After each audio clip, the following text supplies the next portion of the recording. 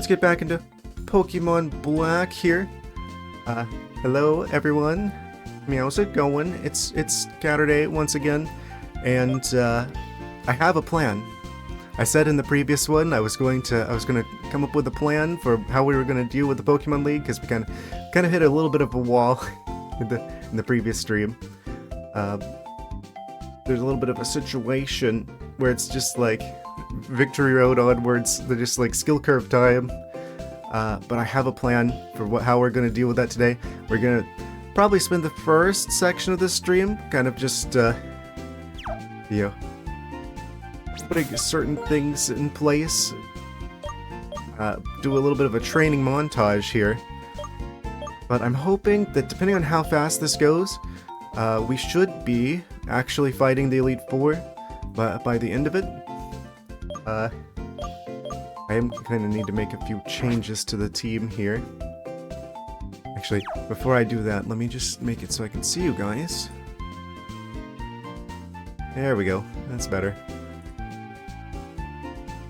Alright, first off, switch some team members around. Yeah, I was like a little bit like confused at the end of the previous stream, because like, okay, clearly there's some changes that need to be made, but I wasn't quite sure about which ones to make. First off, we're bringing Audino back because it turns out, I mean, not only do they have like, they're like the only ones that we have that's like the correct level for taking on the Elite Four. I guess we're aiming for roughly 48. They actually have really good special defense. So, in addition to regular defense. So they're a pretty strong choice, actually. And since we know from the last stream that it was mentioned that the champion's gonna have dragon types, I definitely want Audino with us because of Blizzard. And I definitely could have been taking better advantage, using better the ability Regenerator here, where I could be switching them out to get like extra health. Yeah, we're definitely going to include them on our team, which is good, because hopefully that will make the Audino enjoyers a bit happier, considering we're going to have to fight a lot of them. Because I guess wild Audinos are like experience points pinatas in this game. So we're going to be fighting a number of Audinos to make the leveling go faster. Actually, we probably need to bring out the Swoobat to help us get to the Pokemon League. I mean, maybe we'll just go there on foot, right? Because then that would... Oh, wait, there's that giant cave. Never mind. Dano's kind of the centerpiece of the plan here. Because I have an idea of a way that we can make them more useful.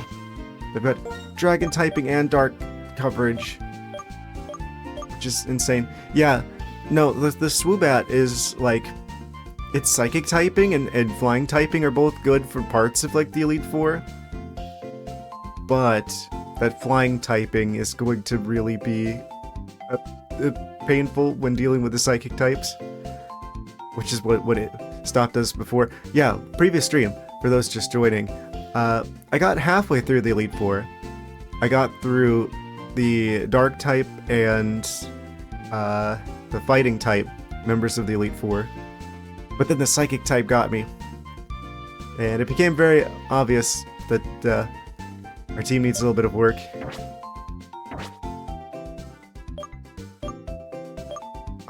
Yeah, we're gonna actually keep Scolipede. Do they have the experience share? They do. Okay, good. Yeah, bug typing, not great, but they are very fast, actually. So, I guess they're gonna be more of like a bug type sweeper situation. And they have Protect, which is very good. So, Scolipede gonna make a bit of a comeback here. Wait, what? Hold on a second. Did it say that defense was lowered by its nature? And it's still like 57. Oh, his speed is boosted. That's good that it's just a physical defense, because I think the only physical attacker that we gotta worry about is the fighting type one. And we'll have other answers for them. Yeah. Yeah, I think that they're going to actually be particularly useful. The bug typing, it's so good against, Psychic and, wait, let me just make sure I'm not saying something dumb here. Yeah, Psychic and Dark type are both going to be affected by the bugs. So I don't think they've got really any super effective shenanigans. Yeah, the fighting type's going to be a problem against the Swoobat, because Swoobat's not very defensively tanky, and they have the rock type move. I forget what it was. So Swoobat's not going to be the best option. Well, I'm going to bring them onto the team temporarily so we can use Fly. Yeah, Dano's going to eventually be our flying type. There's this interesting quirk about Dano, though, where it's... I forget what its middle evolution has defensively, but... Actually, let me go ahead and fly to where we need to go. Before anything else. Guess I'll swap with Dano there for a moment.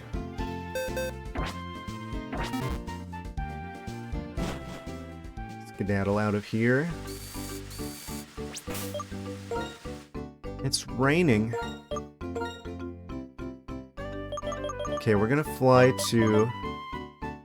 Guess we should fly to Appaloosid City, because one of the places that we want to like farm Audinos is going to be like the early part of Route 10, so that'll be the closest place we can fly to. Yeah, it's not actually that bad not having a fly user on our team, because we can only go from one Pokemon Center to another anyway. So if you already have to be right next to a Pokemon Center, it's not that much extra time to just swap them onto the team, fly, and then swap them back into the box.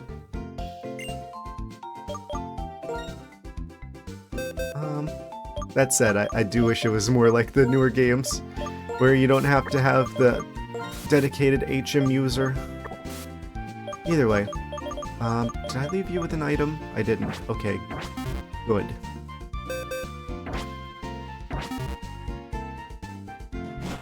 So we here in Dragon Town... Actually, did I want to keep most of our Pokemon the same, because they're almost at like the levels we need them at. What about Samurott? You've got the Mystic Water, you're at 48, that's good.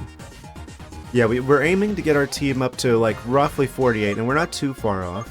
Except for Scolipede and Excadrill. Excadrill especially, we're going to want them to be faster. But first off, we're going to try and get Dano at least 3 more levels, first off. Because I believe I have 4 rare candies, right? We're going to try and get them to evolve. They have to hit level 50 for that. If we actually don't want them to evolve twice, because here's like one of the big things that I want to do. I'll just go ahead and say it. There's a certain item we have that I could give to them.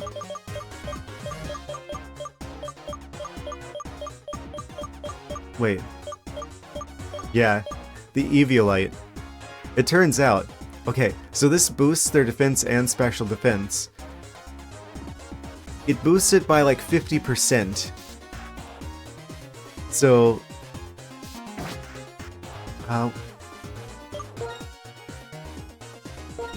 Dano's apparently just like one of those Pokemon. I looked at like the stats. Like defensively, they're only like 50-something right now. They get to be like... They get more than that eventually, but...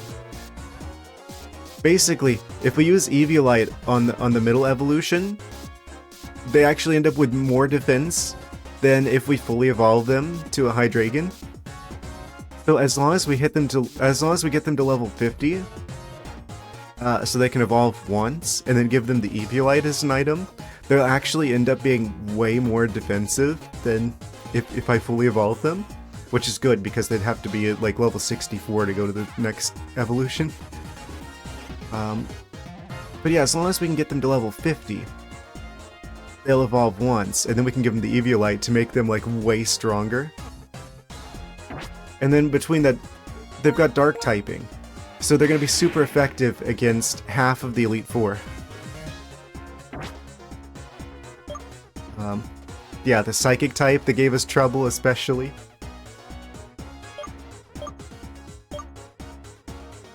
But yeah, we got a plan.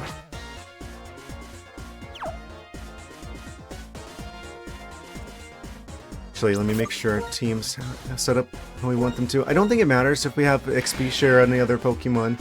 They're still going to get a lot of experience because of the Lucky Egg. But we just need to give them like a good 3, well I guess it looks more like 2.5. The problem is, Dragon types level up very slowly, so I want to wait to give them the rare candies, because the rare candy just straight up makes you evolve, like makes you go 1 level higher. So the longer we wait on that, the more value we're going to get out of it, because like it gets harder and harder to make it to the next level. So if we wait to use the rare candies until they're level 46, again, I need to check to make sure I've got 4 rare candies and I'm not misremembering then. That should give us the remaining 4 levels to get immediately to level 50 for them to evolve. And then we just give them the Eviolite, and then they should be able to tank the Elite Four pretty well. Where's my rare candies at? Is that considered a medicine? Is candy in the medicine area? It is, isn't it? Oh yeah, it's right at the end. Yes, we have exactly 4 rare candies.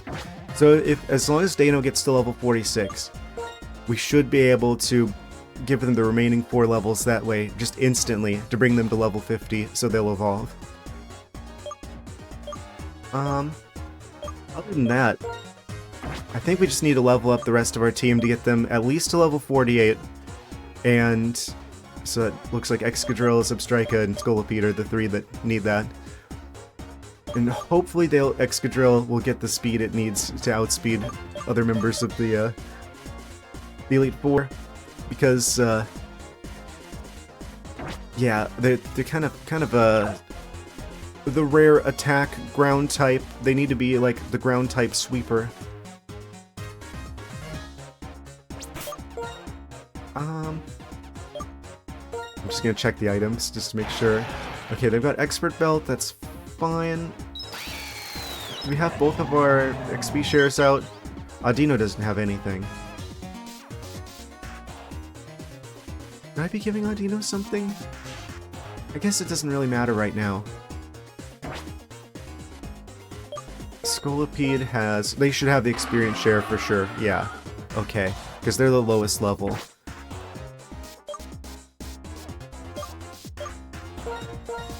And then Samurott, you've got the Mystic Water. Don't I have another XP share?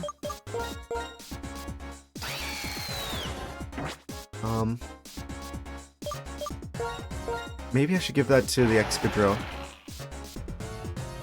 They're the second lowest level. Yeah, I'm gonna do that really quick.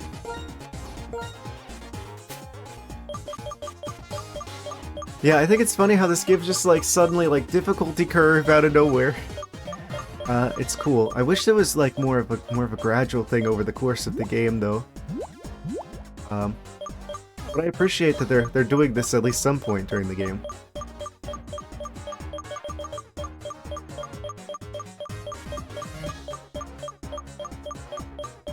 Where's the other XP share?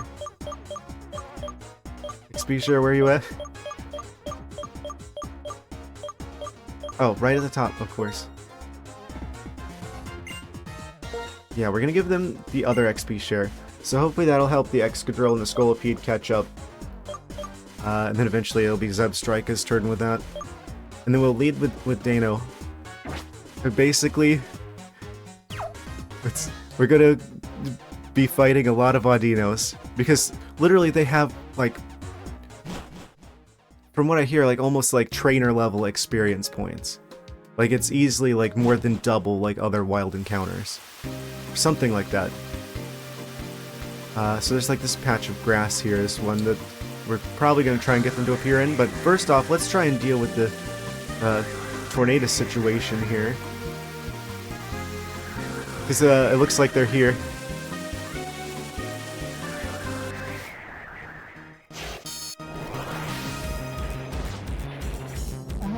Maybe I should bring Tornadus onto the team, actually. I hadn't thought about that, but maybe.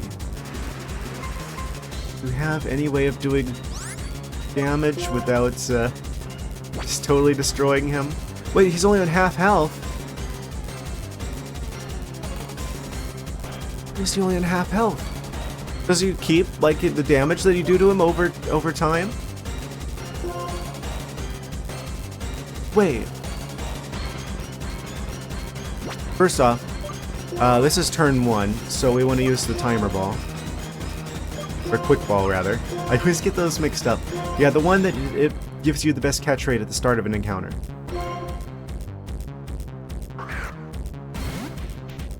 Come on. It would be really great if we could. Nah, it didn't. He's gonna run. Yeah.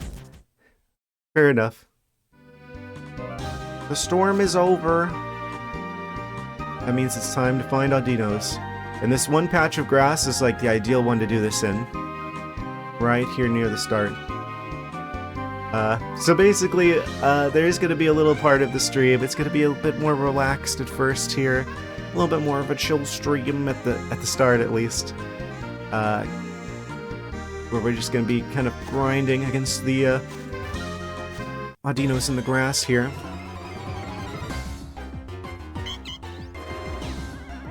Yeah, between that and the lucky egg, we should be able to get a lot of experience points here. I don't know why the Audinos have so much more experience points than any other, like, Pokemon wild encounter that you can do.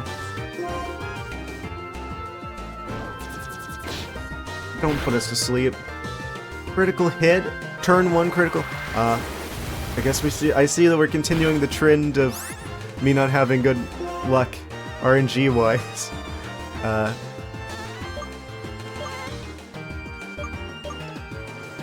Well... well...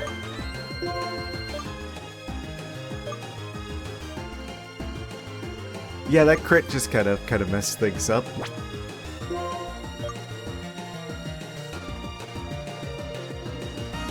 They're gonna knock us out. Wait. No, I'll give them a lemonade. They probably won't crit twice in a row. Watch them crit twice in a row. I need to buy more lemonade.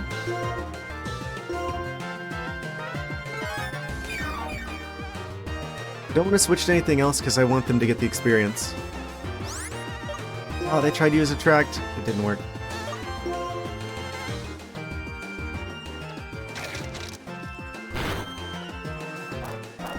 They had a berry.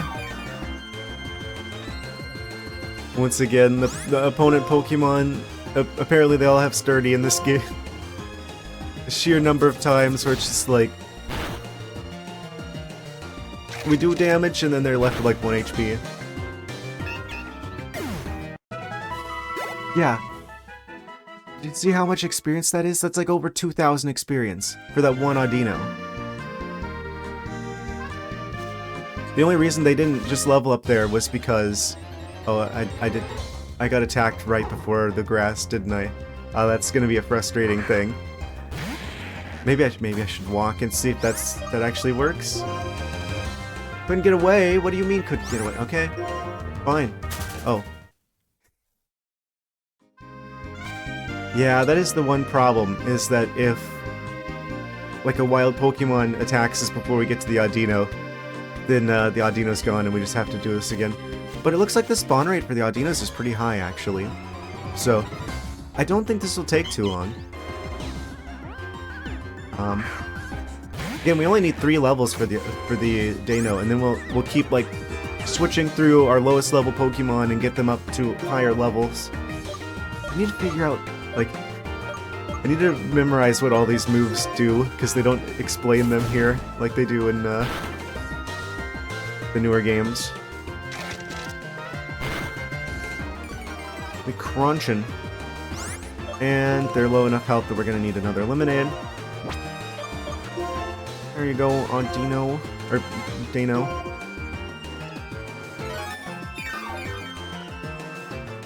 Hopefully we'll get some of them to use Heal Pulse. Yeah, Dinos, I mean. They'll just unwittingly heal us.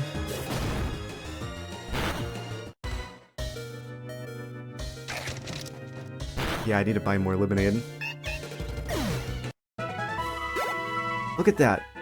That's a lot of experience points for the wild Pokemon encounter. Okay, let's go buy more lemonade. We are out of that already. I should have bought more before we left the town. But yeah, it's easily like over 2,000 experience points each time we do that. Especially with the Lucky Egg. And the only reason why they're not like gaining like basically like a level's worth of experience is because we're splitting it with 2 XP shares as well.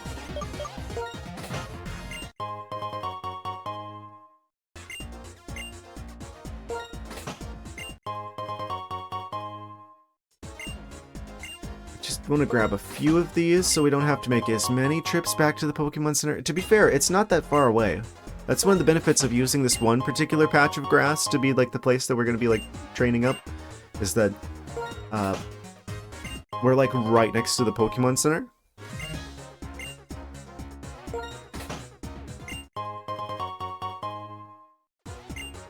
Okay, I'll just do like 5 of those roughly.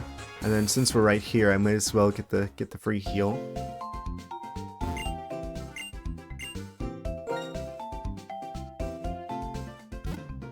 Yeah, I feel like this shouldn't take that long. Because once we got the Dano, like, evolved, then we'll swap one of the XP share users in.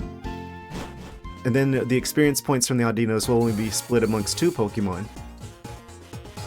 And then once that one's up to the level we need it to be, then like it'll keep getting faster.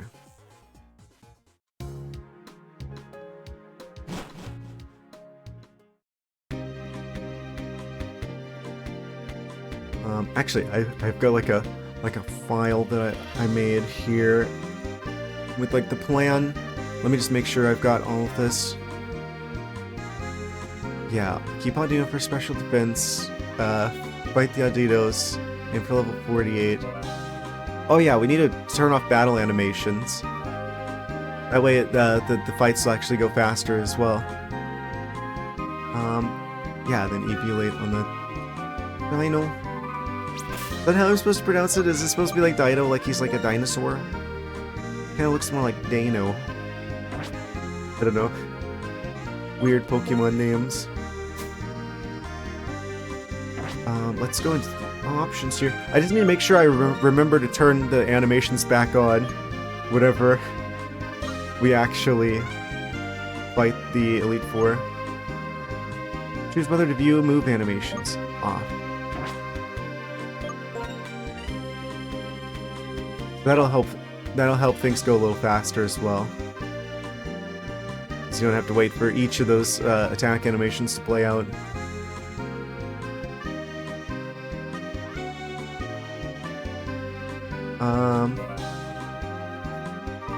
Let me guess. Spawn rate of Pokemon will be like every other step, every other part of the game, but now that we're trying to make them appear. Actually.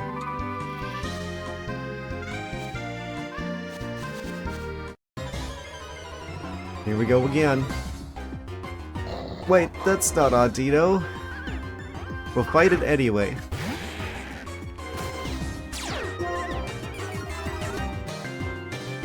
I think any of these Pokemon that appear out of, like, the moving tufts of grass, the dust clouds in the caves, and the weird, like, water things give you more experience points, but the Audinos are most of all, like, the ones that give you the most experience points. That's my understanding of it.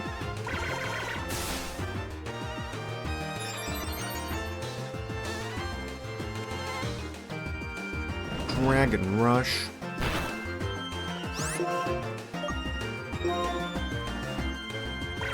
He's charging.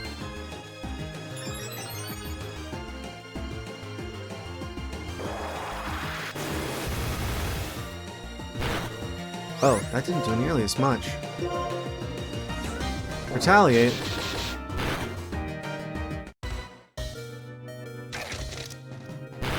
Well. Okay, there's their first level up. The others should be pretty close to leveling up as well.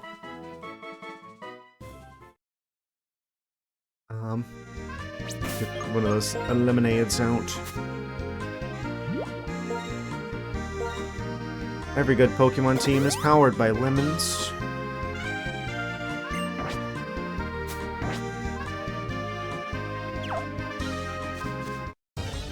I didn't even make it out of the grass. I really wonder about that. Like, because I never actually played this on DS. I have a copy of the game, but I never actually played it. I wonder if, like, the weird, like, random pixels that are, like, off to the side of the Herdier there, if that would normally be there, or if that would, like, be covered up by the DS's screen, having, like, the bad resolution it does. I'm gonna go back and heal, because I'm realizing the lemonades are gonna be really expensive if I keep buying them every time we take damage. But it's just like right here. You get that free heal.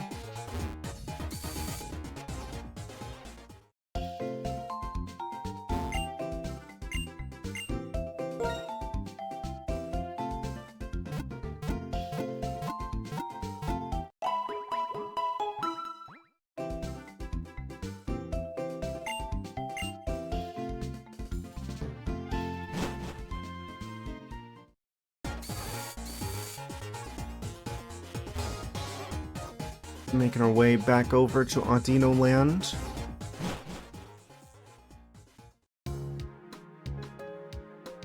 Yeah, I don't know if I should try to get, like, Tornadus as well before the Elite Four. They're kind of lower level. They are a legendary, though. I do believe that they get, like, pretty frequent usage in, like, competitive, in, like, the sets of rules that allow for Pokemon of that caliber. And of course they go for the turn 1 secret power, but at least it wasn't a crit.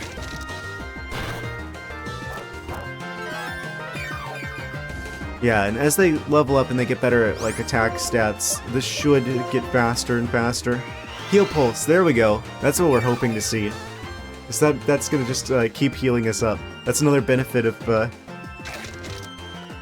grinding XP with the Audinos, is that sometimes they will just heal you. That was like closer to 3,000 experience points shared amongst the team. Golipede hit 33, they want to learn agility. Is that good? Is that good enough for us to want that? Relaxes and lightens his body to move faster. Sharply boosts speed stat. They're pretty fast. They've already got, like, a nature that boosts speed, and they're like 90-something speed stat, despite being only level 33. I don't think they actually need agility.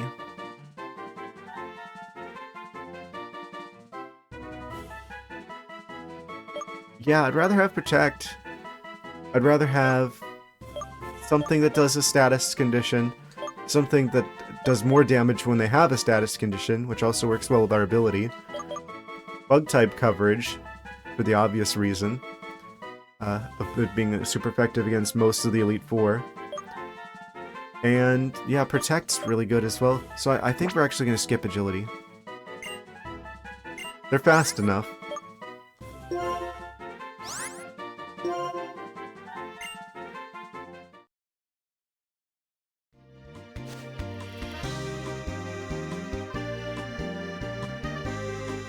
Come on, Audinos. I think it's so funny how that's changed over the course of the game, from like me being like, what is this rare Pokemon that's shaking in the grass? Oh man, we need to get an Audino for ourselves. Oh wait, it's a Molga this time. But I'm just like, we this rare creature, Audino. And now we're literally like trying to farm them. My, how the tables have turned. Acrobatics. Okay, that didn't do that much. Crunching them. Ah, one shot. Nice. Yeah, that's the problem with trying to grind experience points in the cave. Like, at the end of Victory Road. Oh, they're back. Is it all the rock types that give you the most experience points there? They all have sturdy, so you can't hit them in one hit, which means they're guaranteed going to at least hit you once. Which one is this gonna be? Is this gonna be Audino, or is this gonna be... Okay, yeah. I wonder if the Tornadus will still be around when we come out of this fight. Yeah, we just need to get Dano to 46, so that's just 2 more levels to go. And then we can spam rare candies, evolve them, give them an Eviolite. They should be good to go.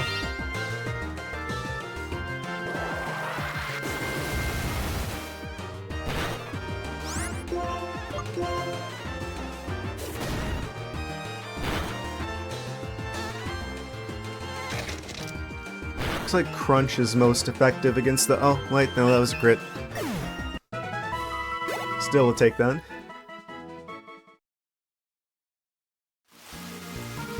Okay, they're still here. We'll try again with the Tornadus, I guess. But first, I wanna give them more lemons. Lemon Battery Dragon. That's a cool concept for a creature. The Lemon Dragon. He'll be like bright yellow and has like electricity powers.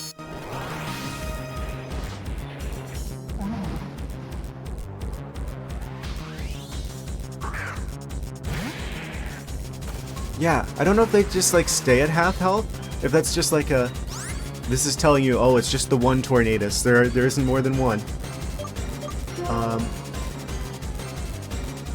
don't know what type you are, and I really don't want to accidentally knock you out here.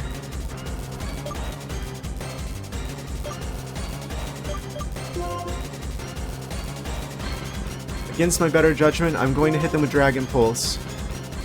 Please don't knock them out completely and like remove my ability to... Okay, okay. We did a little bit of damage. They're in the yellow, which is really good. That was a bit of a risky play there. But I think that means that they'll still be in the yellow next time we bump into them, which means our catch rate should go up.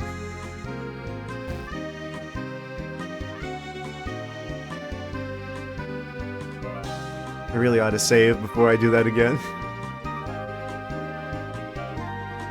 There you are, Audino. I don't even know how many we're on now. Oh, another non-Audino.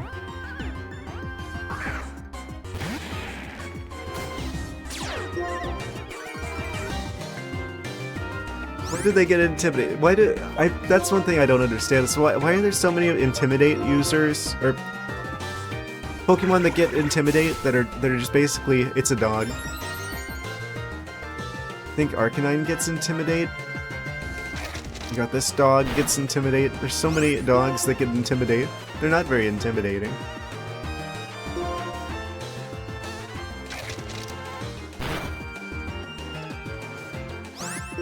Oh, it failed. It's like crunching each other. They got a critical crunch.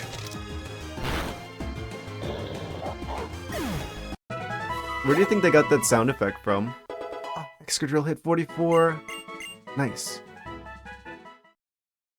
It's just like someone at Game Freak. They got a bag of chips. And put the microphone right next to them.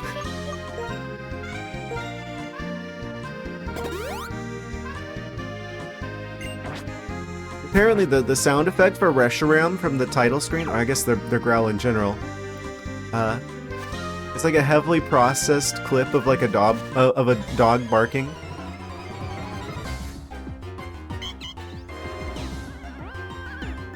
There we go, we got another actual Audino.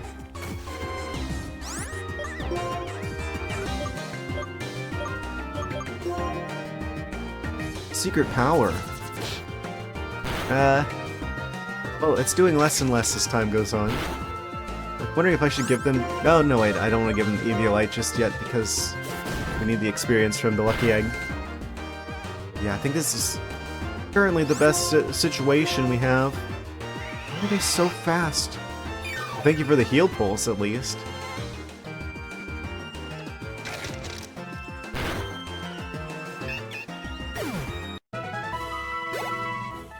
Oh, just like, maybe like 1 or 2 more of them and then they level again. So this is gonna go fairly fast, I feel like.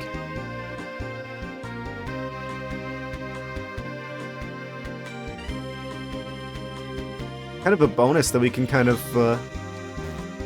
there's a chance that whenever we leave the fights, the Tornadus will have moved into our area. This area is under a Tornadus watch.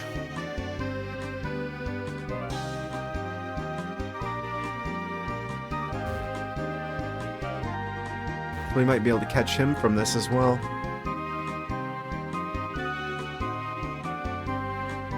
Come on, Audino. I know you want to pop out of the grass. They come out of there eventually. Oh, there you are. But I can't go around that? I guess we should walk in the grass so we don't accidentally cause other Pokemon to pop up. Looks like they're pretty consistently 36. Level 36, I mean. And they go for Secret Power. Please don't crit.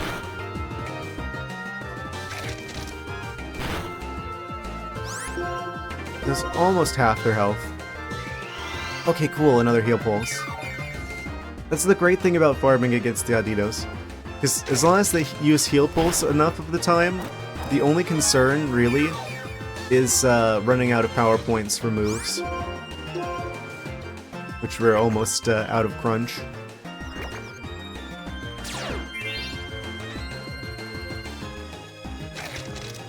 His jaw's getting sore from crunching all these Audinos. Hit 45. Only 1 more level to go. Also, Scolipede hit another level as well. Do you think they intended for the wild Audinos to have, like, the same experience points practically as a trainer? I guess it's also partially because we have the lucky egg and the experience shares.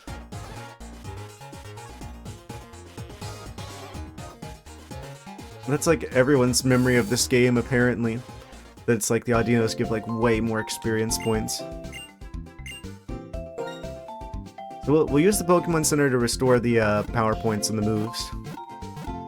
And I'm gonna check them so I actually remember what they do, because it's hard to memorize all of the moves in Pokemon.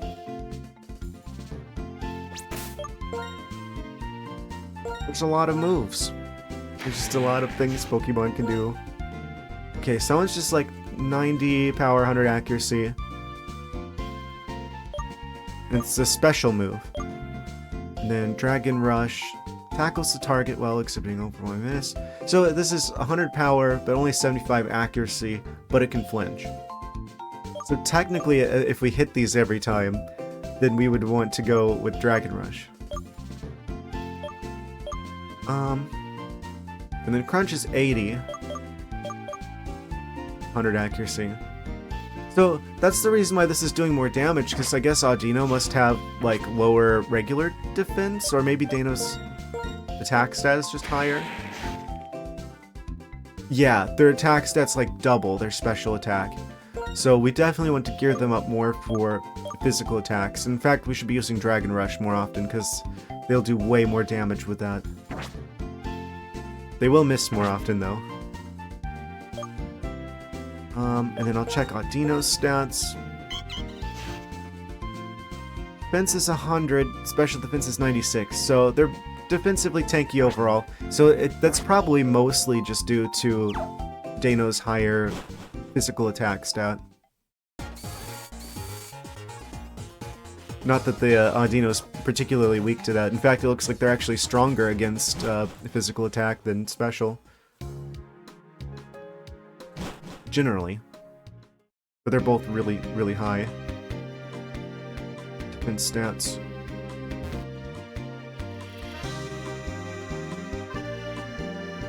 Come on, Audinos!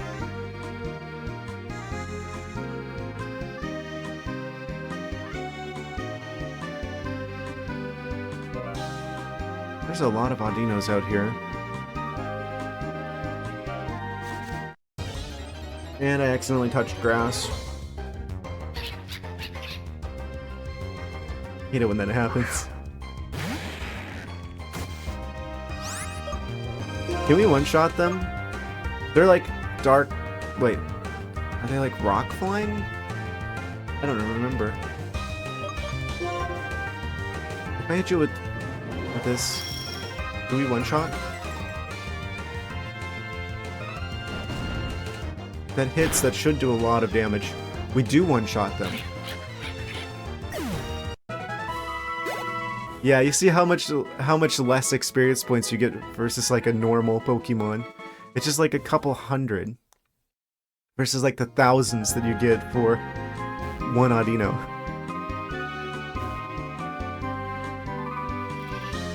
It's almost like the developers wanted you to like fight a bajillion Audinos.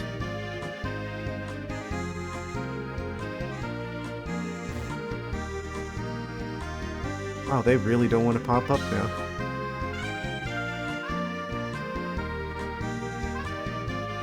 Anytime now, Audino. I know you can hear me. That's kind of your thing.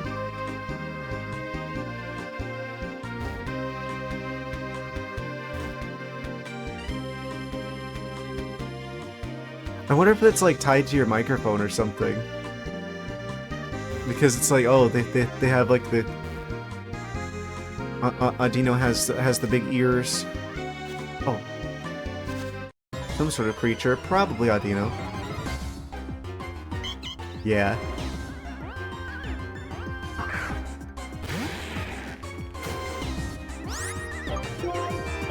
Yeah, if this connects, this should do the most damage we can. Good, it connected, and it doesn't quite one-shot them. So it seems like for accuracy's sake, if we gotta take 2 turns anyway, we should basically be spamming Crunch.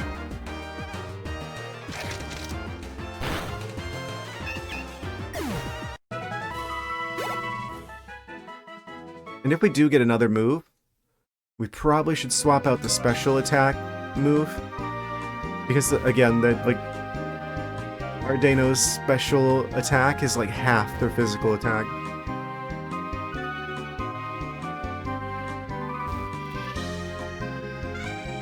Like, you could say, oh, it's good to have, like, a special attack move just for coverage reasons, but at that point it's like, probably should switch to a different Pokemon. We stopped, did something attacked us just shy of that. Oh, that's gonna be annoying. Well, that means whatever was in the grass there is gone. I'm gonna choose to believe it's the evolved form of Herdier. And we didn't miss anything. May as well fight them since we're here. Again, with the Pokemon that we attack them and they almost get knocked out, but they still got like a couple HP left. Why does everything have sturdy in this game?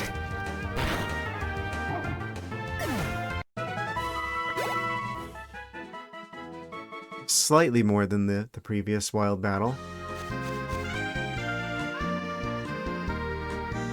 Actually, what are we doing HP-wise? I think they shall receive another eliminated.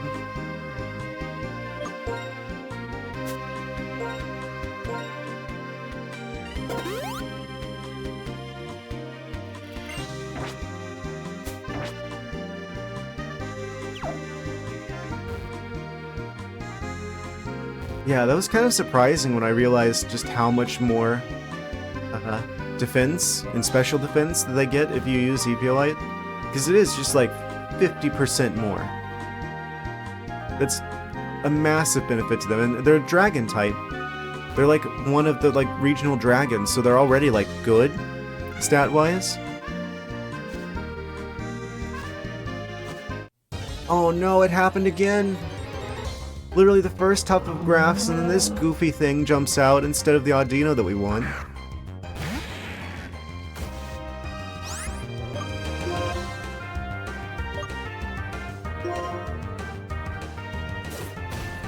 Guess we'll fight it. Avoided the attack, of course.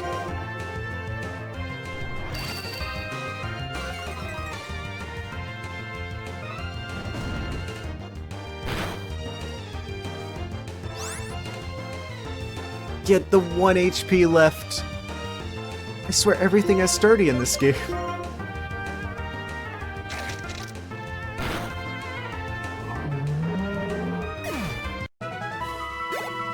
673 at least. It's a little bit more than the Dogs of the Wild.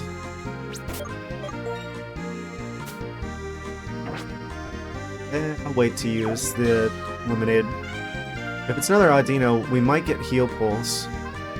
It's like the ideal situation is that we fight another Audino and then they use Heal Pulse turn 1. I think the wild Pokemon, like which move they use, is pretty much just RNG. I've seen them use moves that are like obviously not going to do anything, sometimes even multiple times in a row. So it seems like that is just RNG, which move they pick.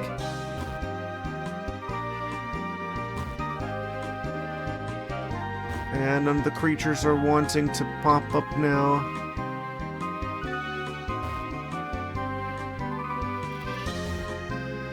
Kind of unlucky the last two. Oh, there we go. It happened again! That's the 3rd time in a row! I wasn't running or anything. Get me out of here. And they're gone.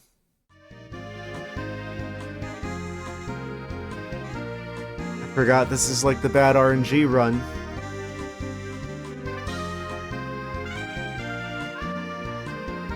Do you rematch? What do you say? Hard to have no end, but if you change your perspective, you'll see you can enjoy them forever. What? What did she mean by this?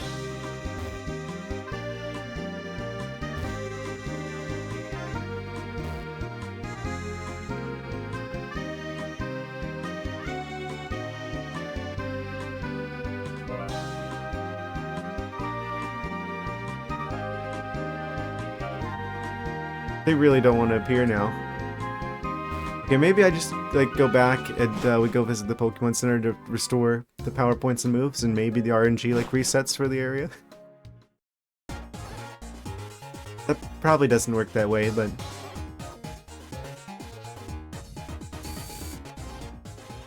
it might.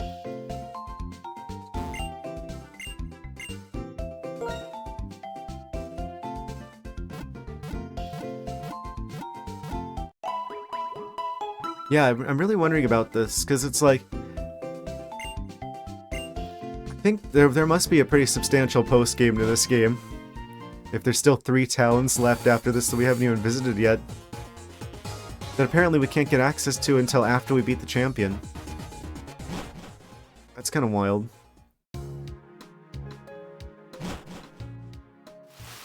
Oh, he's back. Tornadulus.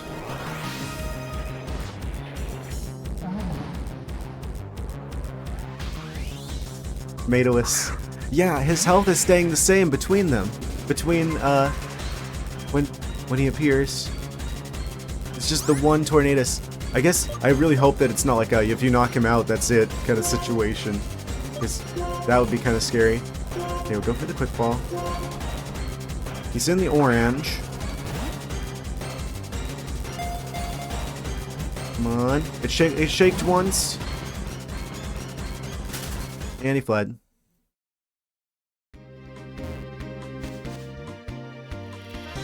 Oh. Mission failed. We'll get him next time.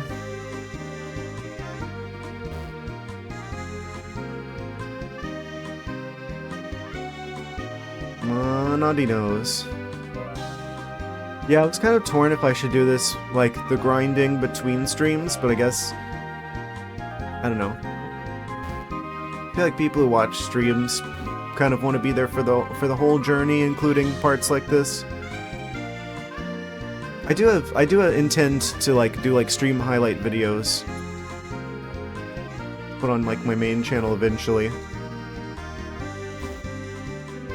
It's a bit tricky being your own editor.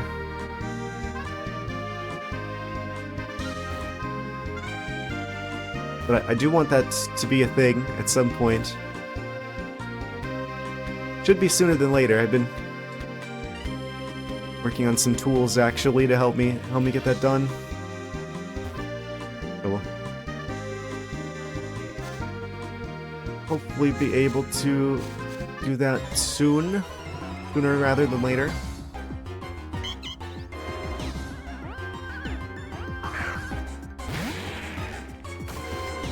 It's kind of funny to think about. It's been so long since I actually posted a video on like my main channel that the people who are just watching there, they don't even know about the cat yet.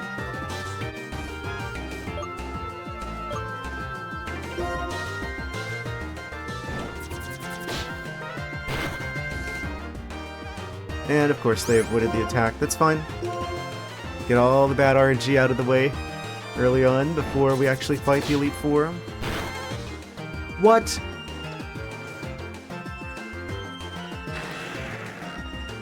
Well, that sucks. I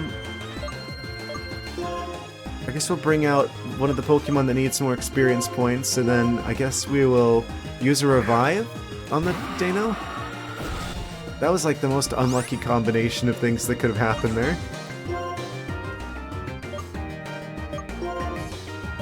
We've got like a bajillion revives, and we've got enough money that we can just buy more of them.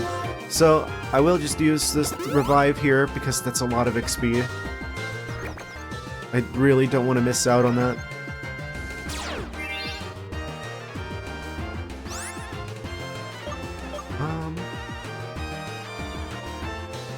Wait, did they just like switch abilities? So now Audino has poison point? Oh, that's potentially a problem. Okay, we'll bring Dano back out, and hopefully they don't hit us with another crit. It would be really nice if they could use Heal Pulse.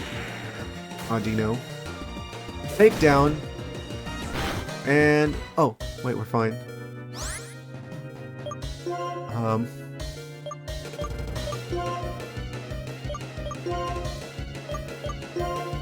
Gonna need to buy more lemonade soon, though. This Pokemon team brought to you in part by Lemonade.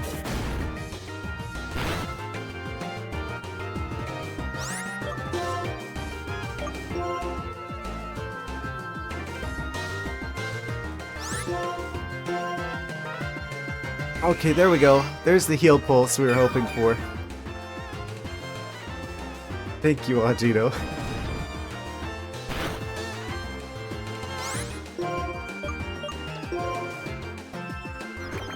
I forgot I should be using the crunch here. I guess that just changes our ability to Regenerator.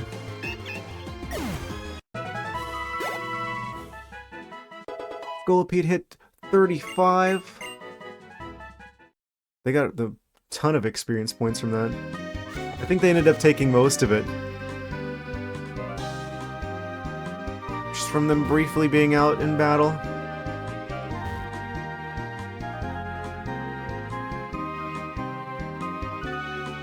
Nothing makes you grow and develop as a Pokemon quite like beating up on Audinos.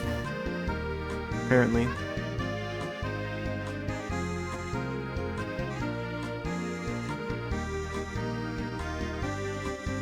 It's almost like someone at Game Freak just really didn't like Audino. That's why they painted a giant target on their back.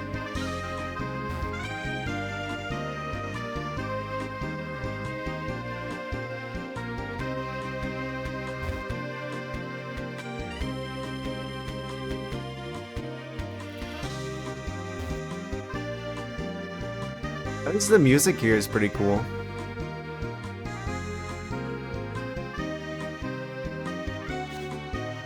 Okay, please, wild Pokemon, don't... Why? It's always the grass at the back, and then something stops us from getting to the Audino.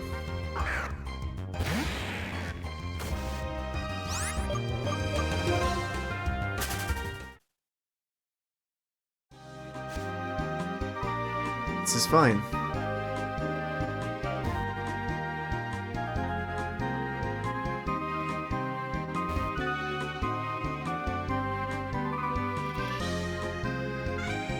Yeah, it's particularly annoying whenever they're like behind the sign, because then it's like you gotta kind of zigzag your way around there.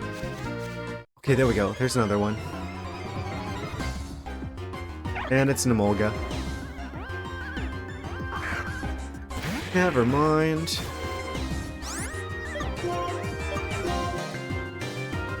I really wish I could have used Emolga on my team. It's like we've got to choose if we want Emolga or if we want Zebstrika. I mean, I guess we don't have to, but if we want to just double up on electric types.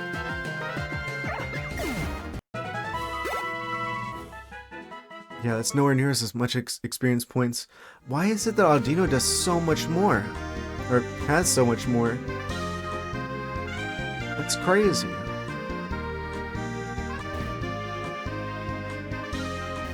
It's because we only need like one more level on the Dano before they're where we need them to be. The game knows that we're nearly at the end of our training. And they throw us a Stoutland. I was smart enough to not get my hopes up there about what might pop out of the grass here. Of course it's Stoutland.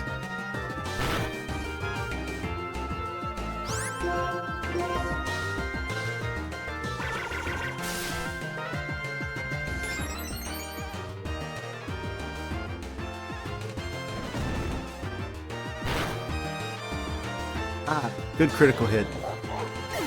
Otherwise they would have been left with like 1 HP, I just know it. That wasn't as bad as the Emolga experience points. Still nowhere near Audino level. Yeah, there's like some people, I feel like, who do this basically the same strategy, except they fight like the Basculins in like the water part of like the first cave. Stoutland again? Where are all the Audinos at?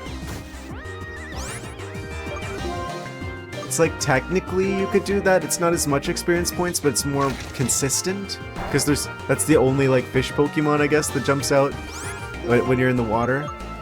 So basically, you get less experience points, but it's more consistent overall. So I guess it compares in terms of speed. Not quite as... Why are they so much faster than us? They're level 36, we're 45. We've got a 9 level advantage and they're still faster than us. That is wild. We're getting very close to that 46 that we need.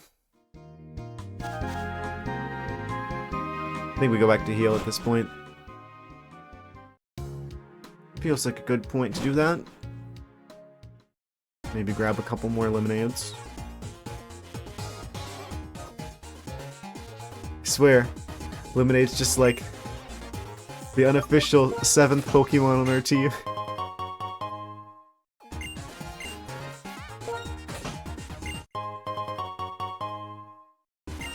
Curious that we have Lemonade in this game, but we've never seen a lemon in the Pokemon universe. How curious.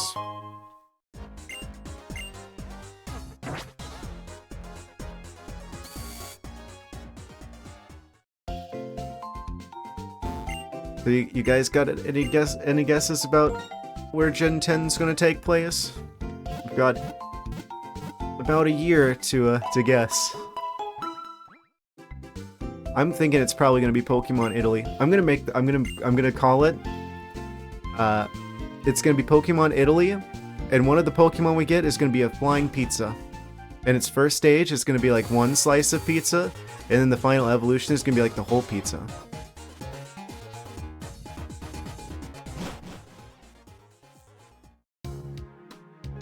You know they're going to do this at some point. It'd be just like the flying ice cream Pokemon in this game.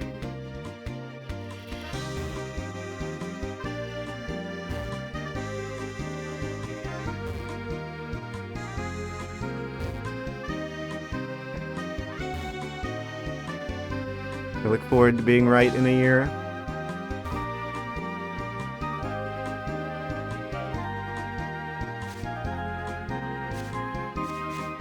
Almost as much as I'm looking forward to this Audino popping out of the grass here.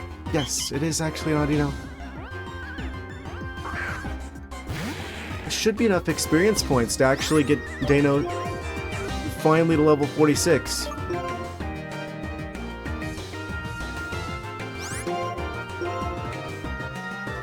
I go for Secret Power. Please don't crit. And they crit. Of course they do. And now they're asleep. To add insult to injury. I'm using a full restore. I don't care. I'm using a full restore.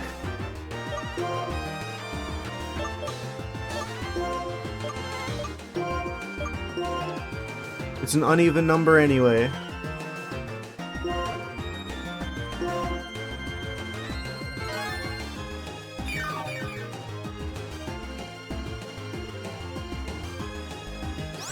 I kind of like the implication that if I used a regular healing item there, that they wouldn't wake up. It's just like I'm like pouring like the lemonade into Dano's mouth, and they're just still snoozing.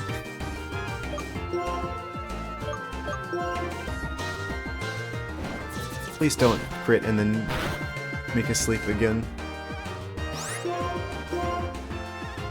Come on.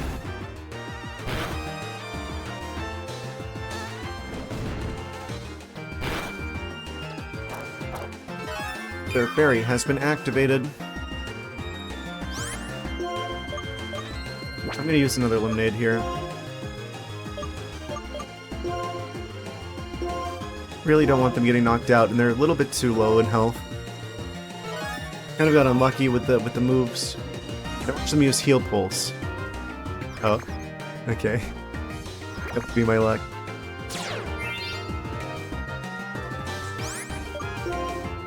Healer. Must be the other ability that they get. I don't know what that one does. Yeah, we should be spamming Crunch. Dino's so fast. Why is it so fast? That should be it. Level 46.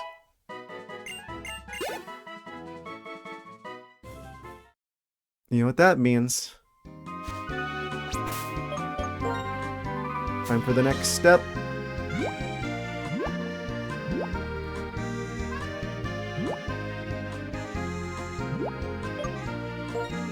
We're gonna use all of our rare candies on the Dado. 47. 48. Body Slam. Maybe? That can cause Paralyze. Yeah, 85 power. Physical attack, so it uses their good attack stat. I do like the idea of them having a workup. Do want them to have dark type coverage. I might actually get rid of Dragon Pulse. Because that's 90 power, 100 accuracy, sure.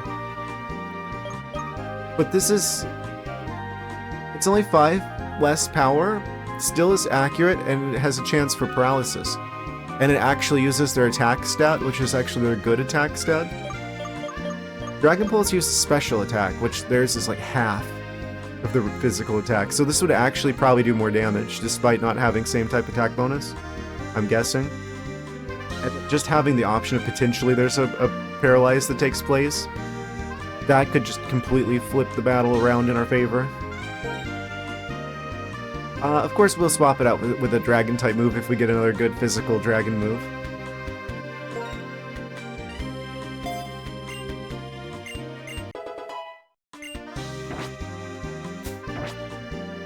Oh, right, we still need to use the remaining rare candies here. This should give us just enough for them to evolve. And... This should work. There they go. Dado is evolving.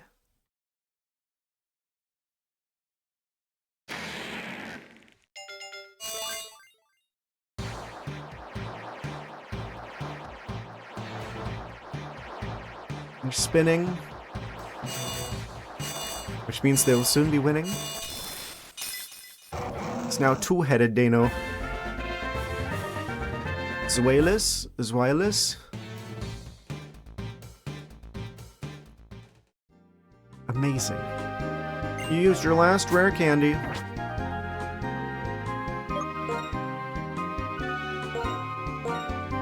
Let's take a closer look at those stats, shall we? Yeah, that's another thing I hadn't considered is that because we've actually been fighting with them, their stats are going to be different than their normal base stats.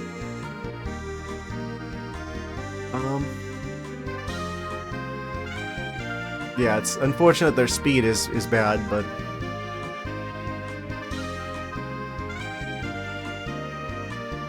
Yeah, hopefully Body Slam kicks in, right?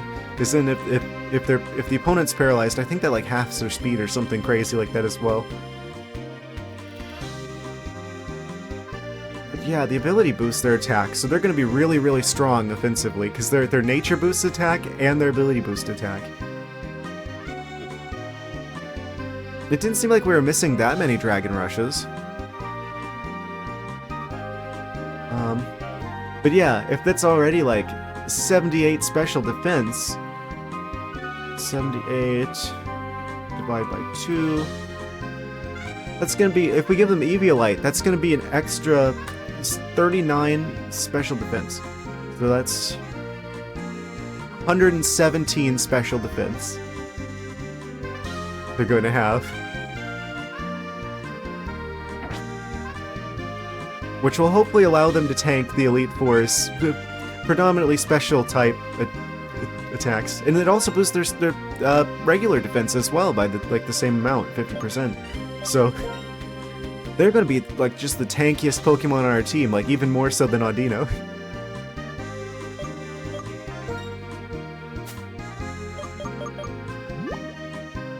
That'll hopefully allow us to actually defeat the challenge of the Pokemon League. Eviolite for you. Lucky Egg was taken and replaced with Eviolite. Perfect. They're totally prepared for what we're going to have them do next. Alright, so next order of business. Scolipede. They need to be given the Lucky Egg, and they're going to be put in the lead. It's their turn. Yeah, and this should go faster because now we're only going to be splitting experience points between 2 Pokemon instead of 3.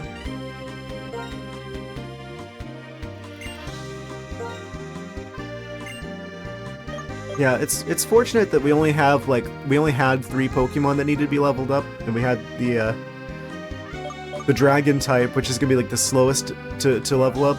We had the rare candies for. Scolipede in the lead. It rhymes. That means it's what needs to happen.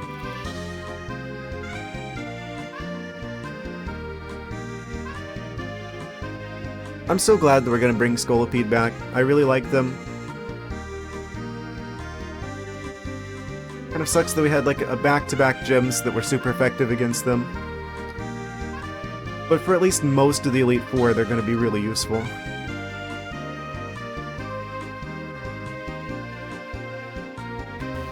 Alright, Audinos. Show yourselves. They're listening. To be fair, I mean, Audino probably is listening from like a mile away. Ears like that. Okay, so... I guess we start with Poison Tail here. Critical hit. Does that poison them? I should figure out how much damage Venoshock does without poison. Oh, why they gotta do this? Okay. Scolipede saw through Audino's tricks. Another crit. Scolipede's happy they actually get to be back on the team. We no longer have Poison Point. We're gonna go for Venoshock right away. Mobilized by love. Scolipede, no.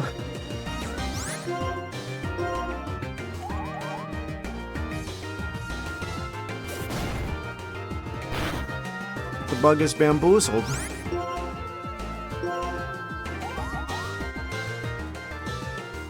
Okay, right at the last minute.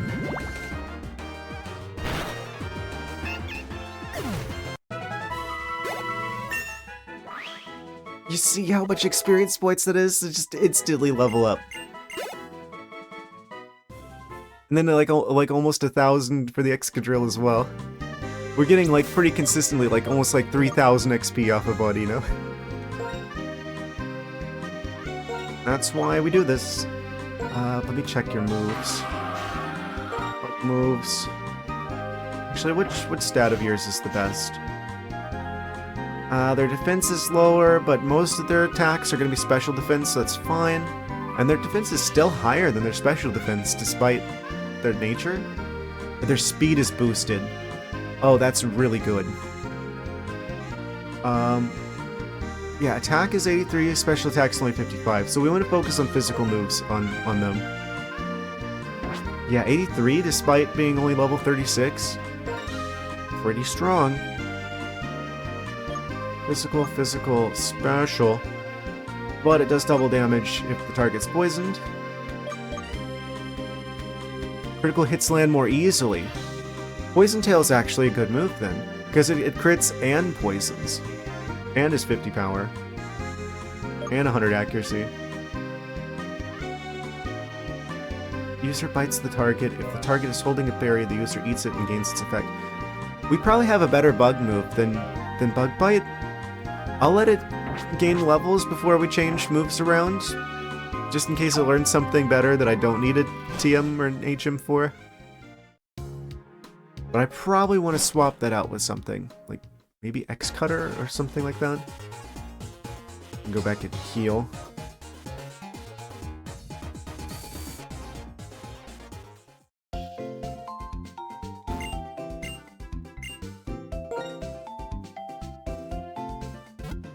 I think that this Wylus deserves that. After evolving and changing from a Dano.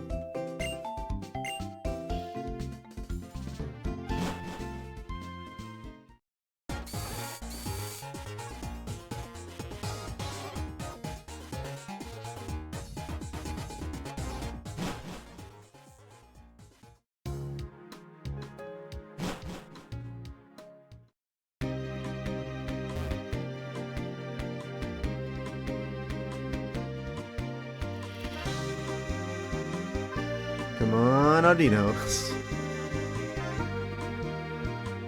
Isn't there like an item that's like the opposite of a repel?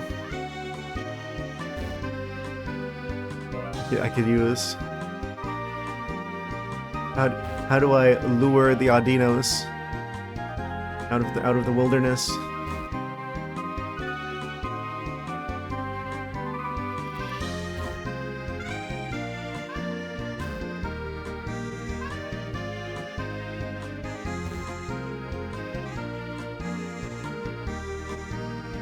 Come on.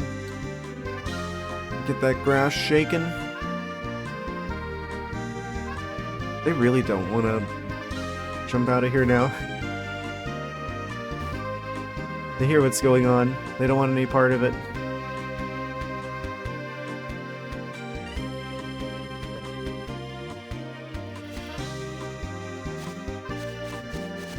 Okay, we actually got to him. And it is actually an Audino.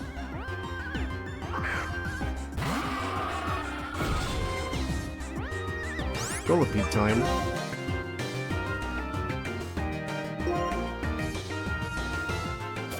Hopefully this gets the poison going. Don't sleep. Of course they crit. Yeah, Poison Tail. I guess we want to use Poison Tail because of the crit chance. Because crits in this game are like 2 times damage instead of 1.5 times damage, like in the previous games. They need to be healed.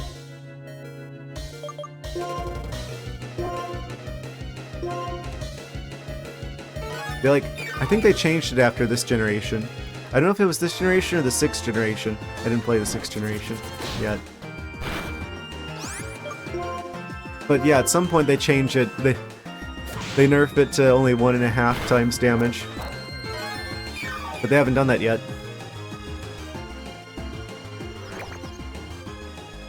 Quick swapping my abilities.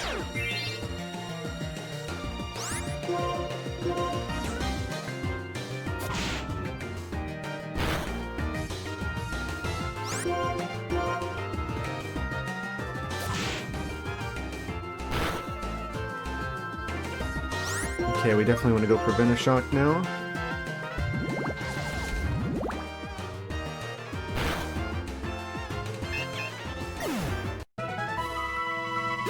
$2,000 XP.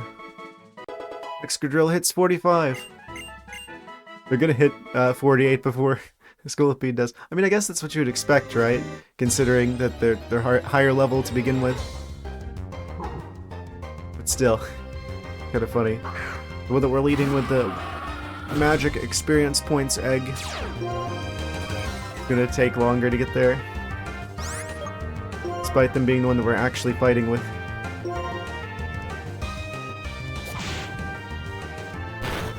You have the audacity to jump out and attack me. Well, careful what you wish for. Now Poison Point kicks in.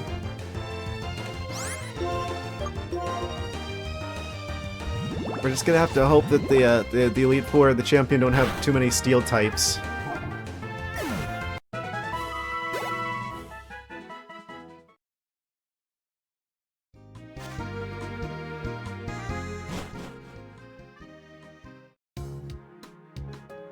Yeah, I really wonder what's gonna be after, like, the champion in this game. I'm assuming it's gonna be the same sort of situation with the other games, so it's gonna be like roll credits, and then after the credits, it's like, oh, hey, there's actually more stuff. So we've got 3 towns left. They're not gonna have gems. I mean, I guess we still have the Team Plasma, like, storyline that hasn't resolved yet. I don't know if it's going to get resolved, though, because there's a sequel to this game. I think maybe we should play Pokemon Black 2 after this, because it's like, oh, it'll be the continuation of this game's story, and we get to see the other legendary.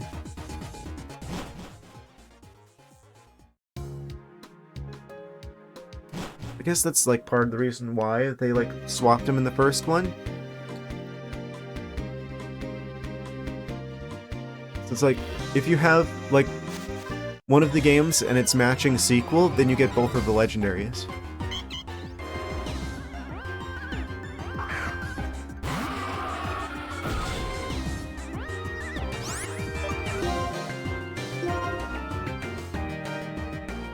Oh, whoosh.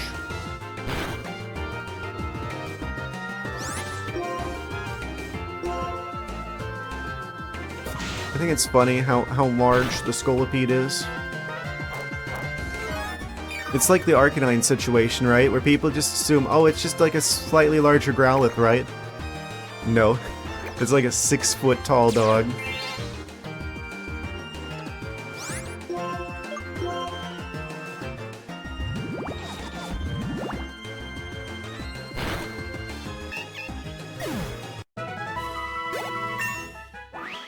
I hit 37.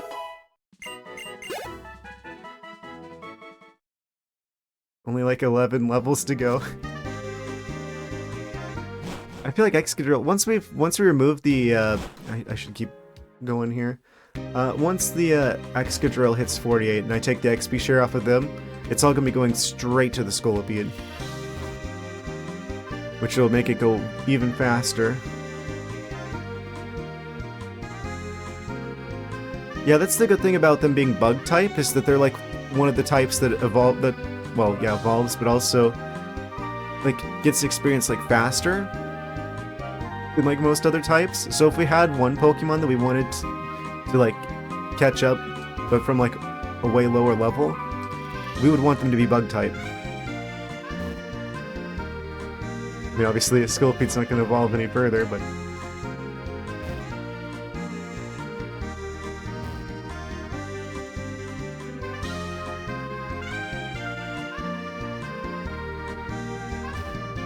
It is really nice that they have a nature that boosts speed as well.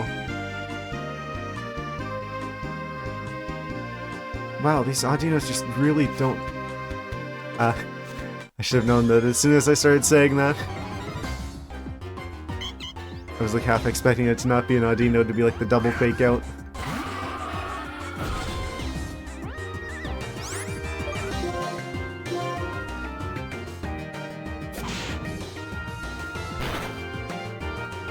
Critical hit.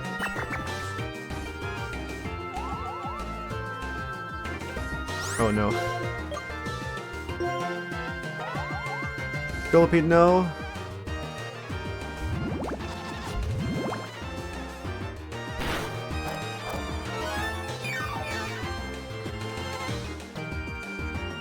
I guess I should be using the, Oh no, he's asleep!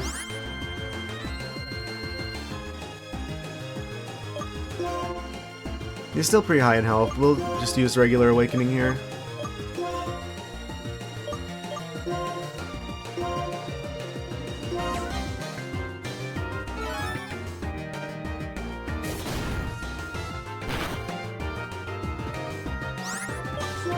Yeah, I should be using Poison Tail because of that crit chance.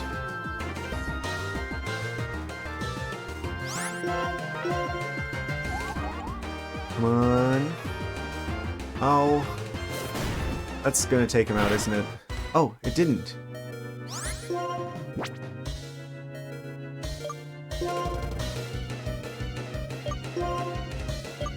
He needs some milk. Wait, actually, no, we'll get the most value out of the lemonade.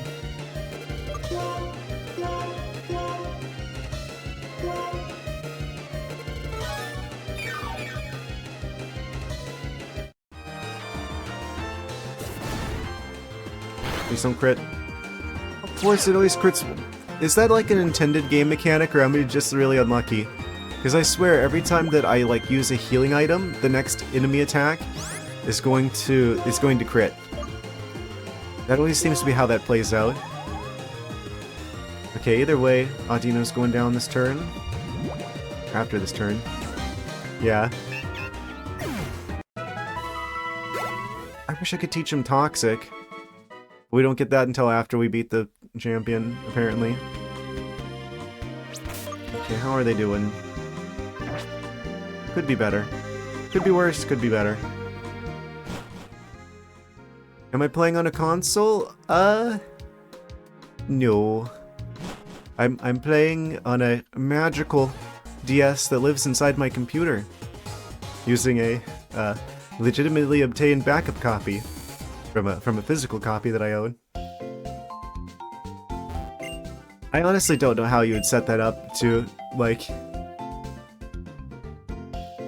to use like an actual like console for this, because it's like that it's a DS.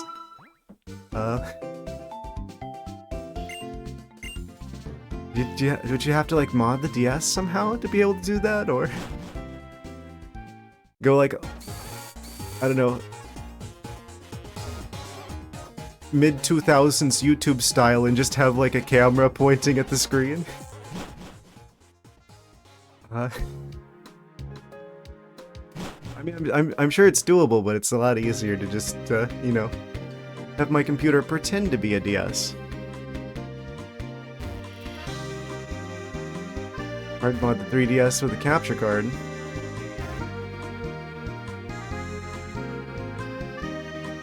That is an option you could do.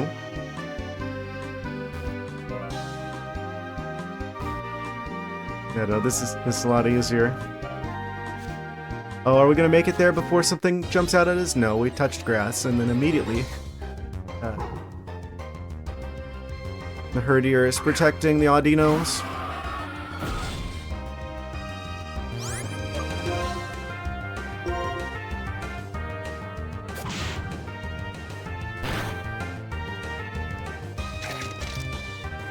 I don't know, I'm kind of intimidated by the idea of, like, modding consoles. I mean, I know electronic stuff. Like, I could do it. But I'd be just, like, so worried about accidentally, like, breaking something.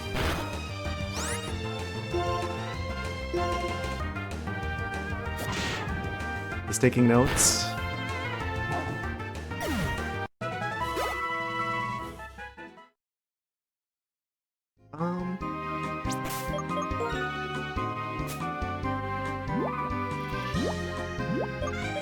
Kind of just want to use the Eliminate instead of going all the way back. They're cheap enough. We're almost out of them, though.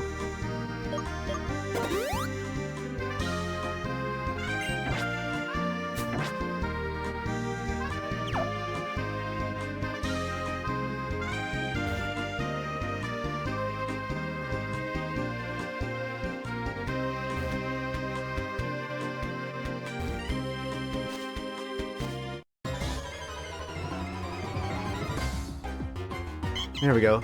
We get another Audino out of the grass.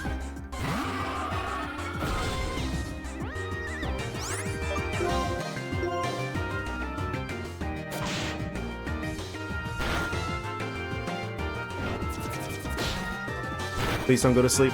Okay. So it's my one fear. All fun and games till the Scolipede starts snoozing. Okay, so poison point's going. So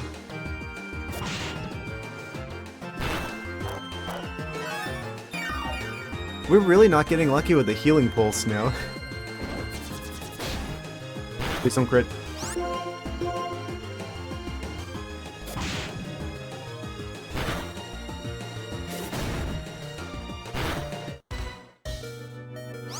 Think we outspeed? Yes, okay. We only have one lemonade left. I'm gonna go back and heal. Man, almost 1700 experience. They hit level 38. Excadrill gets almost 1000 XP there as well. Yeah, as soon as we get we've got the Excadrill is only like 3 levels away from where they need to be. I'm like wondering if I should like leave the XP share on the Excadrill until it hits like 50 instead of 48. Just to give it that extra bit of speed. I really want them to outspeed the Elite Four people. It's like they're gonna work really well as a sweeper, but you kind of need them to go fast for that.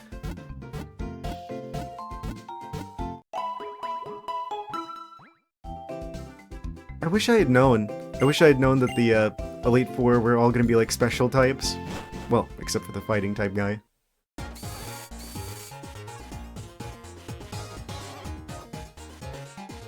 Oh, I was gonna buy more lemonade.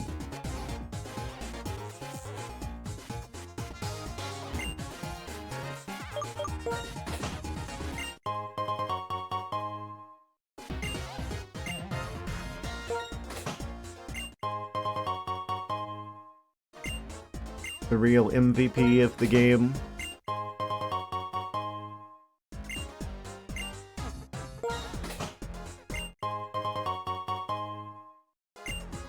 I wonder if like the store that has like the good items, like the ability caps and stuff, if that's gonna be like available after we beat the champion.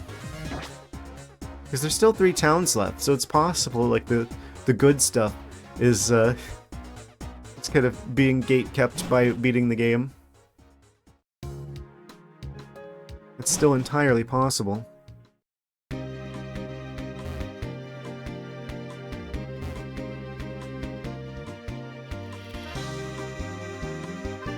There's part of me that wishes that you would get access to that stuff sooner.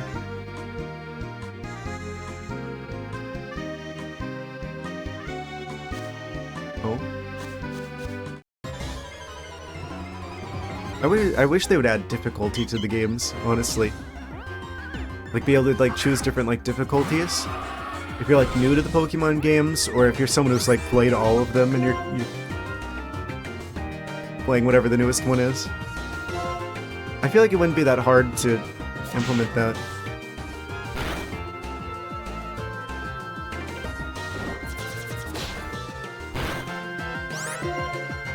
like scale up the opponent's teams.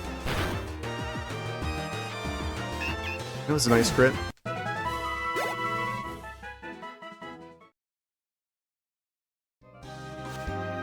Yeah, even if they just had like 2 difficulty levels, right? I feel like that would do so much for the game.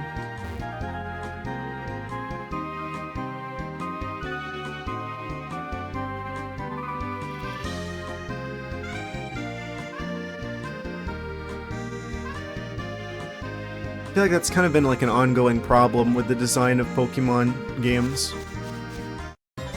This is that it's like the difficulty curve of going from playing the game casually from like the first playthrough of your first Pokemon game to like competitive with online players is like, it's just like a skill cliff.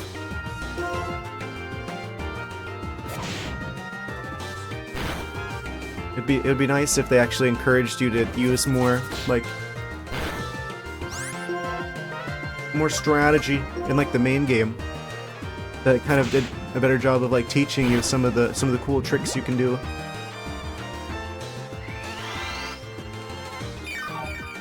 Finally got that heal pulse.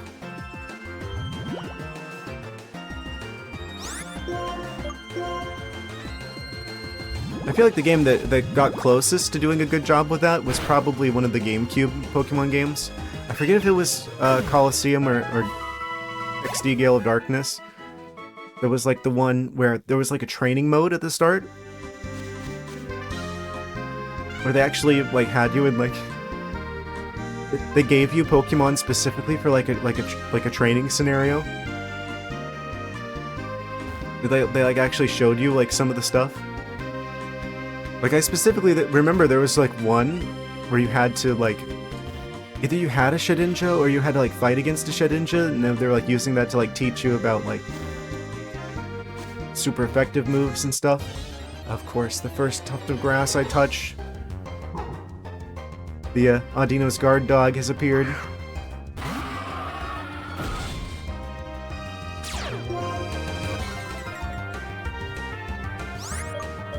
I don't know why they didn't do that again in like the future games. I feel like that was really, really good of them, like design-wise. But they just never brought it back.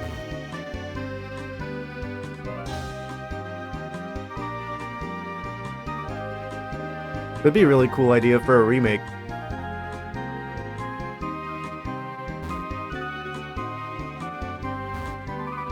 Pokemon Colosseum remake for the Switch in HD.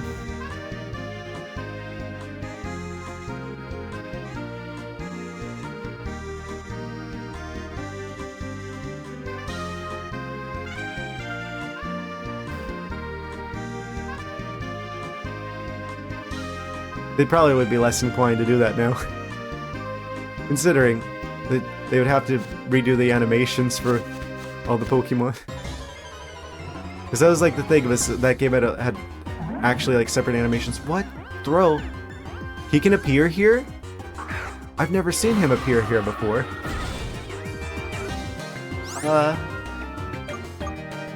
How about we try to catch him? Go for the quick ball. I didn't even know he could appear here. That's got to be like super rare. And that didn't work. That's gonna do a lot. Oh, not as much as I thought.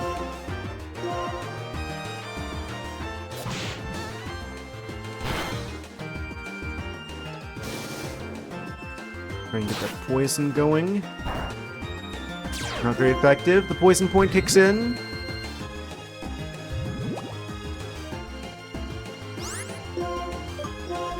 We go for the finish shock here. I'll catch him for the Pokédex entry, but I don't know. He kind of looks like Red Squidward.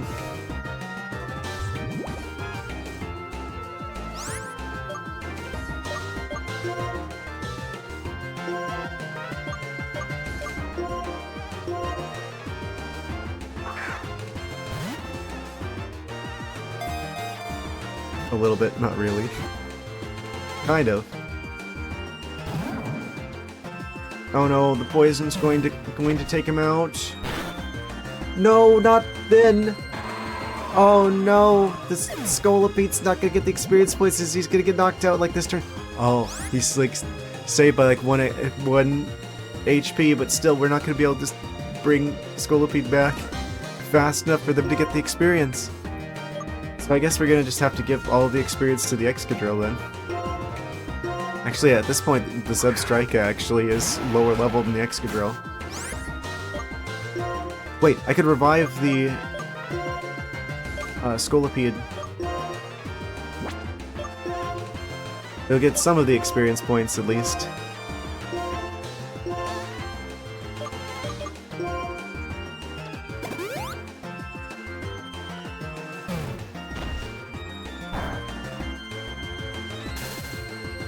Oh no, they paralyzed him? I wonder what the odds of that are with Body Slam. Excadrill almost got to level 46, but Scolipede at 39. Steamroller? What does that do? It's Bug type. Strange name for a Bug type move. User crushes its targets by rolling over them with its rolled up body. Attack may make the target flinch. He's gonna do like the pill bug thing, where he's gonna just like curl up into like the morph ball, and then just start rolling over them. May make the target flinch.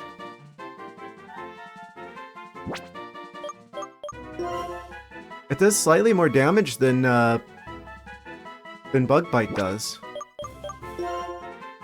Same accuracy. May make the target flinch. The target is holding a berry, the user eats and gains its effect. So that's very niche, because that requires the opponent to specifically have a berry that we want to use.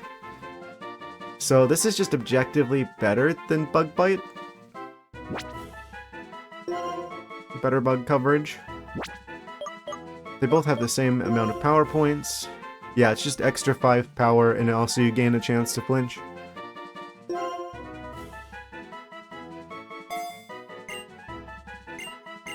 He doesn't know how to bite things anymore. Oh no.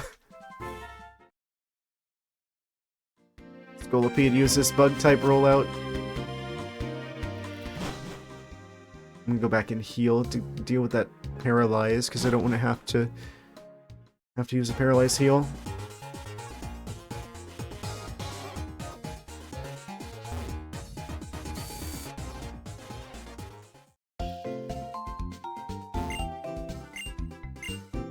Yeah, it's just a bit of grinding here at the start, but it's going faster than I thought it would.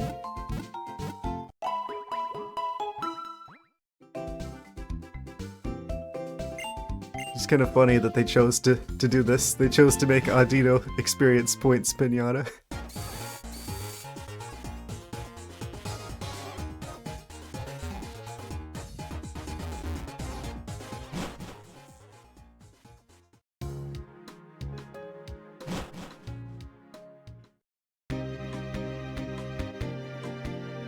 Let's see them Audinos.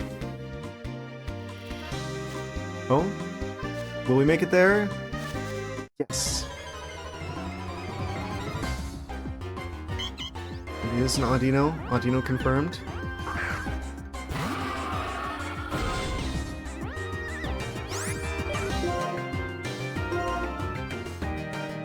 Should probably try out the new move. Let's see what that looks like.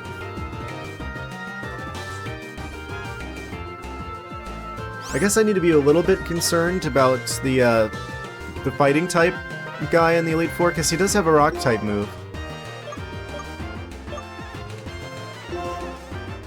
Which is a little bit concerning. That's a bug type move, by the way. For some reason. Excadrill hit 46. Only 2 more levels to go on them, at least.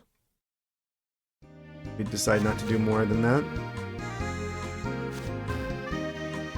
Oh. Okay.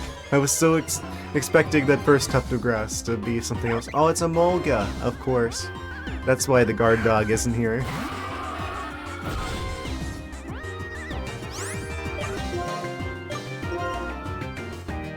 Oh, that's not going to be very effective because they're flying type. acrobatics. Oh, that's gonna be a lot. Oop. Didn't take as much damage as I would expect from a super effective move. The bug is getting tankier. Acrobatic. Just trading status conditions here. Electric-y. 1 HP. I think we actually can win here because I think we outspeed. We don't outspeed, I'm stupid. We had it. Oh, I had 1 HP left and I wasted it.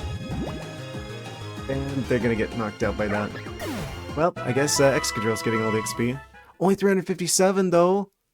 Oh, right, because it's not a Dino. Anyway. I'm gonna go back in here.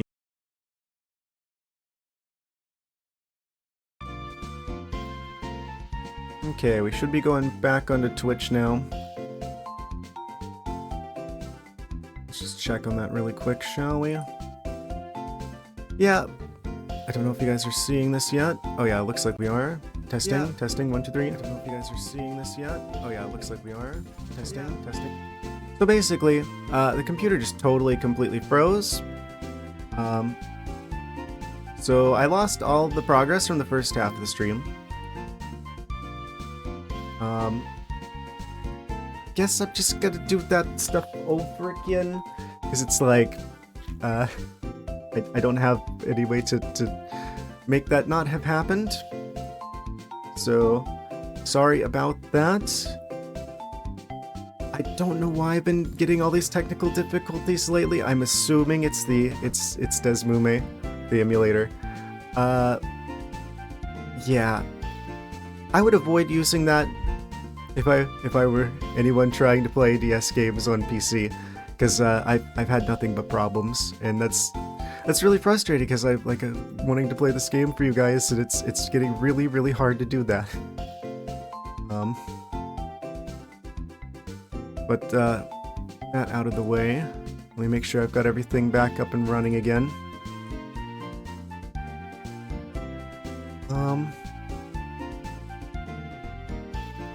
Yeah, it was just out of nowhere. It just like started like the emulator froze up and just started like looping like the whatever like the last like second of audio was there, and I checked on my phone and it's just like the stream was dead. Very, very unfortunate, and I had to restart my computer, and that means I lost everything. So long story short, we're not using the simulator anymore after this game's done. If it was any way possible for me to move like the save file to a different emulator, I might actually try between the stream and like the next one, trying to swap over to like, I don't know, RetroArch with like Desmume Core or something. Maybe that'd be a bit more reliable. I don't know what I'm doing wrong here, but every single stream I've had, like the last couple of them, there's been technical difficulties, and I'm really sorry for that. I'm sorry for like the double notifications and stuff. This shouldn't be happening. I'm gonna try everything I can to like fix this.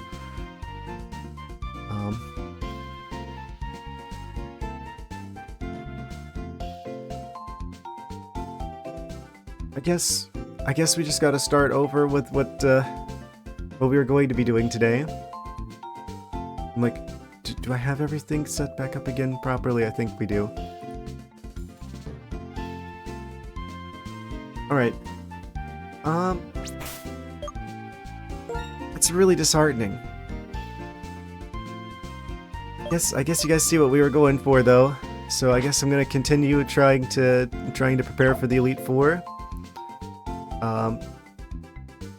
And then I think I will actually, since that was like a lot of, like you guys see what this was basically going to be, like the trading and stuff. I really want to beat this game soon, so I can switch to like a different emulator. I actually can't even like upgrade my computer right now, because apparently upgrading will actually break the emulator. So, I think I am, between this stream and the next one, I'm going to like train my Pokemon up, so that we for sure, whenever we go to the Elite Four, we're going to be able to just defeat them this time.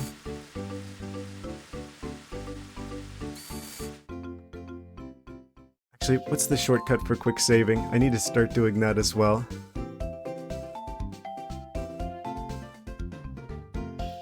It'll be like shift and then one of the F buttons. It looks like. Okay, I'll just like be doing that regularly just in case this happens again.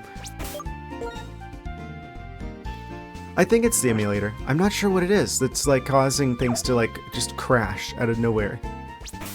It's been like really unstable. It's like usually not that unstable. So I don't want to spend too much time on that.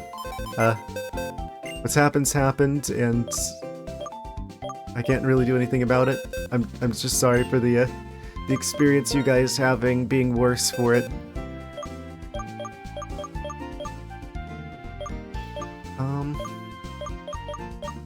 That said, let's switch our team back around to where it's supposed to be and just kind of continue on from here.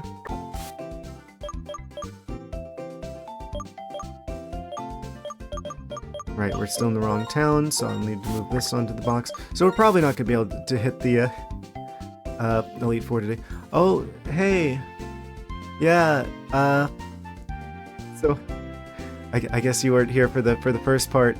Basically, what just happened is we spent like the first half of the stream preparing for the Elite Four, and halfway through, the emulator crashed and I lost all the progress. So, yeah, that's kind of the situation we're in right now.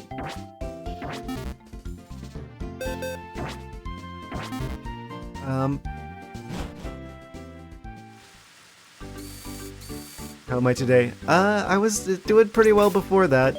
I'm just gonna try to not get too hung up on that. So, I should have been saving. Yeah, we do it. Yeah, I guess kind of restarting things here. Hey, that means you don't miss any of the training montage then. Since you're joining in now. Actually, I gotta pull up my notes again.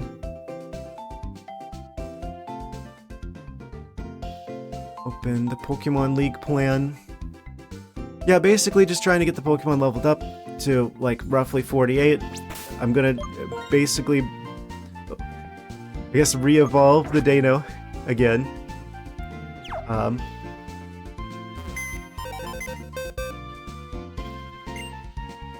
Yeah, we're gonna give him the Eviolite, so he gets the special defense and special the defense and special defense boosted, actually higher than his final evolution usually has. One time you got the wrong fossil, can't be worse than that. Well, it's just I feel like I just lost like, what was it, like the first like 2.5 hours of the stream. Or like last hour and a half or so. I don't know how long we've been live. We were almost ready to go for the Elite Four, and then it crashed and I had saved.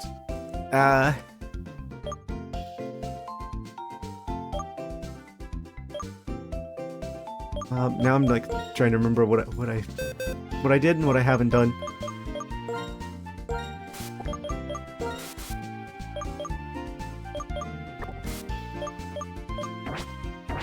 I don't know. Have I played a roguelike game? Probably. I feel like I would like yeah, I've played roguelikes before. Actually.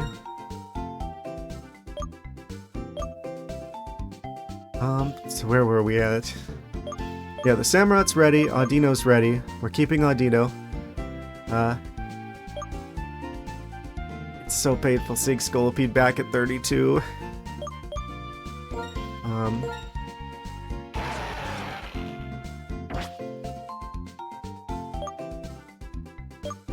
Okay, we'll switch them to have XP share.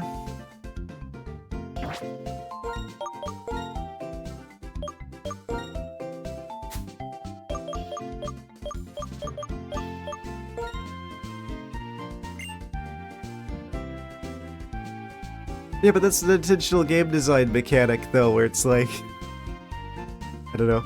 It's designed to be like different runs. It's different than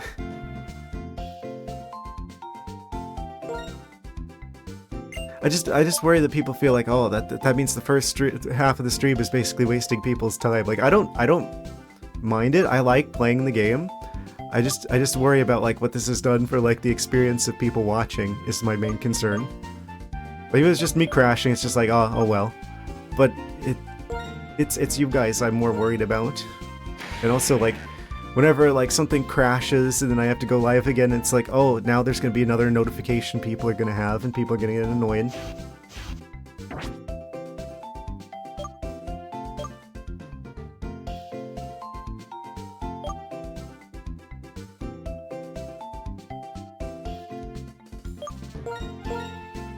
I just want things to be good for you guys. And it's like annoying me that like this is like the third stream in a row that I'm having a problem. There's plenty of other streamers who don't have these kinds of problems. Okay, so the Excadrill's got the XP share. The Scolipede has the other one. Dano's got the lucky egg.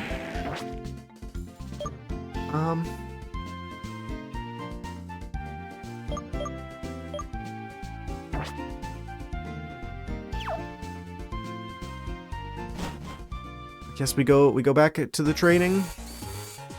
Yeah, I definitely wanted. I'm probably going to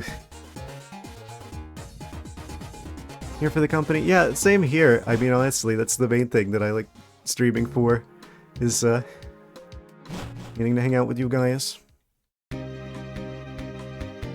It's just like say hello to being on Route 10 for another bajillion years.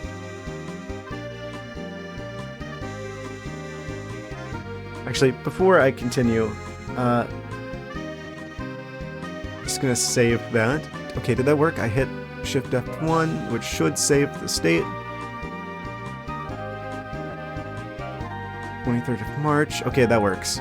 I just need to do that every once in a while now, so if that happens again, then we can just go back to the last save instead of, like, undoing everything. Imagine the emulator. The weather. It's hot as usual over here. I'm trying to think what should be talked about, because it's like, oh, I mean, I made my prediction about Gen 10. What else?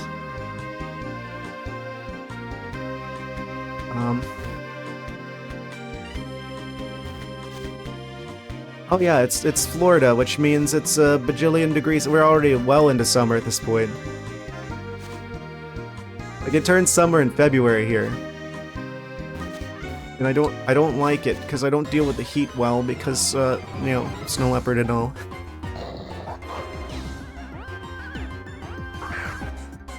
This gives us a chance to do this over, but better.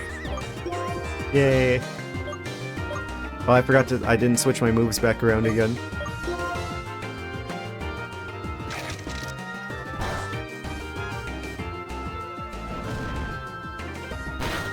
Yeah, I'm in the Florida, unfortunately. I wish I was in a more reasonable climate.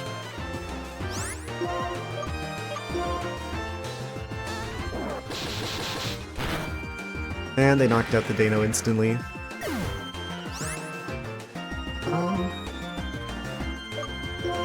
Excadrill's getting the experience points then next.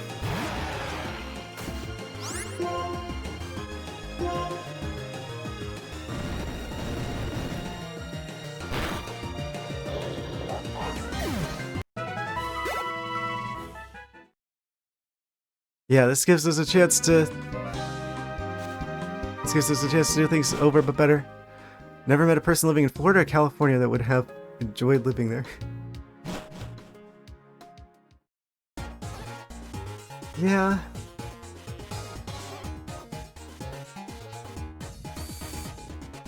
I don't know. I miss the seasons. The seasons in Florida are like dry summer, wet hurricane summer, and then like a couple weeks of like ugly humid winter, but it never snows.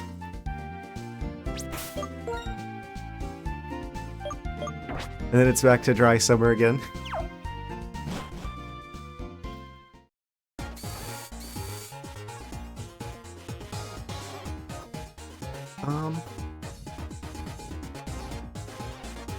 One day I will escape.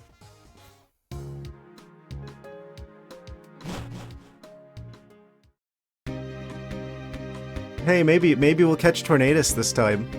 Because he's still lingering about. He's still out and about here. Yeah, so basically this is the strategy. I'm gonna get all my Pokemon at least up to 48. I'm gonna get the Dano up to level 50. Using the rare candies, because dragon types take forever to get evolved. And then we're gonna take advantage of the fact that they have higher defense and special defense once they have Eviolite than their actual evolution does. To hopefully be able to tank the shenanigans of the Elite Four.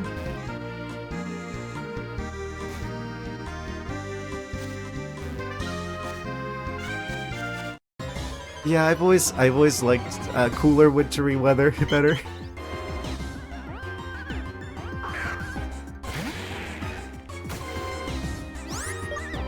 But you know how it is. It's like, you know, the parents want to live in Florida. And, kind of stuck with them for the moment.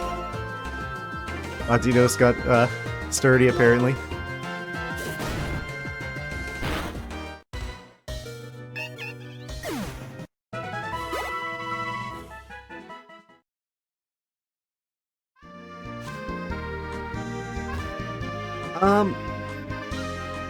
How specific should I get? Originally from the Midwest.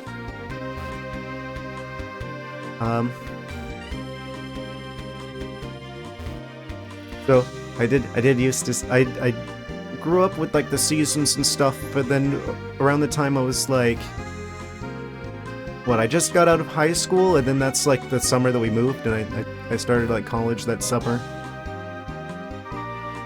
There's like a week I had between graduating high school and starting college in Florida. So we had to like move and get everything set up like really quickly.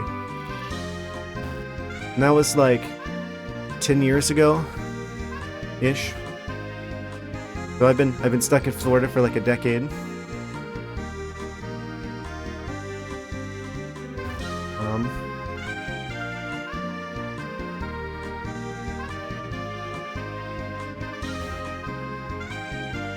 I mean, I guess there's more stuff to do here. Being in like one of the big four states, right? But I don't care as much for the climate.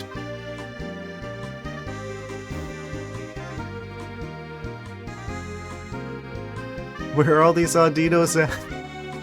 They're just like hiding from me now. It's like they've learned from the alternate timeline.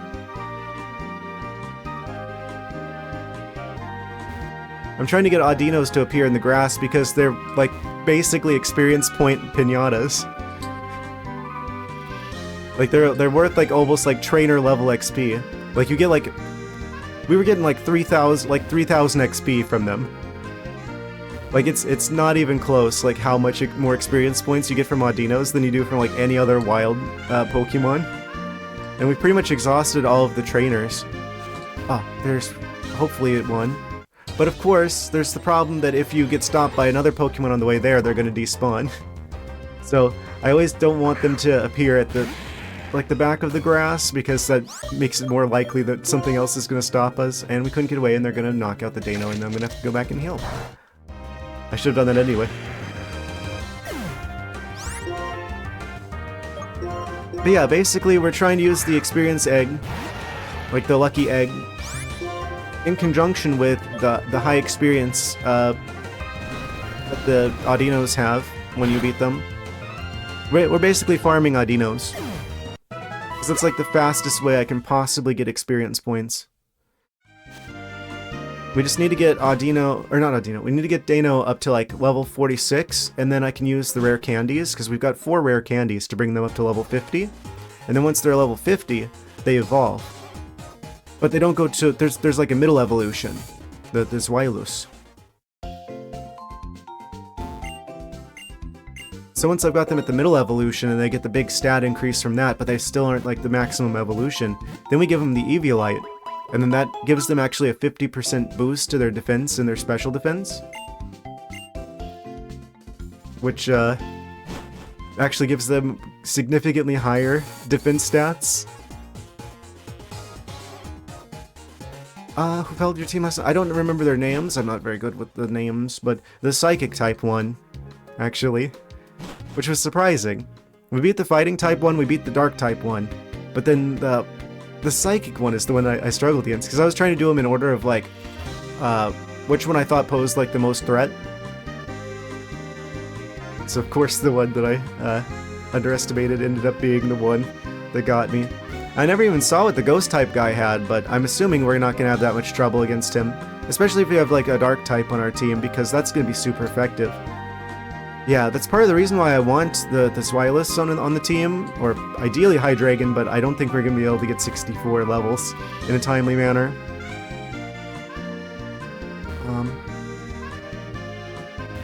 Also, the Eviolite strategy I feel like would actually work better because they'll be tankier.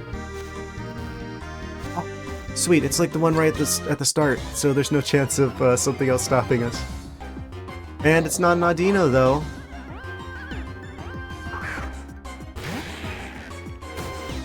The game was just like, nah, you're having too much luck with the RNG. We're gonna make you do it again, but this time with worse RNG, actually.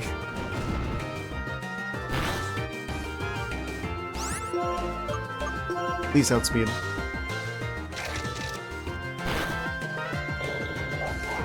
Yeah, so hopefully boosted special defense Dano.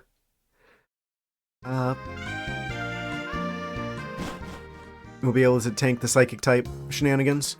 You know that she was a trainer on the Battlefront here in Johto before? Ah, I didn't realize. That's crazy that they're bringing back like the same characters from like the other game. That's wild. It makes sense though. Kind of surprised they don't do that more. I guess they'd rather introduce new characters than bring back old ones, but you'd expect at least a few to like come back. I don't know.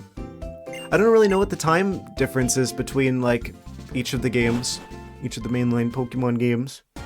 Sometimes it seems like it's, like, a very short period of time, but then other times it's like, oh, this just happened immediately after the other one. Or maybe they're, like, going on at the same time.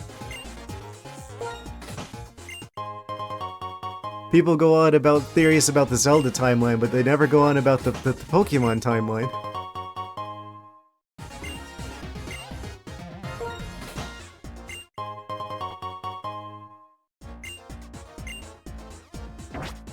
Okay, now I've got the lemonades. I'm going to just go ahead and once again...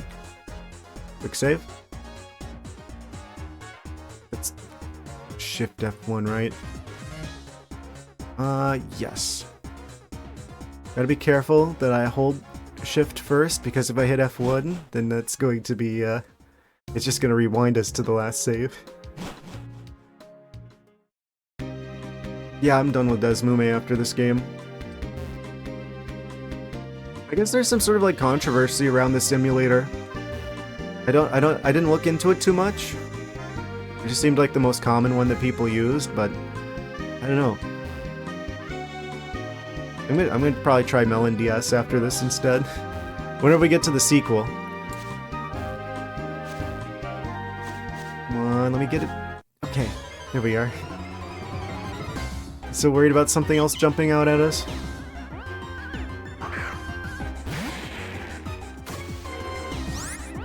Gen 4 takes place in an unknown amount of time after the events of Gen 2, and Gen 5 takes place 10 years after the events of Gen 4.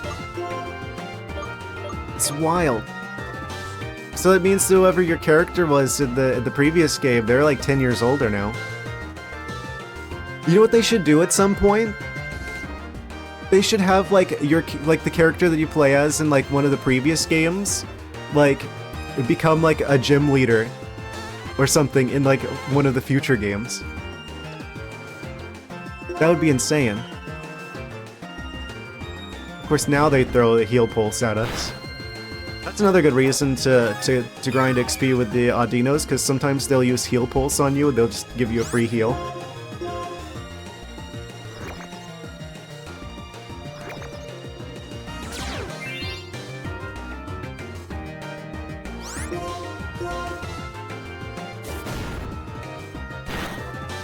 Especially wild since Ash Ketchum is 11 years old for like 35 years. True. It's like there's more days that he's been a Pokemon trainer and like doing Pokemon trading. There's like more than a year's worth, and yet he stayed 10 the whole time. We got the double level up. We got the triple level up. Oh, we didn't get the triple level up before. And we're gonna keep the old moves, because I already checked on agility the last time. We don't want that, because they're already pretty fast, and I'd rather have Protect. Apparently they're changing that. I don't remember where I saw this, but I guess there's like a chance that they're going to actually like Ash is coming back in like the new anime, and he's going to actually be older.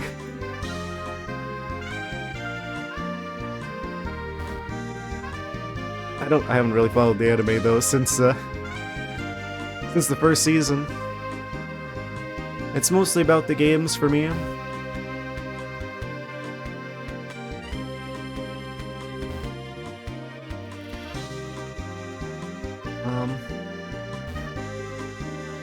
I actually still have some of like the old like the official like VHS tapes of like some of the episodes. I bet those are probably worth something now.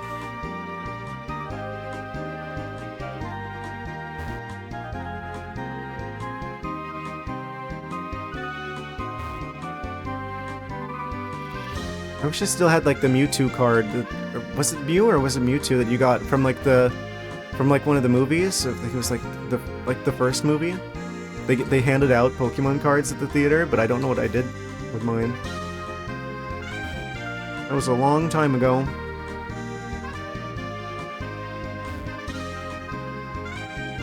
Come on, Audino. Oh, there's something back there. Will we be able to get there in time? Yes, we will. Please be Audino.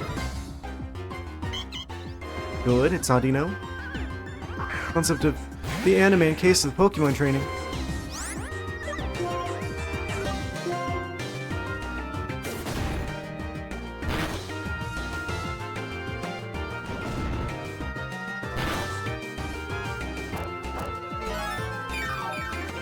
Audino has Sturdy, apparently. I'm not gonna risk this. We're gonna use the Lemonade. Every Pokemon can be great with enough training and love. True. I genuinely believe, like, there's probably a way to make any Pokemon work on a team. Like, even if it's not in the current competitive meta, and even if there's a Pokemon that's probably, like, just overall an upgrade to the Pokemon you want to use, you can probably make it work somehow.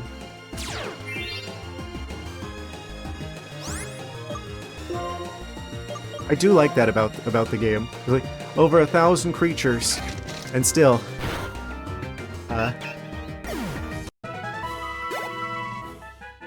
there's at least some way that you can include them for something. Sunkern? That one's gonna be a little bit harder than the others. I'm not gonna lie.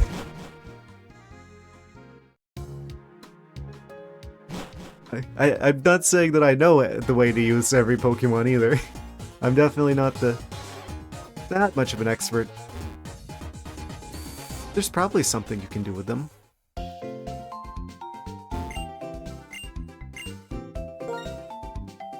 Just gonna heal up here real quick.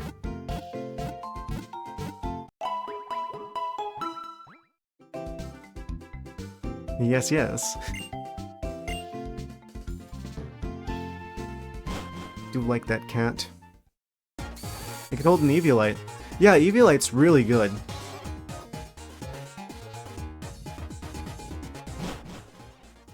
Yeah, 50% for both defense and special defense.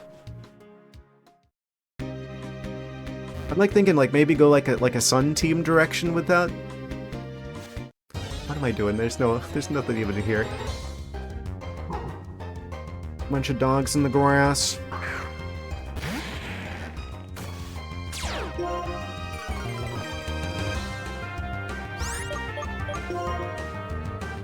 Couldn't get away. Crunching though.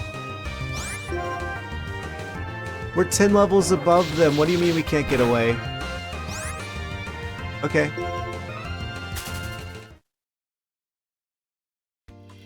True.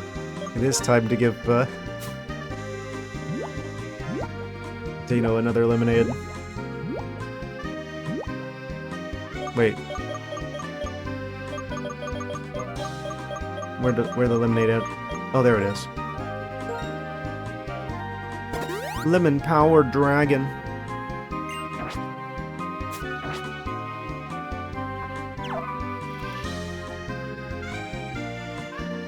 Yeah, if you do have a Sun Kurt on your team, you probably need the rest of your team to be pretty solid to help out with that.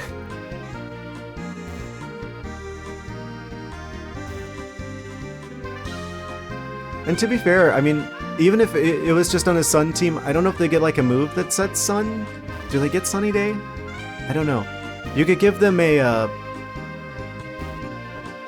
oh, what is it? You could give them a Focus Sash to guarantee that they at least get one move out.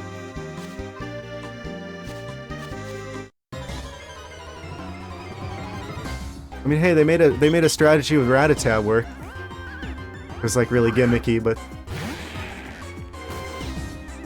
I forget how it goes, but there's like something that you could do with them where it's like you would have like Focus Sash on them and then they would only have like 1 HP and there's like a move.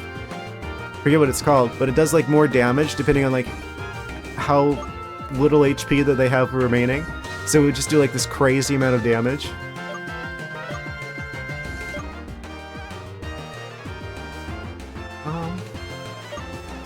Go for Dragon Rush. Actually, I should probably be using Crunch. And of course, once again, they use Heal Pulse right when we're at full health.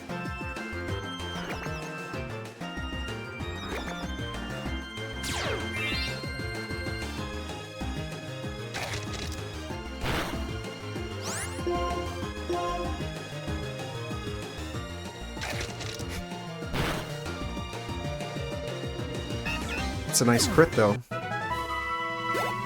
Look at that. Like a good, like, 3,000 XP there. That's, like, easily, like, 10 times what, like, a normal Pokemon battle does. Like a normal wild battle, in terms of experience points. So even if this kind of feels a little bit slower, it actually is, like, the fastest way I can think of to gain massive experience gains.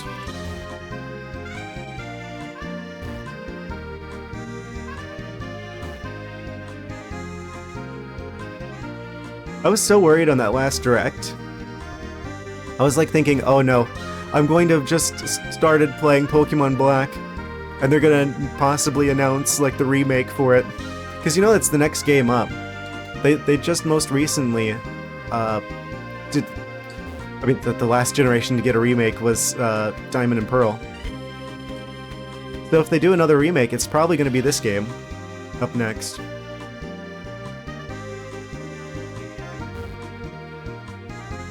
But I guess that's I knew that they're probably going to wait at least another year on this one.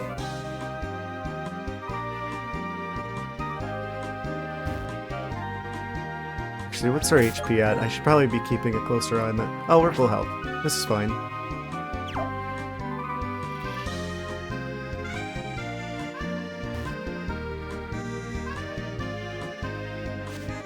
Oh, there's another one.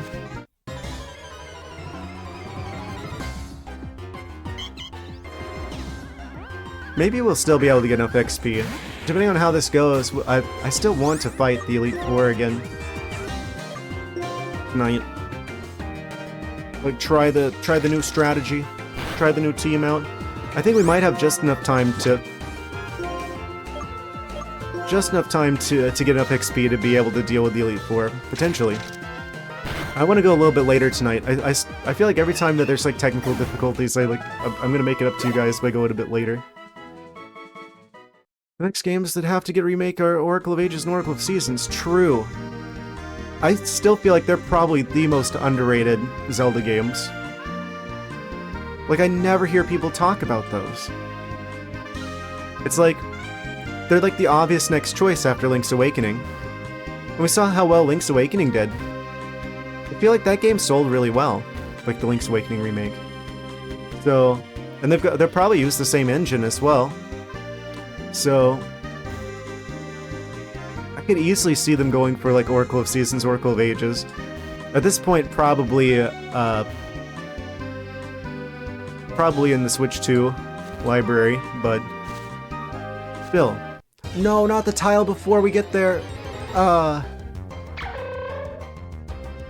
It's the blue rock Squidward.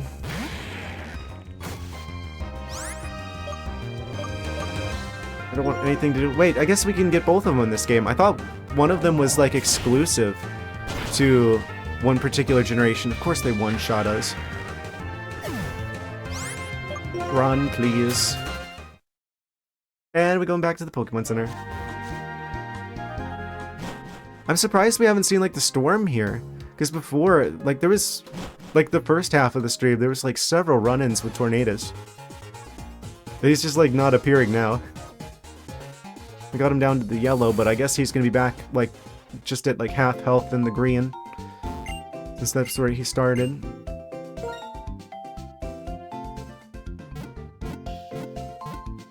Yeah, I think that's kind of crazy. That's kind of concerning, actually, that he keeps his health from, like, the previous times you fight him. I guess that's how you're supposed to actually, like, catch him. Other than just getting really lucky with, like, the quick ball. Actually, since we're here, I'm going to go ahead and quick save that.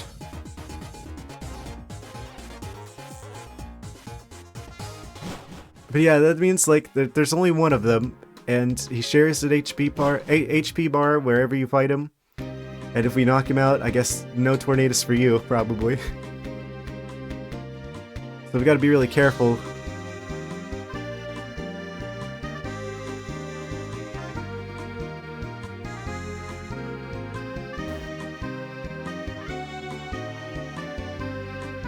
Yeah, the Oracle games, like... Yeah, I feel like they've got to be like the next remake that Nintendo does for the Zelda franchise.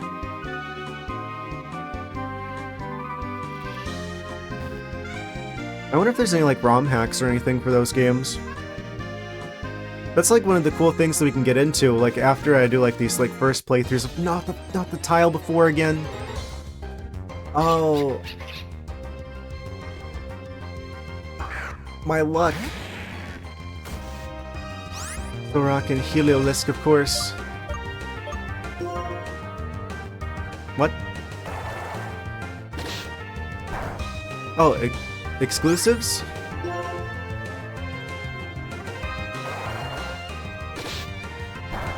It's the most annoying bird Pokemon. Okay, we can't actually leave here, so we'll give them what they're asking for.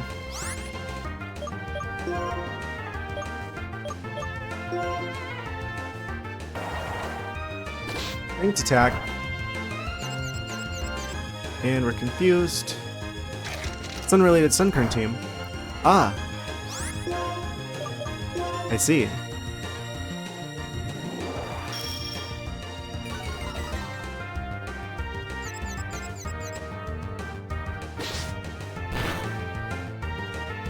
Hurt itself in its confusion.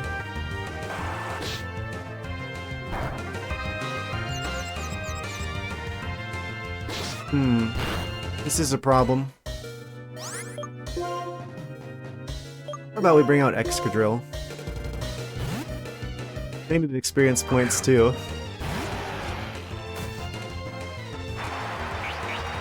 How did... oh. Yeah, as long as Excadrill gets, like, faster, I feel like they're gonna be really, really useful during the Elite Four fight.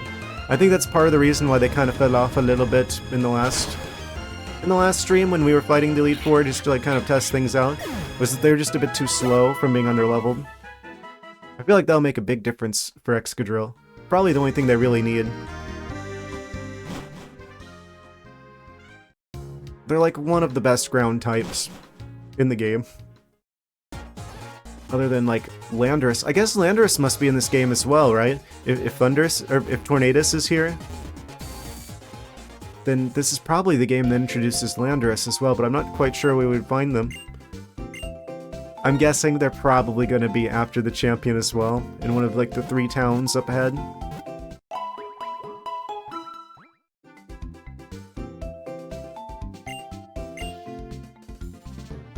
They're like, at all of like the ground types, I believe they're considered the best.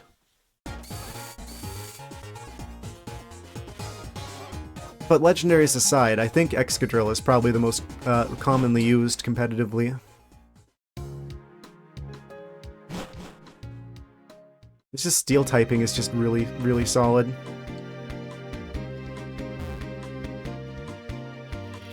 Literally.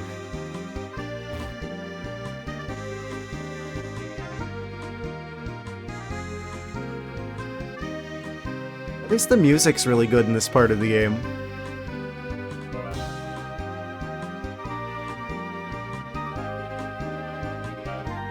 I have to say, that's one thing that I've been, like, kind of consistently, like, pleasantly surprised by with this game. It's like, Pokemon music is usually pretty good, but this is, like, the game that's like, oh, that song comes from here? There have been, like, multiple moments where I was like that. Like, I knew about the Driftvale City music.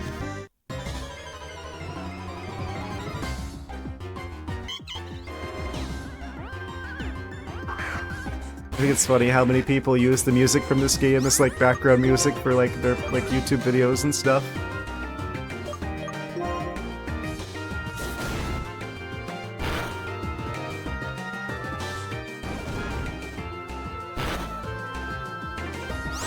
Doing some pretty solid damage against these Audinos.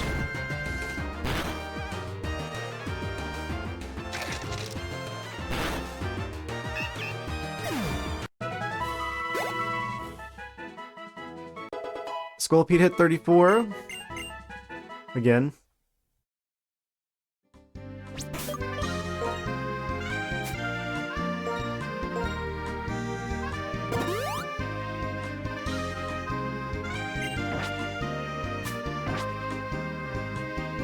I'm just like wondering how long it's going to be before they actually announce the next Pokemon game.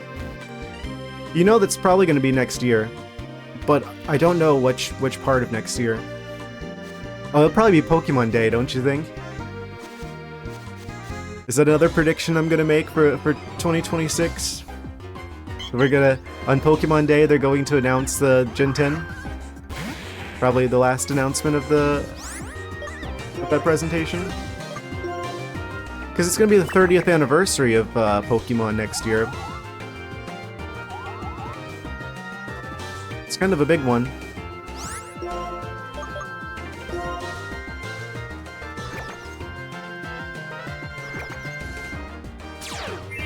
I wish we would get a mystery dungeon game, but I'm not gonna hold my breath on that one.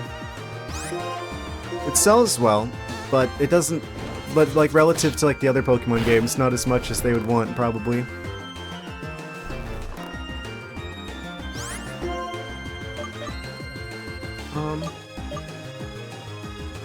Why you gotta be snoozing, Dano? I'm gonna use an Awakening.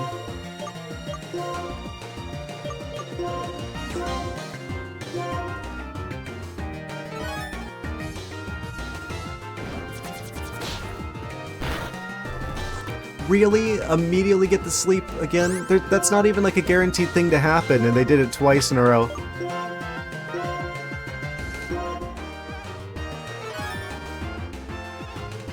Let me guess, 3 times in a row? How did I know? No, this is good, this is good. This is when the RNG doesn't matter.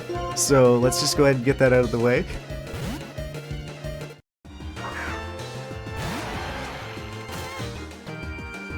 Get all the bad luck. So then we have the return to the mean will be in a positive direction. Because that's how statistics works. If you have a particularly bad run of luck, then that means you're probably about to have an equally good bit of luck afterwards to bring you back to average.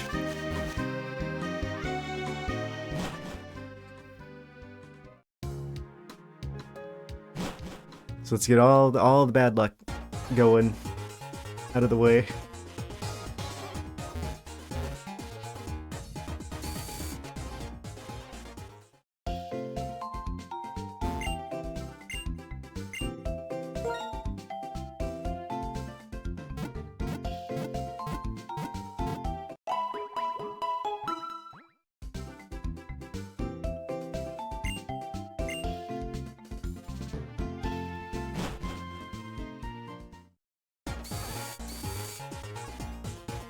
Back to the Audino fields. I wonder how long it's going to be before we get the announcement of them making another Super Smash Bros. Game.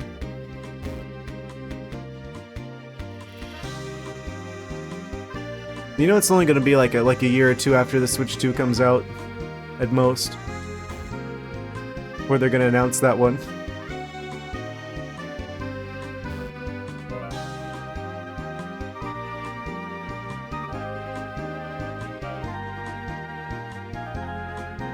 Oh yeah, that's right. We're getting closer to the actual announcement of the Switch 2. I mean, other than them basically just giving us like the tiny little trailer, be like, yeah, it's real, it's gonna be out soon.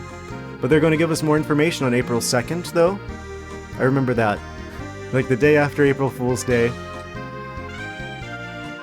Ocarina of Time remake, another one. Sure.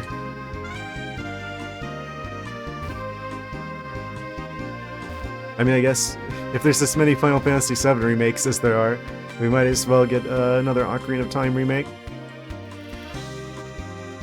It would be good if it was actually like on like the Switch, or on the Switch 2. Instead of just like the 3DS one.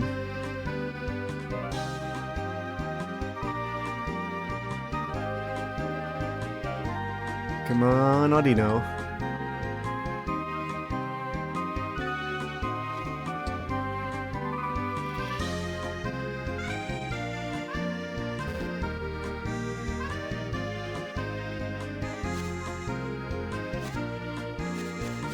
And if they do Majora's Mask, or if they do Ocarina of Time, you know they're gonna get Majora's Mask as well. Cause it's like, you might as well. It's gonna be like the same, like, art assets and everything.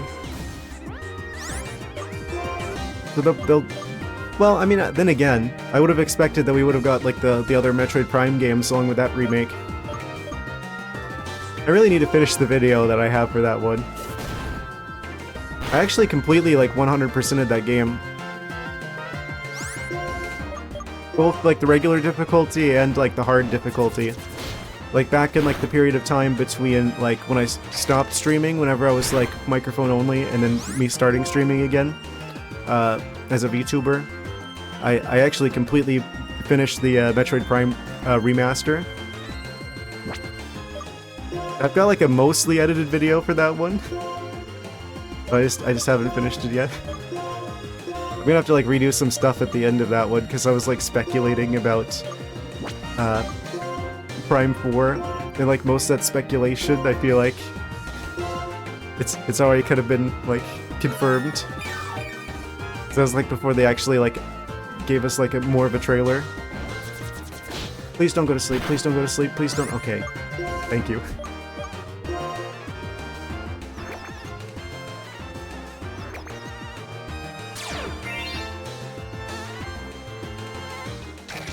Yeah, I hope that we get like remakes of like the second and third game as well. Dano said 45. Yeah, I've been kind of getting a little bit less lucky with the Audinos this time around. I am gonna actually just quick save again, just in case. So I can't trust this faulty Magic DS.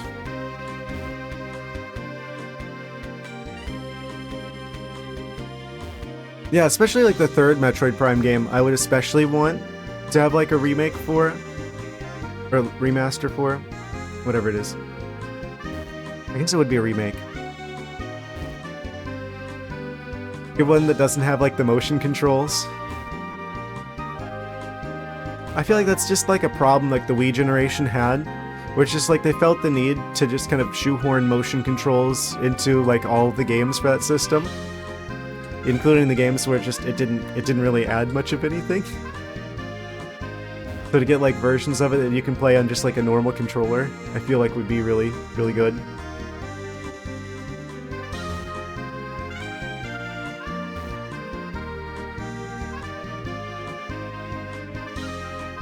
I feel like that probably helped the remake of Skyward Sword. I mean, I never played the original, but... Oh no, it's doing it again where it's like we don't even get to them before the... Bungus? First time seeing them here.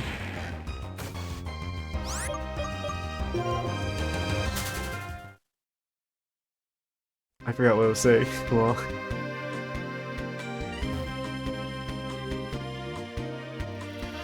Yeah, Skyward Sword. Now I remember. I feel like that game probably was a lot better of an experience for me for not having to do the motion controls. Even if the control scheme that we ended up with was kind of weird still. It was just different. It wasn't worse.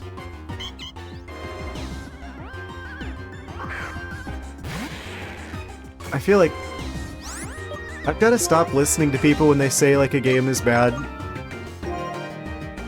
Because, like, all too often it seems like people will kind of go a little overboard.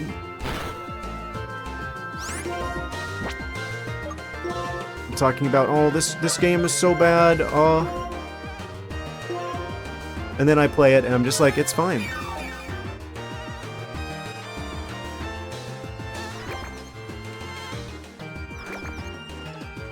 Like, I didn't play Skyward Sword for, like, the longest time because it was like, oh, you know, people said such things about it.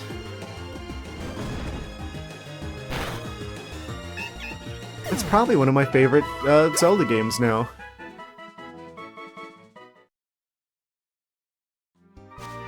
I mean, obviously nothing's gonna top Twilight Princess or Wind Waker for me because...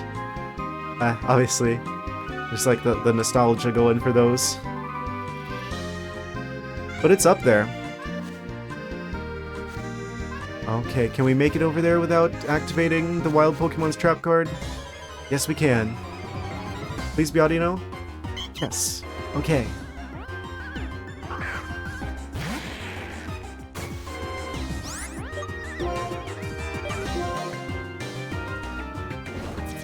Oh, don't go to sleep.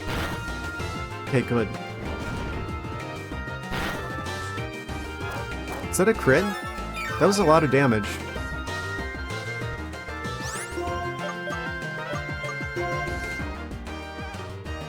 Yeah, as soon as they hit level 46, which they're about to hit 46 again. Oh, of course they sleep now. As soon as they hit 46, then we can instantly give them another 4 levels with the rare candies and evolve them back up, and then they'll be back to where they were. It just depends on how good the RNG is here with the Audinos. I'm gonna use a full restore.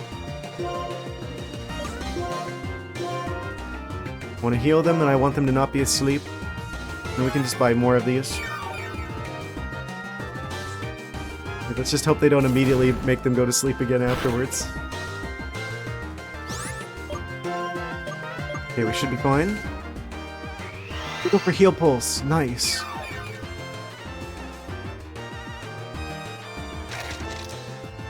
We're crunching.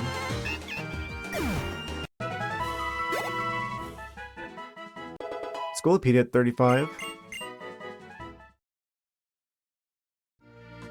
Yeah, there's probably just like I'd say like maybe a good 3 more Audinos, and then they should be higher level. I'm just gonna keep saving this time so we don't have to redo things the third time.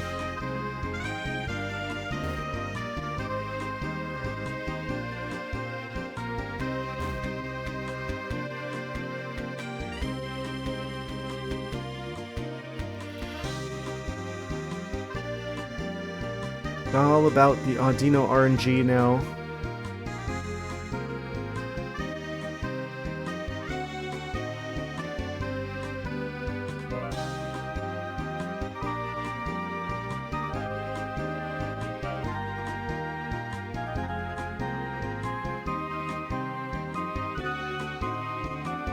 It's just like nothing appearing. Like we were having such better luck before.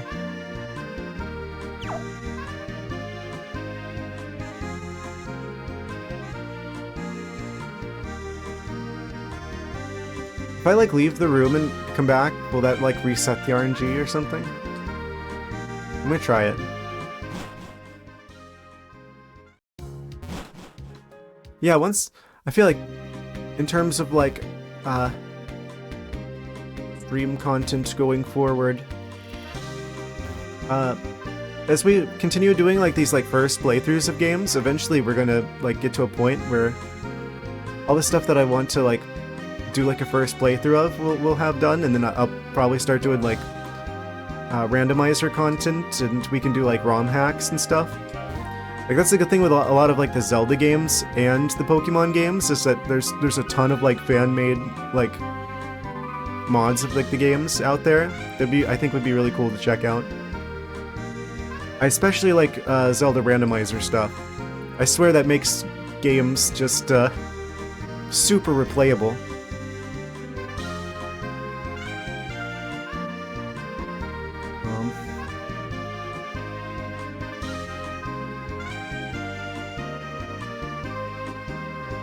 And I think once I figure out how to set up the save files for it, there's a part of me that wants to like speedrun like individual dungeons in Wind Waker.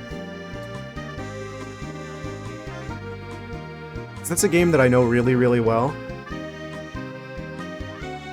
But if I did like individual dungeons, then I wouldn't have to learn how to manual super swim. Which is kind of like the thing that gatekeeps doing like proper like full runs of the game. Like you could learn how to do that, but you will destroy your wrists in the process.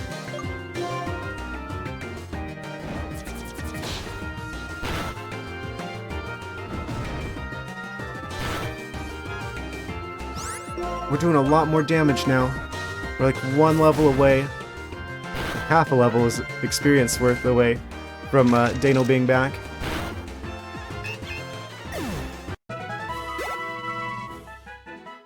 Yep, maybe one more, maybe two more. They're like almost set back up again. They need heals. I will give them one lemonade. I wish I knew what caused everything to crash. That's like the thing that I really wish I knew, so I could avoid doing whatever that was again.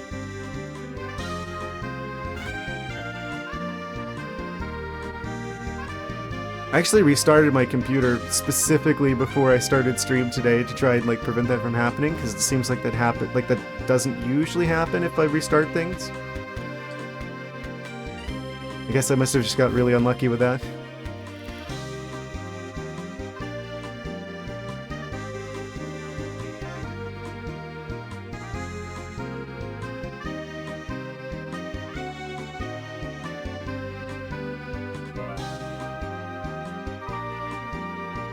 Dinos are hiding.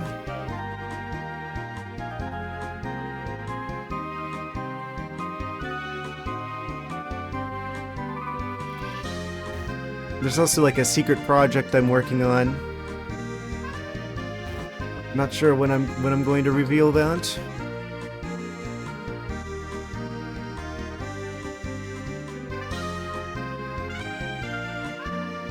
I feel like that's gonna be pretty exciting when I do. It's like almost ready.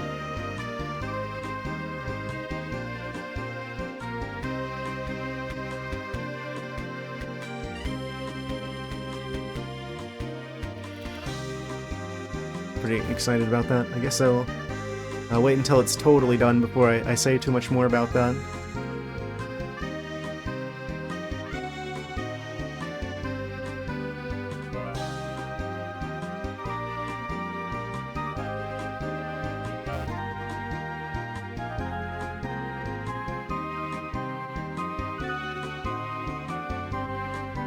We're so nearly done with the walking back and forth in front of the Audino fields before.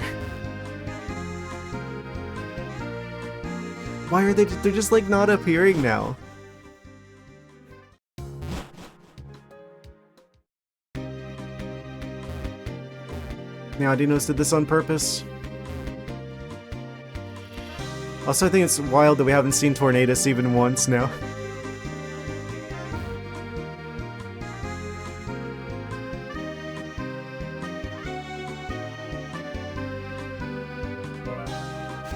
Oh, there we are.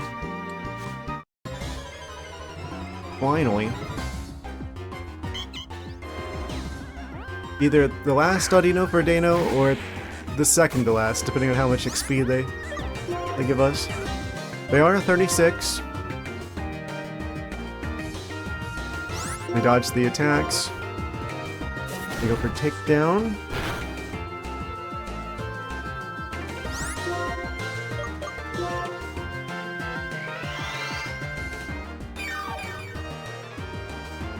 Getting a bit lucky with those heal pulses, but none of our attacks are hitting.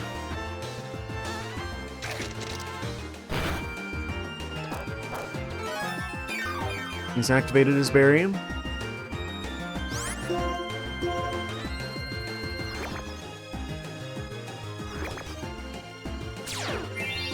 I just remembered I forgot to turn off battle animations. That's probably part of the reason why this is going slower than the previous time, because the previous time I turned the attack animations off, but I forgot to do that this time. We hit 46 though. The next Excadrill hit 45. Nice, we got the double level up. Okay, first off, we saving. Second off, do I have battle animations off? I don't. Okay, let's turn that back off again. I forgot that I had to change that again.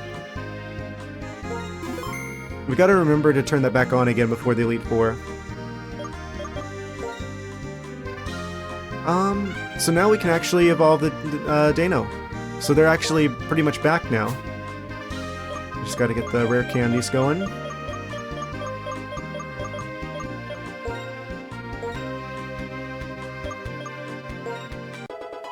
$47. $48, they're gonna learn Body Slam.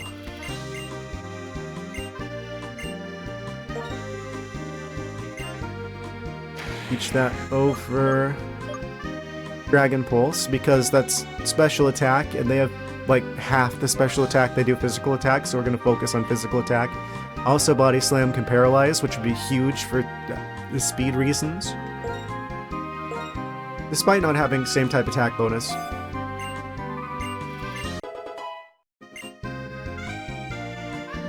And then the last two rare candies here. Dano hits 50. We're doing it again.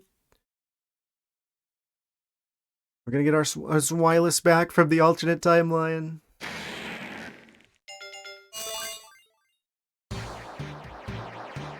I wonder why they decided to make the evolution animation look like this, where it's like, oh, they're spiraling. Double Dano.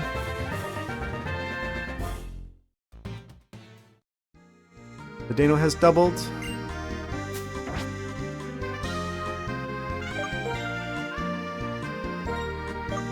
Now we will switch their item out. We'll give them the Eviolite.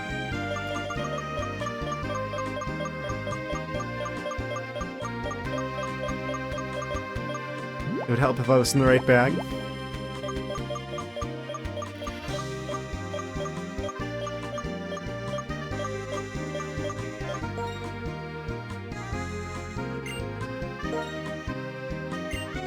Awesome. Okay, so Zwilus is back.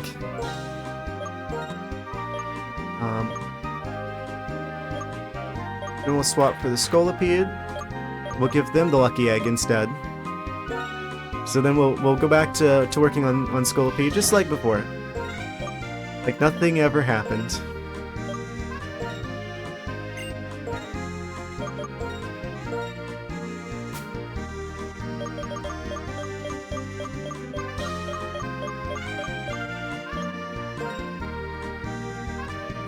Now we can get them their experience up. And this will be faster, again, because we're only sharing XP between 2 Pokemon now. And this time, we save in.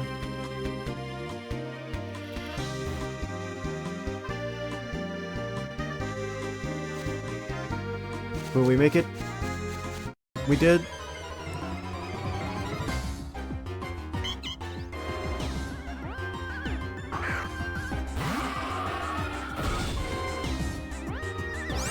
Yeah, I think, depending on how our luck goes here, we very well might be able to just, like, beat the Elite Four of the champion tonight. Who knows?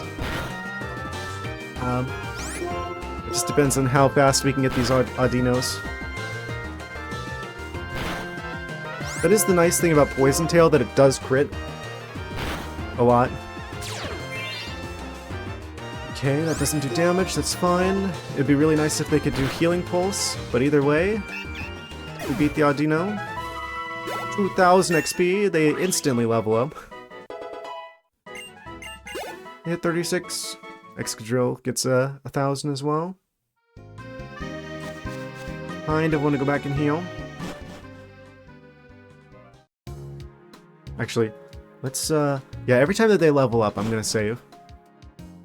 So like the furthest back it could possibly send us if something goes wrong again is it's like the start of the previous, like the most recent level they gained.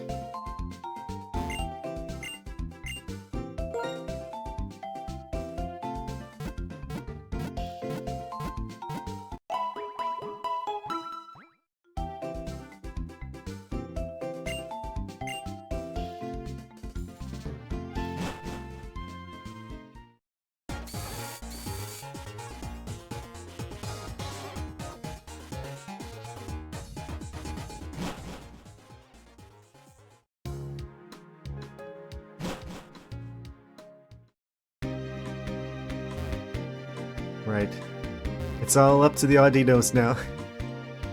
Our fate is in the wild Audino's hands.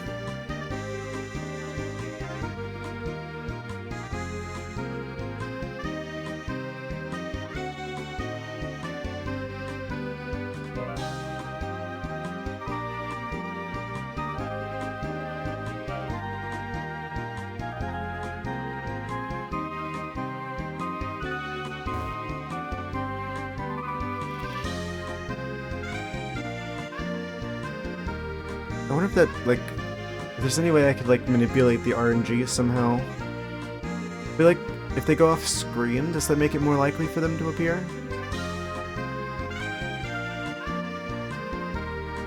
So they keep going up and down the stairs, and then it's just like they're gonna have, like, extremely strong legs. The Pokemon aren't the only ones that are training.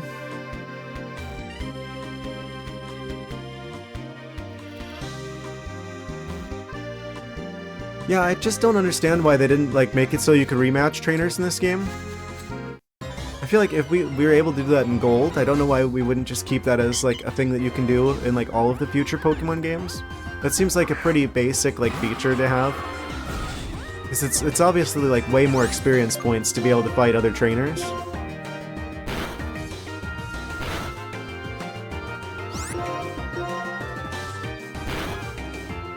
I mean, maybe they did that for balance purposes, but I don't know. Seems more like an oversight to me.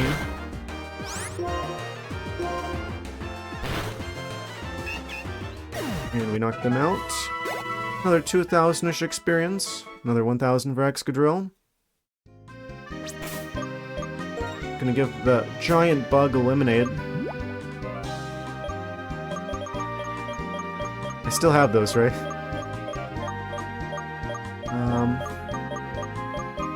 It looks like I may be out of those. Fine, we'll give him one of the milks.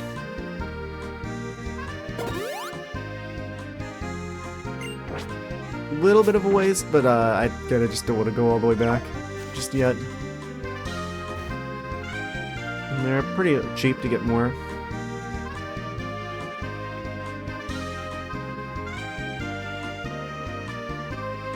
Yeah, so it'll probably just be like a couple more Audinos. Well, actually, I don't know how many levels.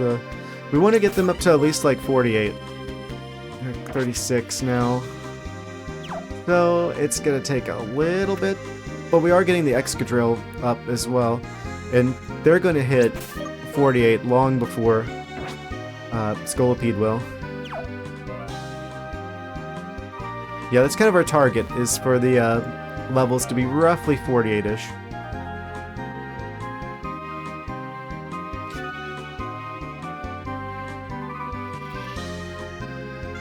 I need to set up some like interactive stuff with like the channel points. I don't know how to do that yet, but I need to look into that. There's like part of me that wants to use, because I know how to program, so like I could like make my own like things for that. I feel like it could be really interesting. Oh gosh darn it! Of course they appear at the very back of there, so I can't get to them because the guard dog's in the way.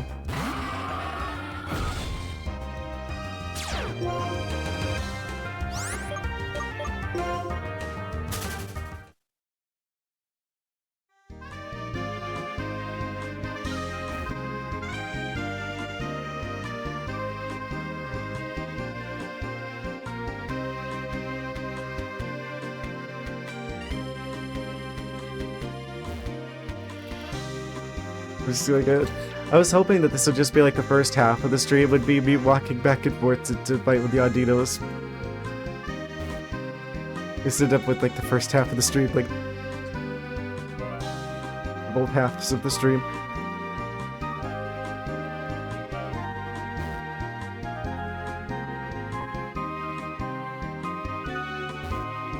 Yeah, I feel like this is part of the problem with him doing like the skill curve like this, is that if you...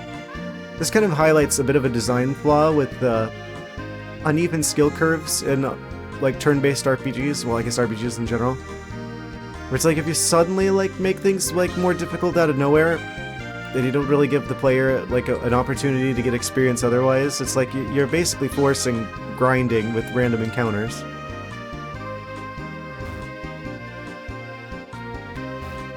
It's like clearly our team needs to be stronger in order to be able to take on the Elite Four reliably.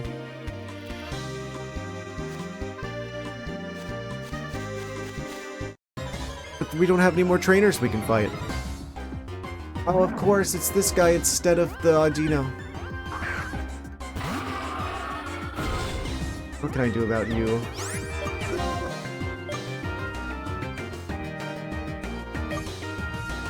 Do we outspeed at least? We do. That's good. Not very effective. That was a critical hit. Hopefully they don't use one of the super effective moves against me. They go for Body Slam. We activate Poison Point, and that means we should be able to outspeed with Venoshock. Almost took him out, and they take us out. Okay.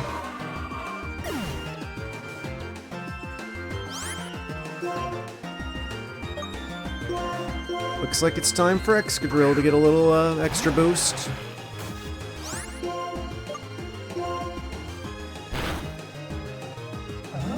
Critical hit right when we need it the most.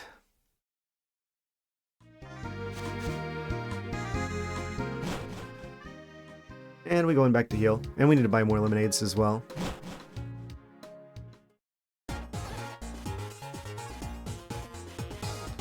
All things considered, I don't think this is that bad in terms of grinding.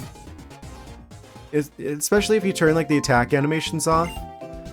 This is relatively quick, especially with the XP shares and the Lucky Egg.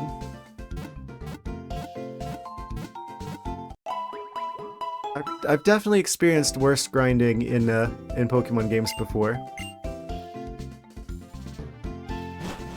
It is kind of annoying the amount of time that it's consuming, but I'm part of that's obviously because I have to redo it over. Yeah, probably. I mean, it's gonna take us a little bit to get the Scolipede up to level. I mean, that's part of the reason why it hurts so much is because, I did have them, like, almost there when the game crashed. But it's gonna take a little bit. You probably have time.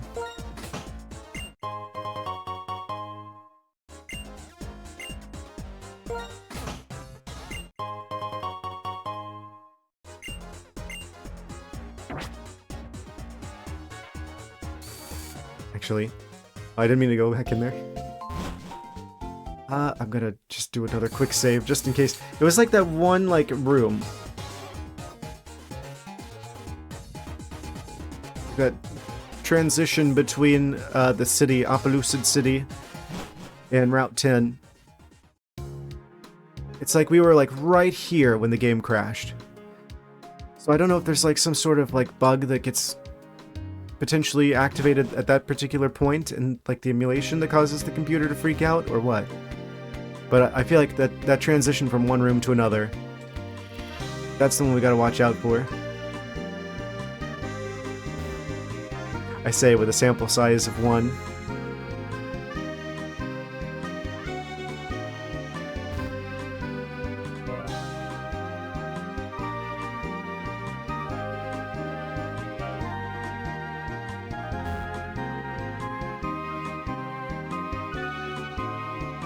I'm like wondering, is it better if we get on the bike? I'm gonna get on the bike just for like the change of music. That's another one of those music tracks I didn't realize was from this game specifically.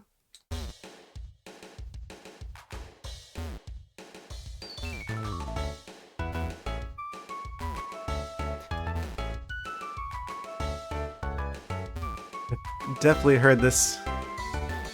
Yeah, like, I forget which city it was. I think it was like the one that's like, I think it was Nimbasa. Whenever you first step into town and you talk to someone near the start, they're just like, hey, here's a bike, lol.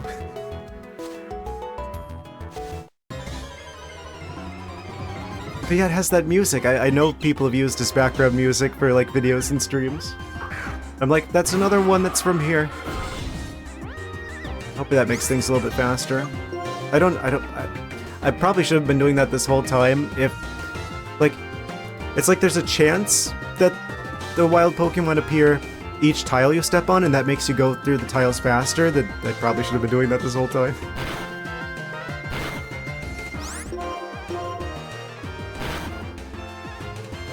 Scolipede, no! Immobilized by love. Fate worse than fainting.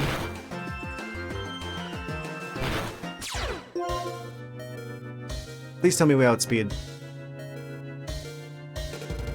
Because if we do, then this finish shock's gonna be huge. Immobilized by love, oh, it's gonna... Oh wait, no. They still have a chance, they didn't do damage this turn. Scolipede, please. Thank you. And that's level 37.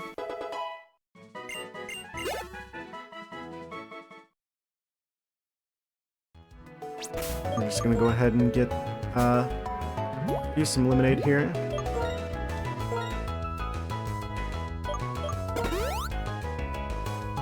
Perfect music for a training montage.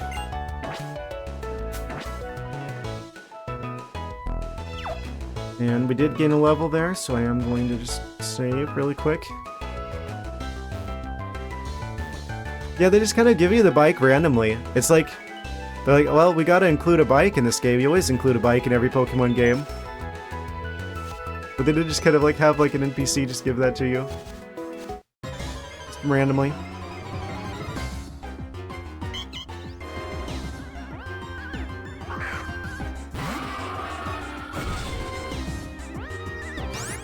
Giant Scolipede.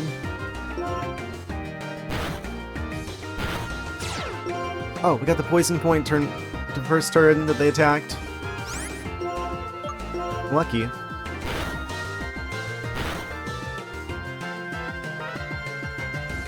And they are out.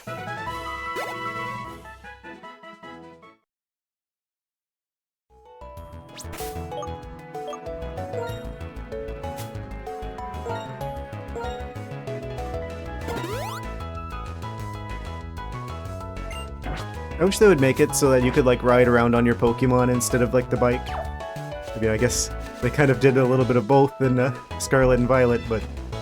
I don't know. Just have that be, like, an option.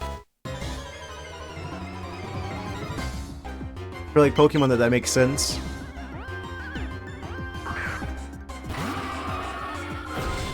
Arcanine, Scolipede, Zebstrika, they all make sense.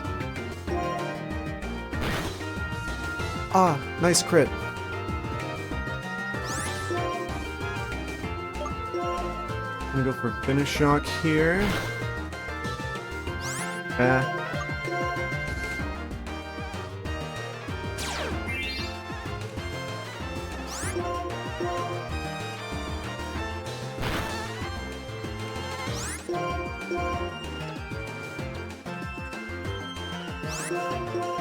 This is a lot faster with the battle animations turned off.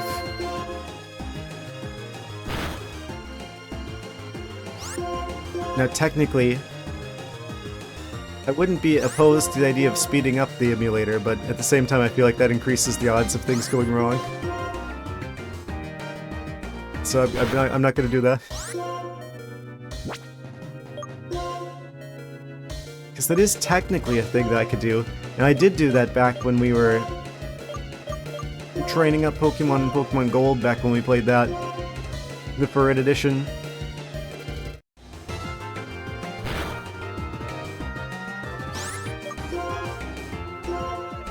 Hello. Welcome, welcome.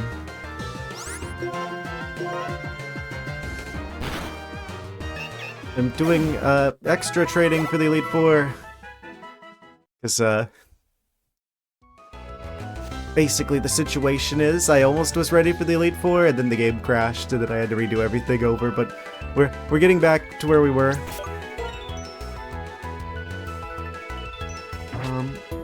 It'd be fine to keep going. Be safe out there. Yeah, I would really like to try and, like, face the Elite Four again tonight. And I think we should be able to do this fast enough. Get the experience points required. Just aiming for level 48. Yeah, that's the strategy I figured out I was going to do. Since they level up at 50, we are only a few levels away from 46, and then I realized I could use... We have 4 rare candies. So if I use the 4 rare candies, I could just get them to evolve. And then what I've done is I've given them Eviolite. So they actually end up with higher defense and special defense than if they actually fully evolved. By like a significant amount. Because they're like one of those Pokemon that's actually like stronger unevolved with Eviolite. Or at least more tanky unevolved with Eviolite than if I fully upgraded them. So... And that also puts them like right above like the level 48-ish that we're trying to hit. So that we can hopefully stand a way better chance against Elite Four.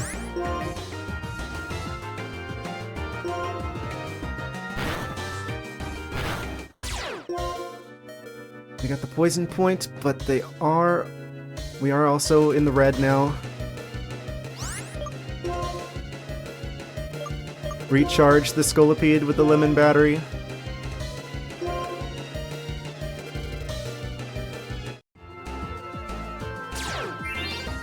Yeah, and I ended up deciding to keep the Audino, actually, because it turns out they do actually have really high special defense. So... the Finish Shock here.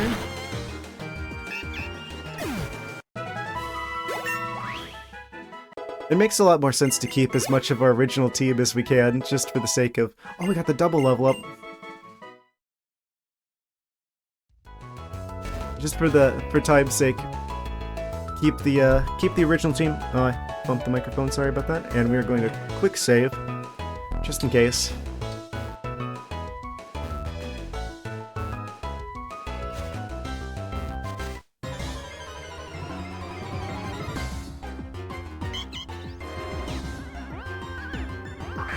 Got another Antino up here. Yeah, just going up against the experience point pinatas that are the Audinos.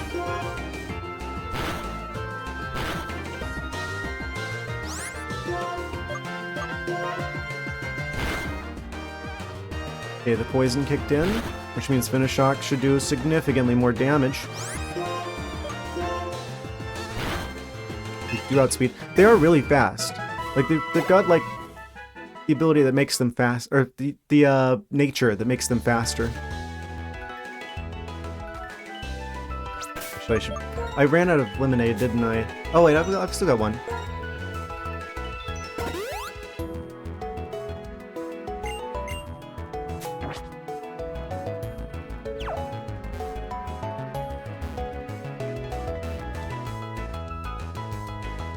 Bike is so fast in this game. Nero.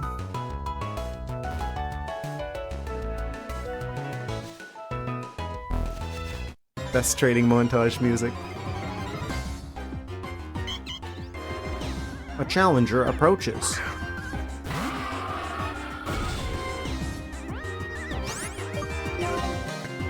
I wonder why I haven't seen Scolipede too much in future games. I feel like they're like a Pokemon that people generally like, and for some reason they just don't come back. Get like, at least the generations 8 and 9 that I played.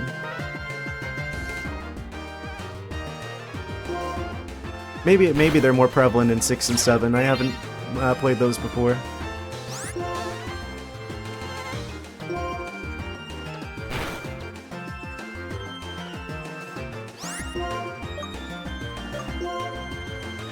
Yeah, it makes a lot of sense to keep using Poison Tail. I think it's crazy that it can do poison and it has a chance to crit, which does double damage in this generation.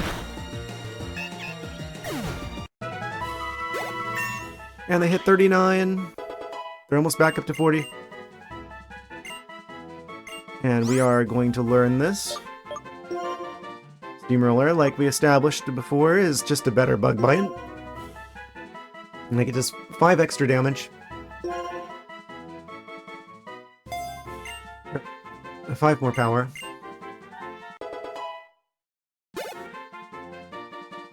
And what was the other effect? There's like a side effect to that.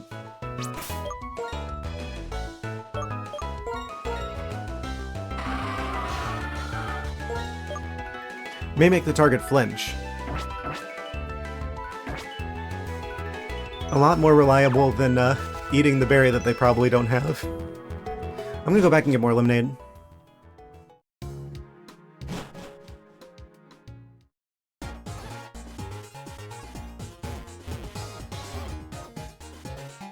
And also heal. Kind of tricky to move one tile at a time on the bike.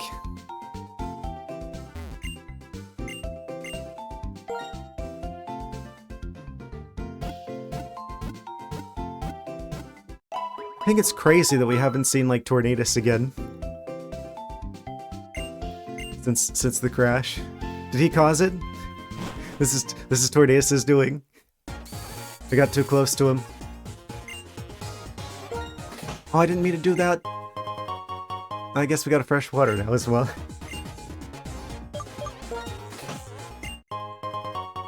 It's just like the fossil all over again.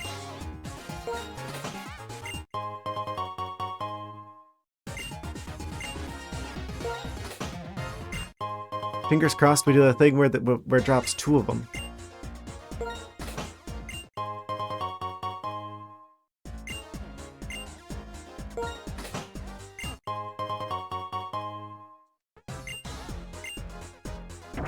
Don't want to spend too much money on those.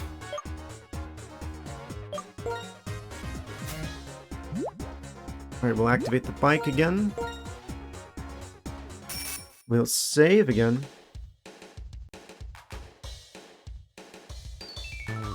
And back to training.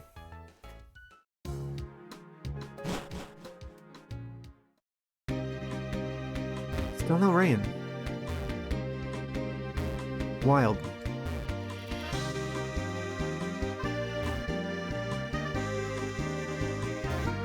Yeah, this is just the fastest way I know of to get experience points. Fastest one I could find.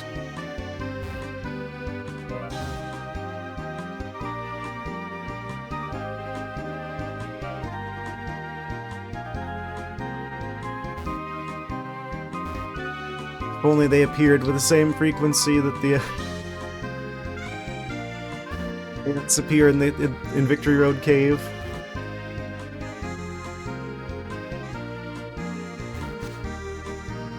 Okay, there's another one. Can we get to it?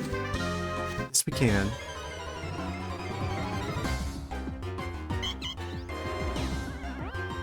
So 33 Audino.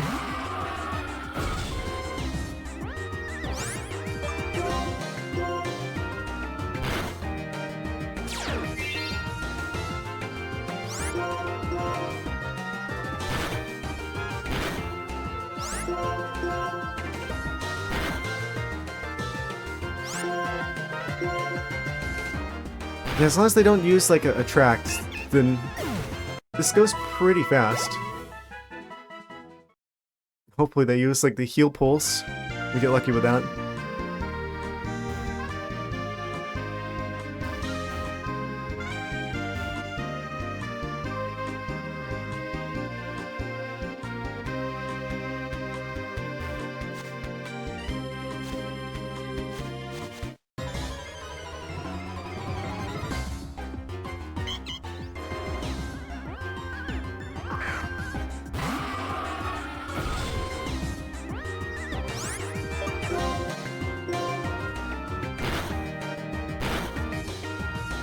Of course, they do the thing that causes him to sleep. How many awakenings do I have? I still got 3 of them.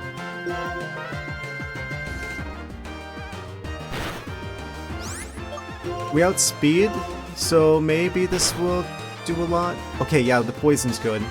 They shouldn't be able to...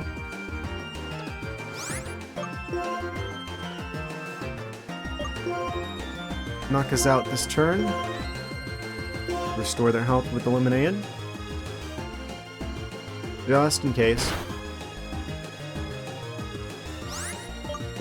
And Venoshock should do extra damage now that they've got the status condition. One more of those and they hit 40. Slowly but surely.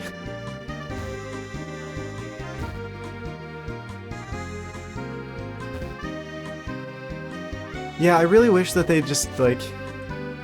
Well, first off, I wish we kept Scolipede on the team the whole time, so I wouldn't have to, like, level them up so much. I didn't know they were gonna go for, like, all the special attack types. Like the crazy... Dark Psychic Ghost shenanigans at the end there.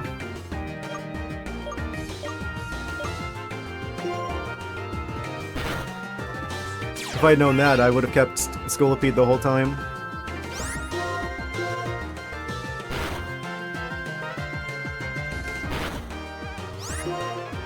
I wonder if it would have been actually kind of good to keep Bug Bite, since it seems like a lot of the Audinos actually have berries to use that against. I'd rather have Steamroller.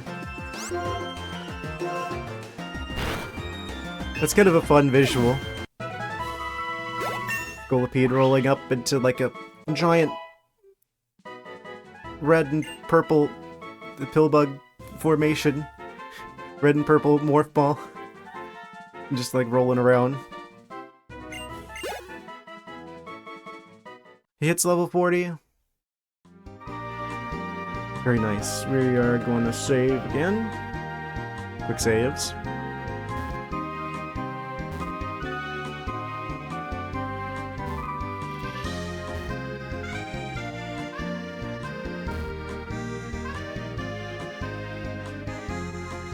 I really just ought to get in the habit of doing that.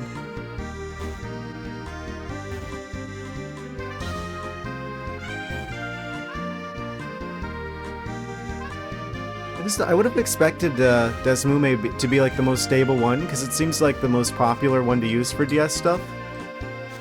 I don't know.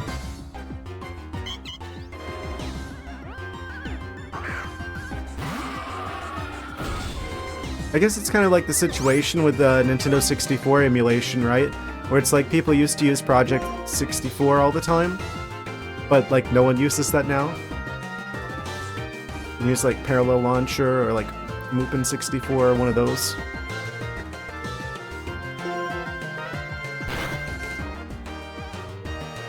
They hit us with a heal pulse.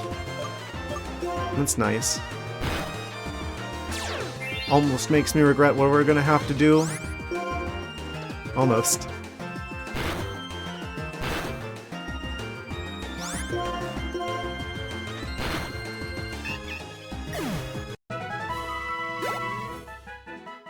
It's like half of a level, still, of experience.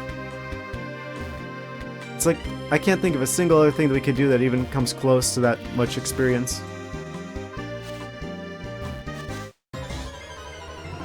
Other than fighting other traders, but we're out of those.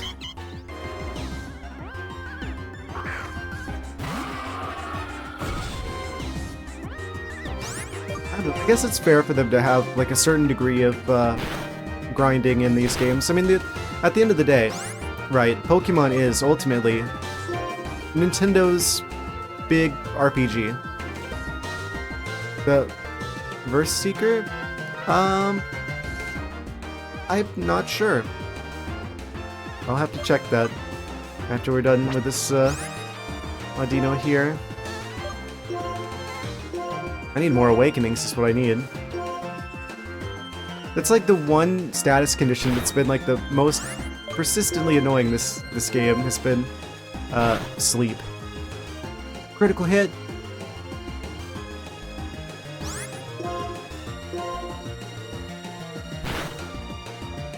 We got double critical hits. Excadrill hit 47. Excadrill's only like one level away from being like the 48. Again, I think I'm gonna keep the XP share on them until they hit like 50. Just to give them like a little bit of an advantage. I think 48's probably fine, but I kind of want them to have a little bit more of an advantage than that. Right, the Versus Seeker. Let's check on that, shall we? If that's specifically an item, I don't.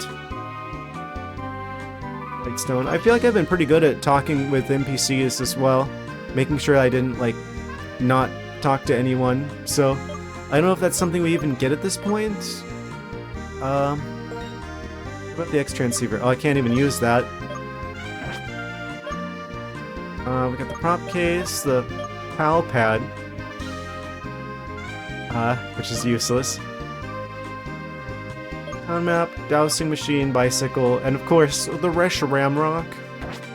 Again, really weird to me that we're not going to have Reshiram by the time we reach the champion, because it's I feel like you usually tend to get the legendary before the final fight. I guess the not so much final fight. At some point they started doing like enough post-game stuff that it's like, okay, you beat the champion, but then there's always like extra. And I guess that's kind of technically been the case since the start.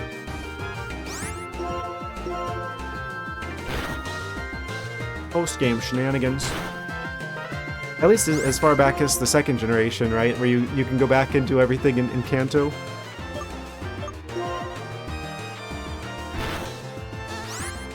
And then we snoozing. I'm gonna use the full restore. We can get more easily.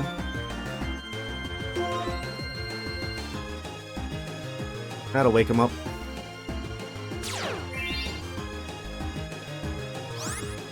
How do you think they make the full restores? They just like mix everything together behind the counter at the Pokemon Mart.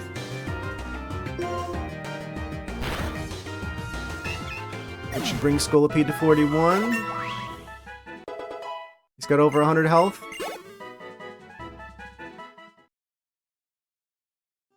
And we saved him again because we leveled.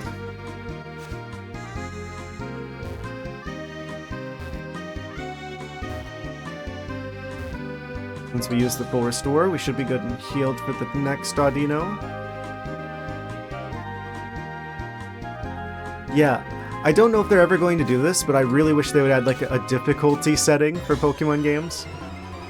I feel like it would just be as easy as like set up like different teams. Or like have some sort of like logic in the game, right? So it's like you could have your opponent scale, like have like the trainers and gym leaders and stuff scale with your team's like average level.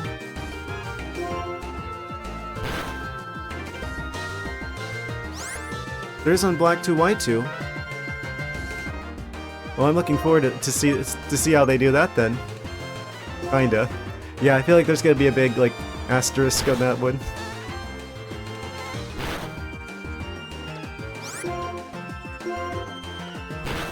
Yeah, I think we will play Black 2 after this. Obviously, we've got to see the continuation of the story in the sequel.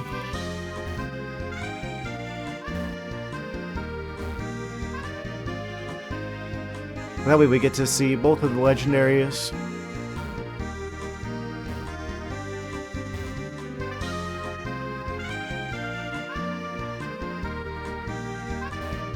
You can get it via PK Hex if you go into the key system settings.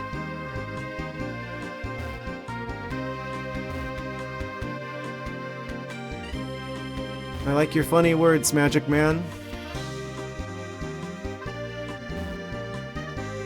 I don't know what the heck a PK Hex is.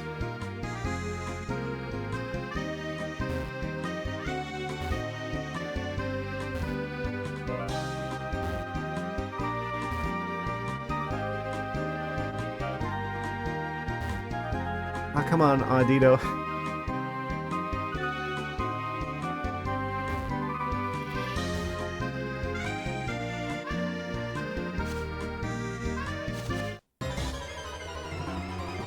Save editing program.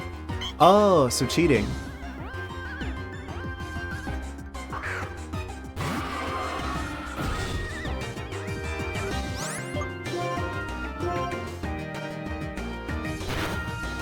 That's good to know about, though. If I wanted to do like a challenge run or something, I bet you could probably use that to set up like challenge rule shenanigans. I'll have to look into that. Funny that I'd be using like the same kind of tool that you would use for like cheating and making the game easier, but I would use it exclusively to make the game more challenging.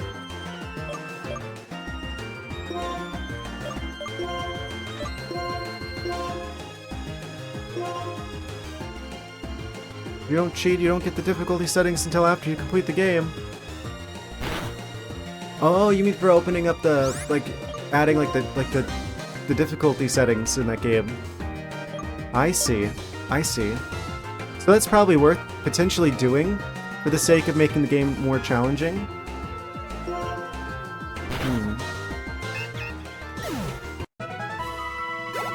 Do we want the vanilla experience or do we want the challenge experience?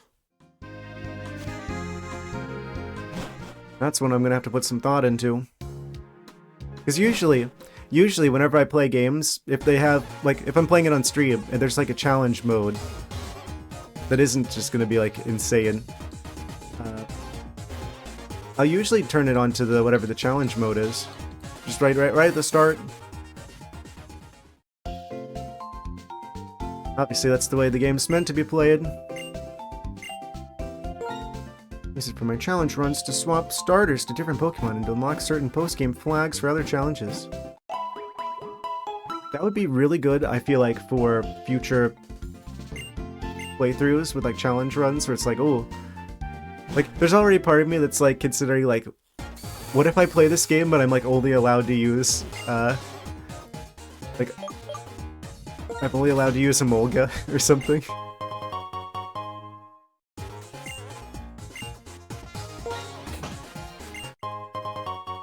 Grab a couple lemonades. Or like Minccino.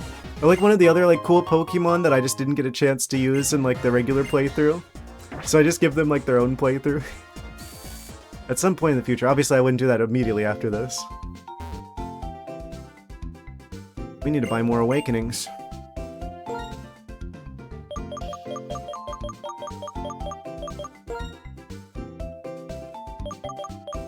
Let's buy like 5 of them.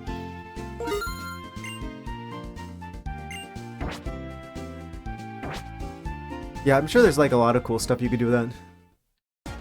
Where play as N run because there's a post-game feature in the sequels where you can get Pokemon owned by N. There's a post-game feature in the sequels, so you can get Pokemon owned by N. Interesting.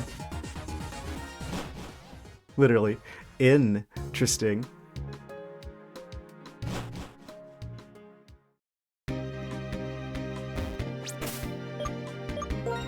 Activate the bike.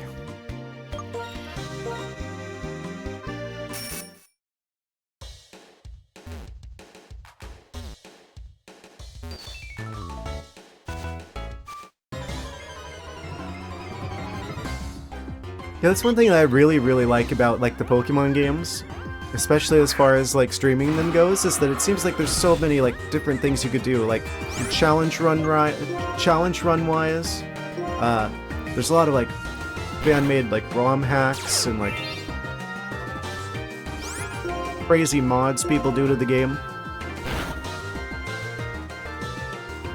I feel like it could be really interesting to get into some of that stuff after I've at least played the games through normally at least once.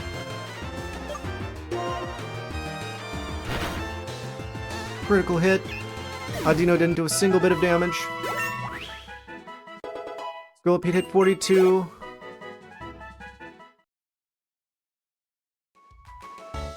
Slowly but surely, we're getting closer to the big moment, to the big fight.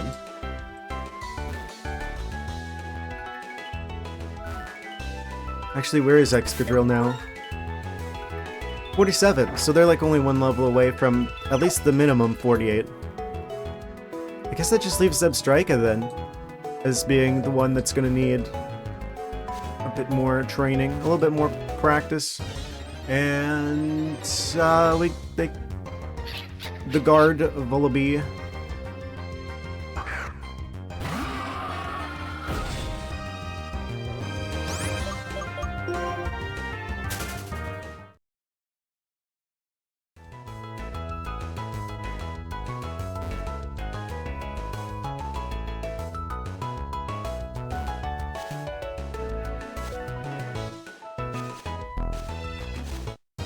One tile away.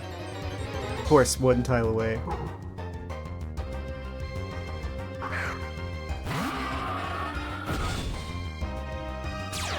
I don't know what else we could do for Scolipede's type coverage. I feel like they're already pretty solid. I like having Protect on them.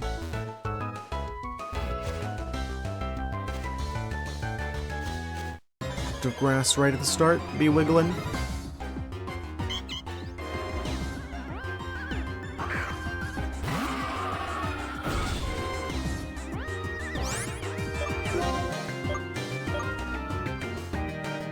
Poison Tail, Venoshock, Steamroller, Protect. I'm probably potentially going to swap Steamroller for, like, Exercise or something, some sort of other, like, better bug type move. But I'm just gonna wait until they get to at least level 48 before I start considering stuff like that, because I don't know what else they learn just through normal level up. But once we've reached level 48 and I see what we get just normally, I would probably give them Toxic if we had access to it, but we don't have access to it. I feel like that's really good though, because they've got Poison Point as the ability, and they have Poison Tail, which both can poison like that, and it can crit for 2 times damage. Rinse Mega Horn, which is the strongest bug type move. I might learn that over Steamroller. If I have it. I don't know if I have it. Yeah, Venoshock's gonna do a lot here. Yeah, Venoshock just totally, like, finishes him off. I mean, that was a crit, to be fair. But still, that does, like, big damage if they're poisoned, and they have both a move that does poison, and they have an ability that does poison. But I feel like I get a lot of value out of Venoshock.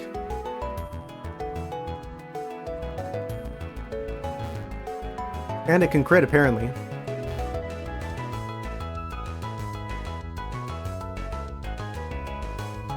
I have no idea. Yeah, I'll look through moves for them after they hit 48.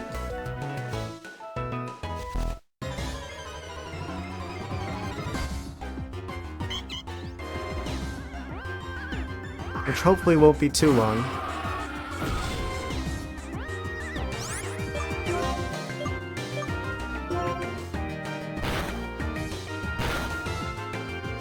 And of course, they make us sleep, they're making us snooze. This is why we buy the Awakenings.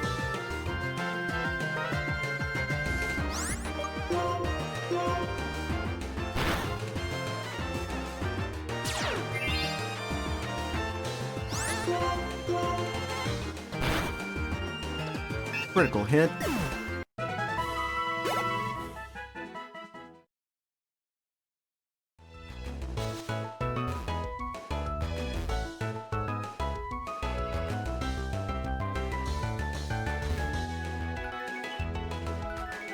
I don't know how many more Adinos we gotta fight. Bring him on.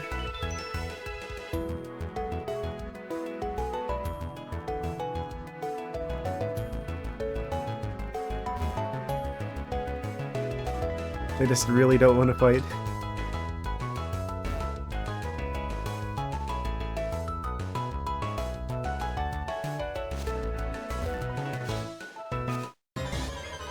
Challenger approaches.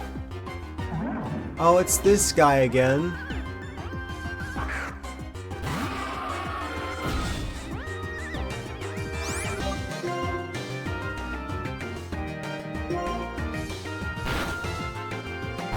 How well do we do against him now? This crit doesn't do much of anything. I think he's got like one move that I need to be worried about, but it's like totally random which moves they hit.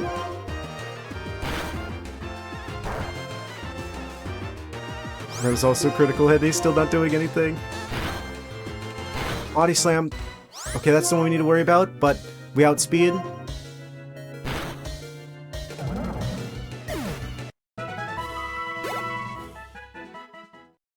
Awesome. I'm gonna go back to the Pokemon Center to heal after that one.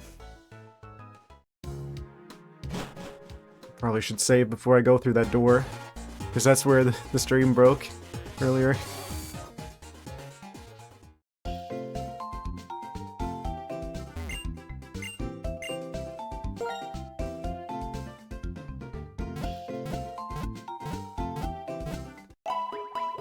Did they have to make it so the animation places all of the Pokeballs down individually?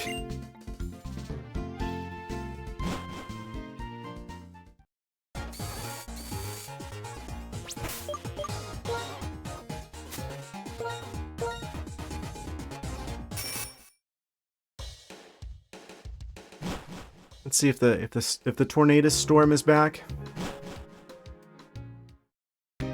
Nope. It's so crazy. It's like the first half of the stream. It's like there was Tornadus appeared like multiple times, but now they're just like I guess they're way off on one of the paths that we can't get to yet.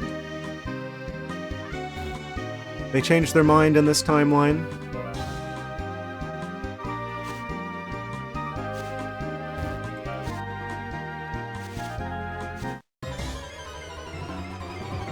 I'd be tempted to catch them, but...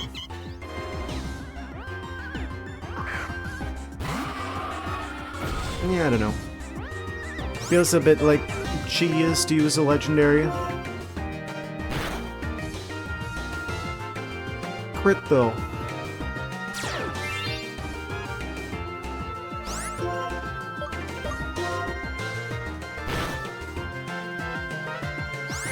Scolipede, no.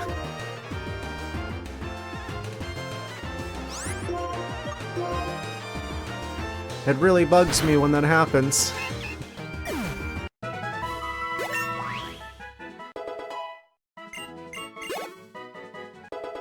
Excadrill hit 48. Okay, Excadrill has officially hit like the level that they need to hit. I'm gonna keep the XP share on them because I want to try and give them a little bit extra. But yeah, I think whenever they hit like 50, I'm gonna go ahead and take the XP share off of them, so it's all the experience points are being channeled directly into the Scolipede.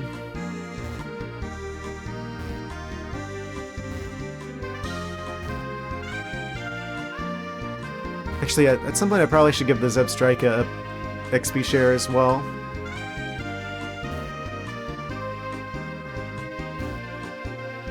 Actually, I have a spare one. I should just do that. They only need about 4 more levels. Item.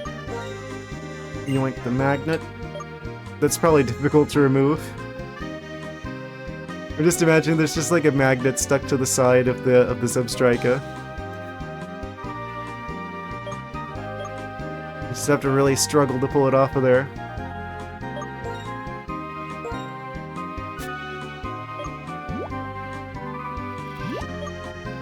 I should be able to give him the bicycle and then he's just like riding around on the bike.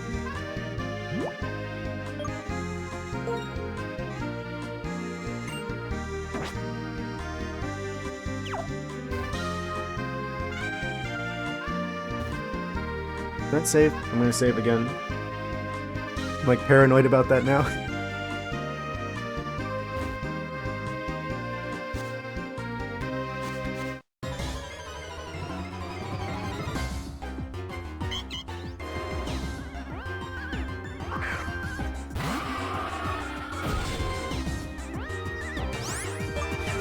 It's like my Pokemon are lifting weights, but instead of there being like the metal plates on either side of like the big weight, it's just like 2 Audinos.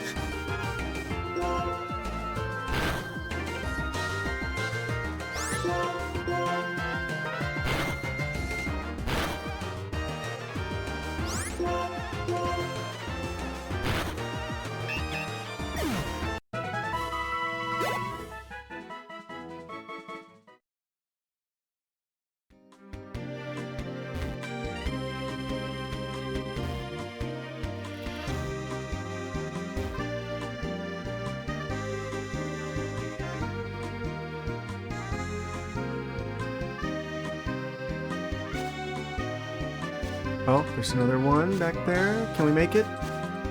Yes, we can. And it is actually an Audino. 36, no less.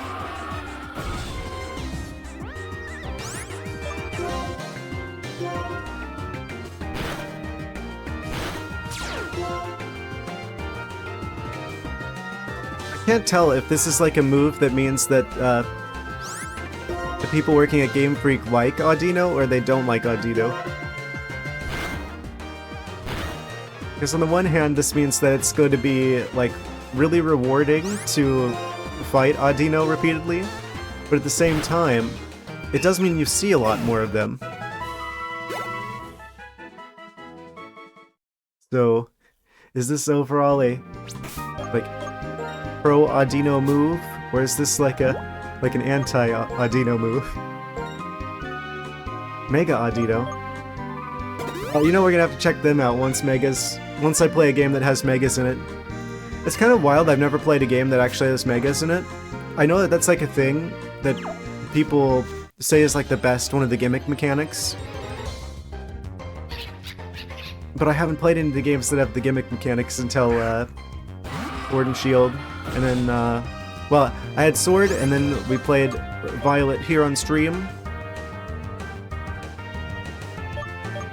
But I hear a lot of people say that Megas is like the best one of those one-off mechanics.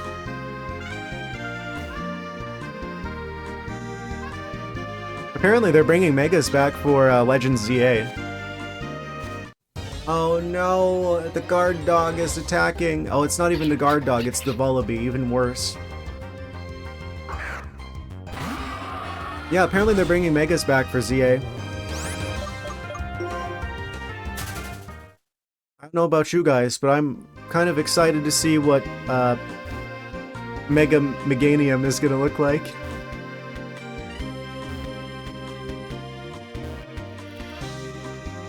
We already know that they're going to get Fairy typing. They've got like a Fairy type move. Pretty much everyone agrees that they're going to get Fairy typing. It could be like a Mega Mawile situation, where they're going to...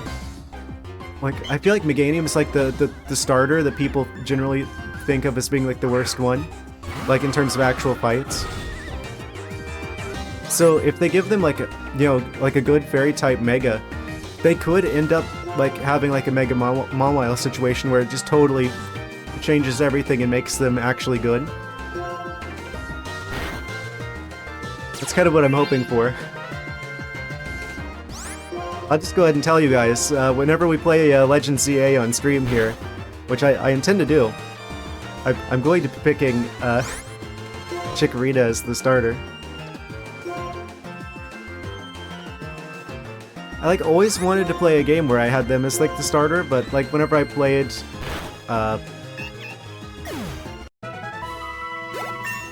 Gold originally, I ended up going with Totodile, which is weird for me because I usually like the fire starter. He learns Toxic through level up. We don't get access to that normally until we literally can't get the TM for that until after the champion. So the only way that we could possibly get this is through level up.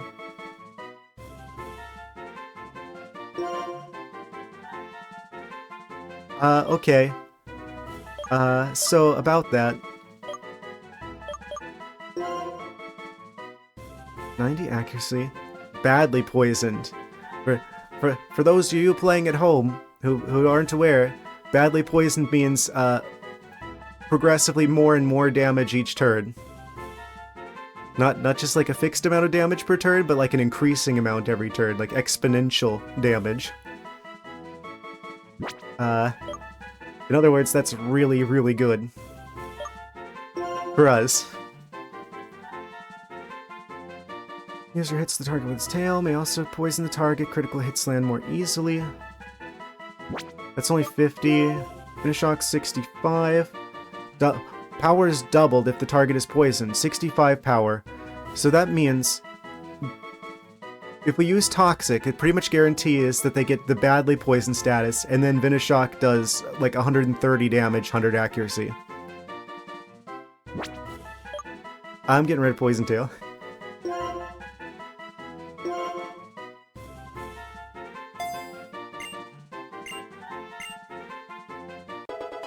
So it can reliably cause the poison status effect.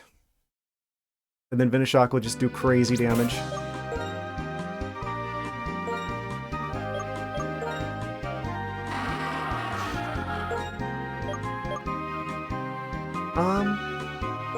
That's kind of exciting. I forgot that they got that through level up.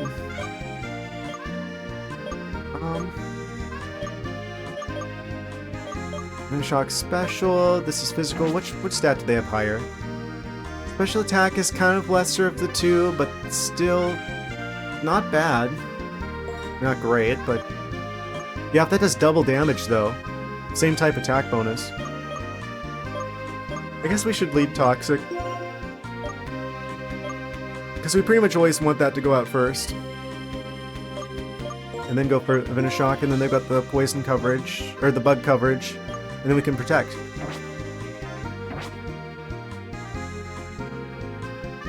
Excisor is the best bug move it can learn. I was mistaken. Yeah, we actually have the TM for that one, so I'm probably going to end up using Excisor. I just want to give them a chance to get whatever moves they learn through level up first, and then whenever they hit 48, then I'll put Excisor on them if they don't learn something better, or they don't just get Excisor on their own.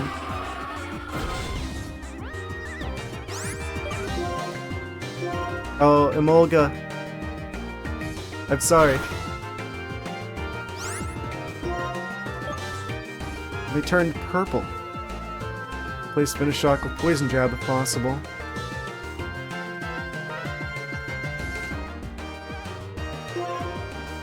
Yeah, sorry about the ad.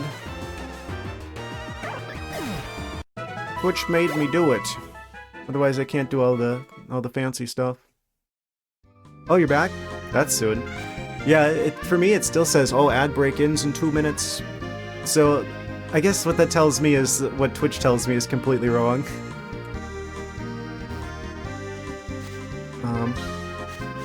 Yeah, no, like you were saying, Excisor was... I'm going to put that on them anyway. I was tempted to do that from the start. I just want to see what moves they get through level up. And then once they hit 48, then I'll give them...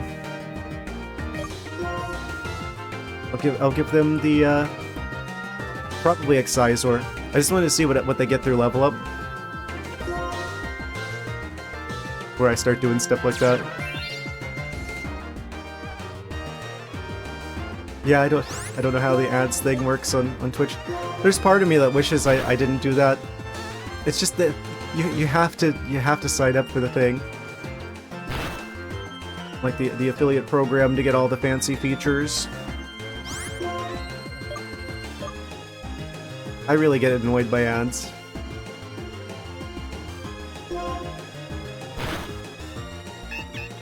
Poison Jab is really good for it. I wonder if we've got a couple poison type moves. So yeah, once we hit 48, then I'll start looking through those, see what we can do. Just, I don't know if they learn anything else between now and 48, because they do still have a couple levels to go. They're almost there though. They're at 44. Game is on Route 6. I probably have it then, because I've been pretty good at collecting all the stuff. Okay, just quick save, just in case. Yeah, just 4 more levels on Scolipede. Yeah, Toxic is huge. Actually, do I have Poison Jab? I probably already have Poison Jab.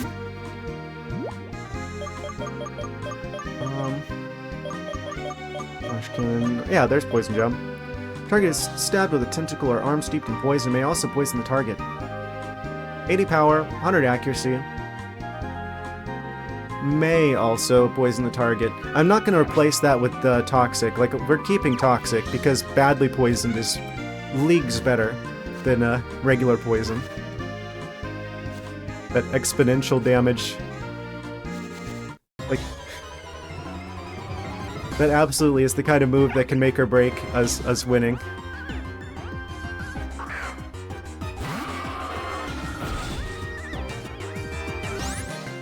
Maybe I would swap out Protect, because I feel like it's harder to read in NPCs. Because they're like kind of random to a certain degree.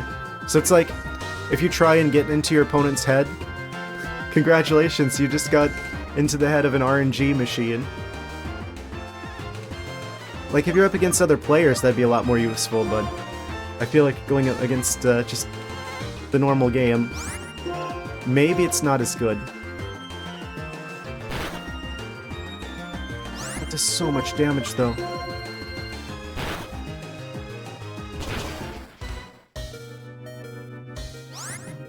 Use your X transceiver and call Bianca. I want to see something about your starter.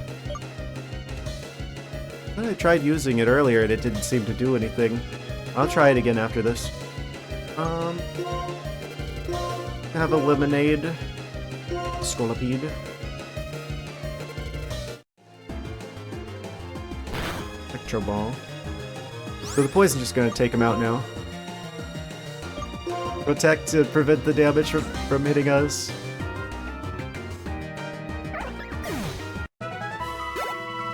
I don't know, maybe it's worth keeping Protect. Zipstrika hits 45. Very nice. Okay, let's get out of the grass. And then I will do another save because of the Zipstrika level up. And then we'll check on the X transceiver. Can I use this? Yeah, all I can do is hit cancel. You should use your X transceiver and call Bianca. Yeah, it doesn't look like I can do that. Do I have to be like off the bike?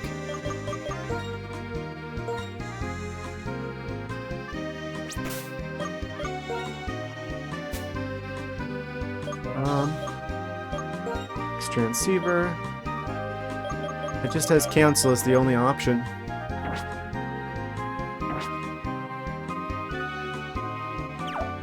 Oh. Use bottom screen.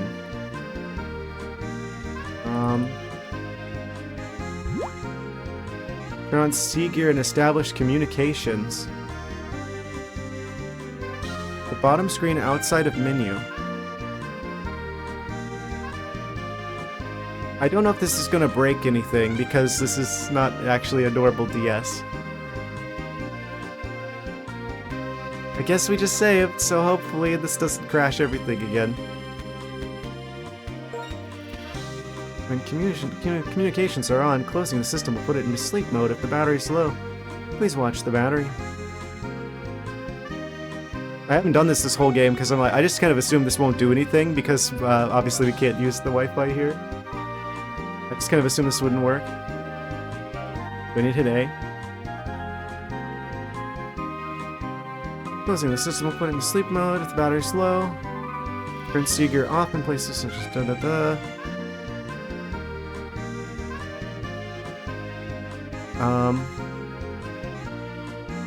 Kind of not doing anything. I hope I didn't just soft block myself.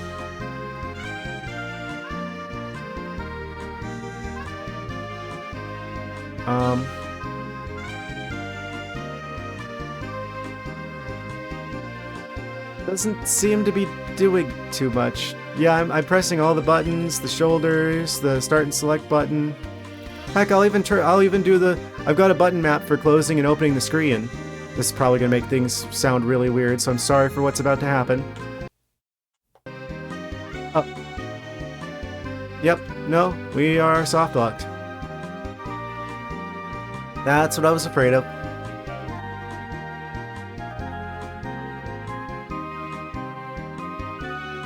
I don't think this is supposed to take this long. That's fine. This is why we save constantly, because we had that trouble earlier, right? Where the game just crashed on me, so I'm just gonna revert back to the previous save, because that's definitely not working. Okay, how far back did that send us? Gotta love save states. I should have been using them. Never added Bianca to your contacts. Yeah, I didn't really know that was a thing. Maybe I did. I don't know. Wait, do I have like a thing for that? Like the PAL World, the PAL Pad.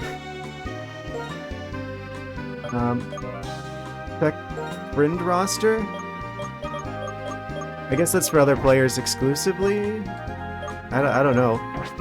Yeah, I mean, none of these features are gonna work because it's like there is no Wi-Fi on this DS. There are no brakes on this train we're on.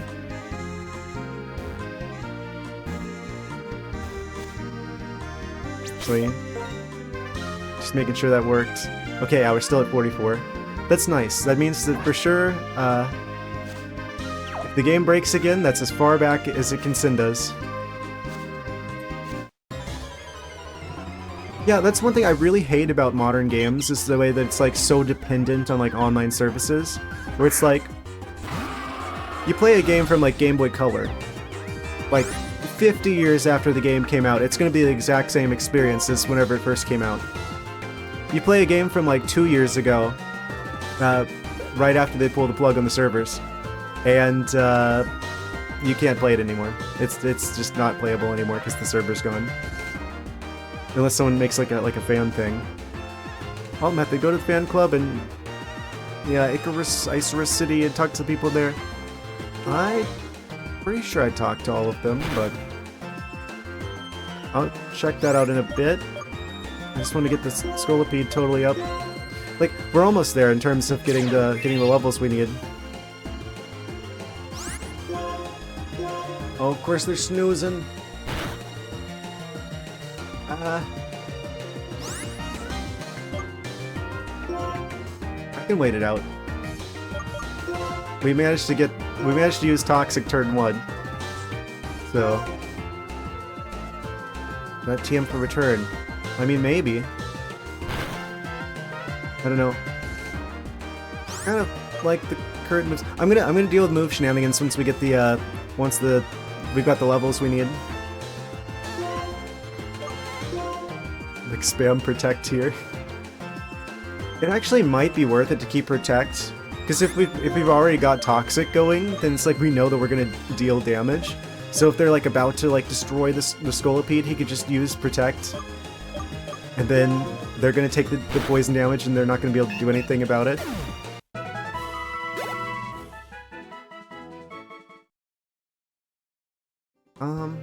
I'll check. TM for return.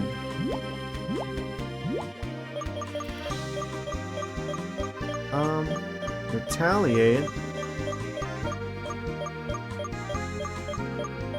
Kind of don't want to spend too much time in the menus this time around. I don't believe I do.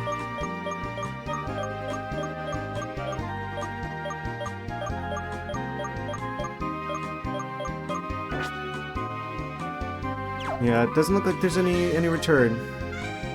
I think you just buy that one at one of the TM like stores, if I remember correctly. I know the one that if your Pokemon hates you, it like makes the damage go up is there, and I think return's like the one that you get that's like the opposite of that. Like if your Pokemon likes you, then the damage goes up. Yeah, I'm pretty sure you just buy that one. Nimbasa City. That's a cool name for a city. Looking like Pokemon Las Vegas. Do you think they called it Nimbasa because it kind of sounds like Nevada? That's where like Las Vegas is, and it kind of feels Las Vegas-y. It kind of feels like a stretch on my part. I can see it though.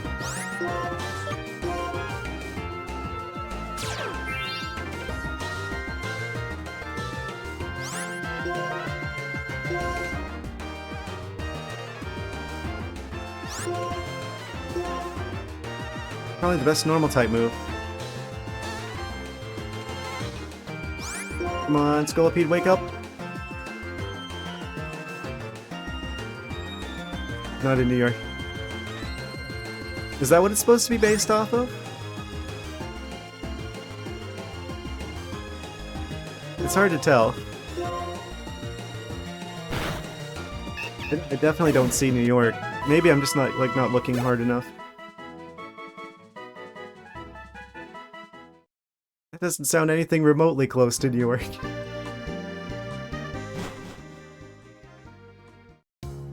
Yeah, return's probably one of the better moves for the normal types.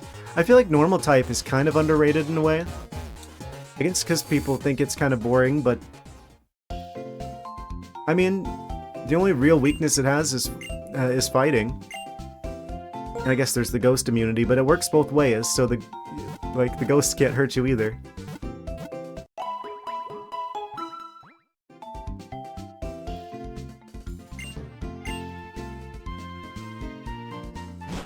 I feel like they get a lot of interesting moves.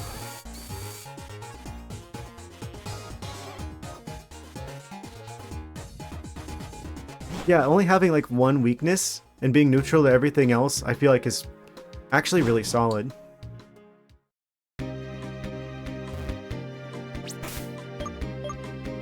Of course, someone who's played an entire playthrough with just the Ferret line would say that. Pokemon Gold. I'm looking forward to doing more runs like that. That was fun.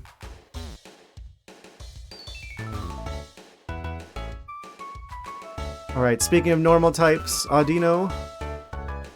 I know you could hear me.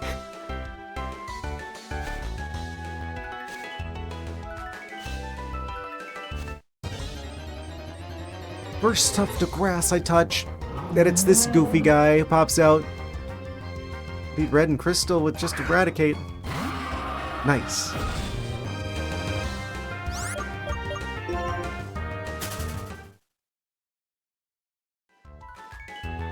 Big Rat.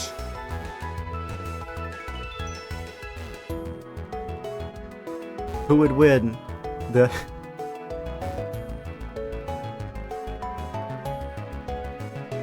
One of the most legendary Pokemon traders of all time, or rodent, but large.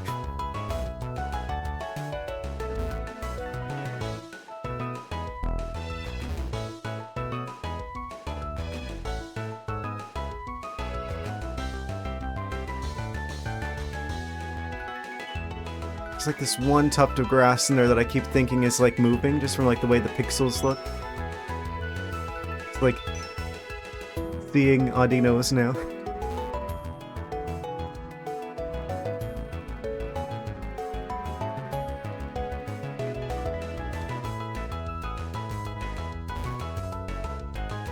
I'm gonna see this one part of Route 10 in my dreams, and also possibly nightmares.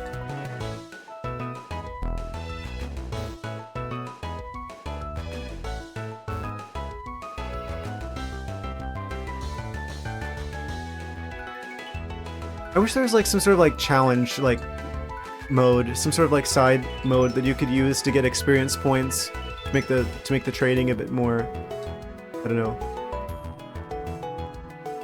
Something that isn't just going back and forth and then fighting Audinos.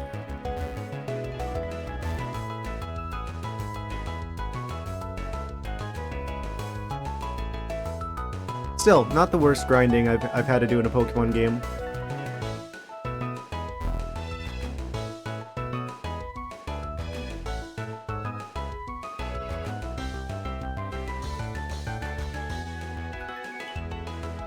And then imagine, like, shiny Audino pops out.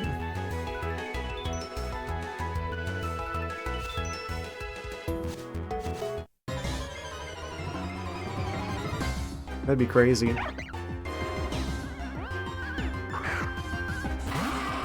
shiny Emolga, perhaps.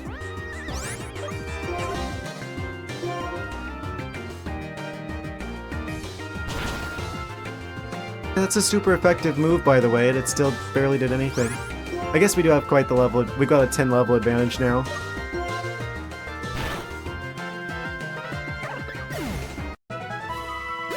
Absolute destruction of the Emolga.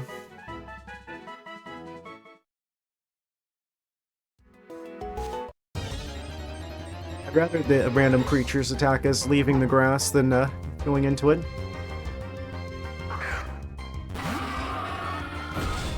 I wish repels lasted longer.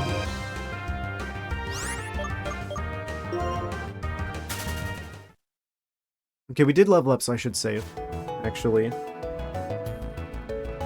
There we go.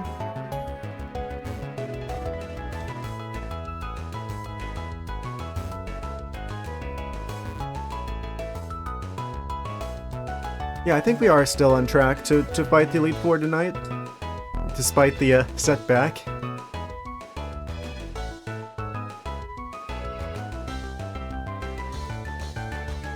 That's gonna be fun to edit. I hope the footage didn't get screwed up.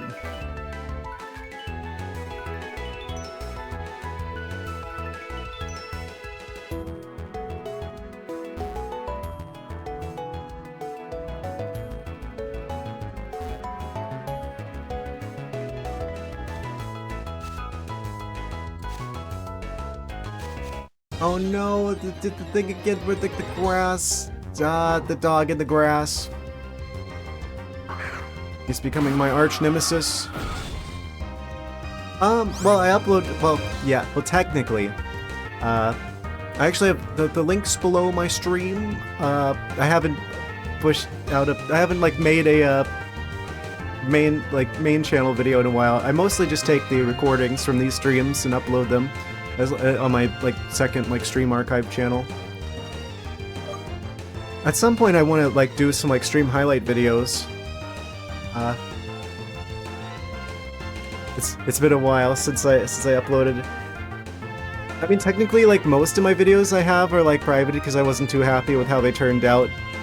But then I have, like, the one, like, indie game review. And then I have, like, 2 reaction videos that I keep wanting to take down because I'm like, that's really low effort. It's just tricky, you know? Time-wise, being your own editor. Oh, I don't know if I told you, but I also kind of have a bit of a thing going on where I'm also a game developer. I'm like working on like developing an indie game with some friends. And that kind of takes a lot of time. So that's like the main reason. If I was just doing YouTube stuff, then I'd probably have a lot more videos out. I don't know. Don't want to make too many excuses here. But I've been working on a secret side project, though, that'll hopefully help me deal with the lack of editor problem.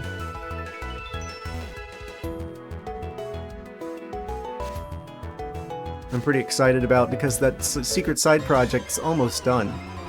And then hopefully I'll actually start at least being able to do like stream highlight videos regularly.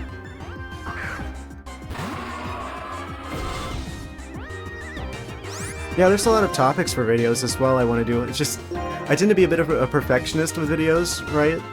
So, like that one, like, what was it, 6 or 7 minutes of that one indie game review that I did? That took me like an entire month.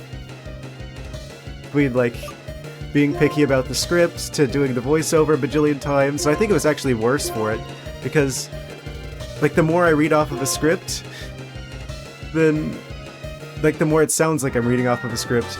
Stream is what you want to do, I'm not going to tell you not to do it, but to be honest, it's much easier to grow focusing on YouTube than Twitch. Yeah, but I feel like if I didn't do... well, I feel like Twitch is for different purposes. I don't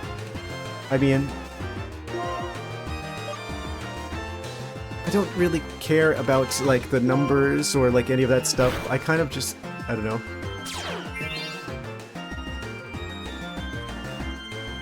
Share the thing that I'm passionate about with other people. Just kind of hang out with people over something that I enjoy. I don't really know if I care about, like, growth. I'm not gonna get obsessed about, like, numbers. I feel like anytime people do that, it's like... eh.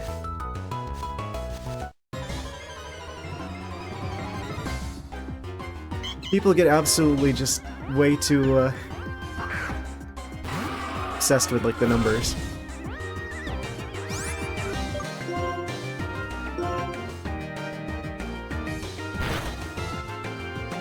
I mean, don't get me wrong. I mean, I definitely like the thought of people enjoying what I do and finding it worthwhile enough to, you know,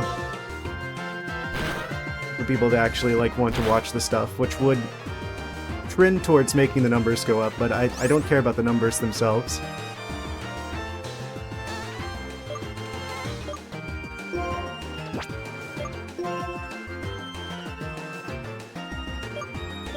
Thank you. Really appreciate that. You have what you call a broadcaster voice. That's awesome. Thank you for telling me that.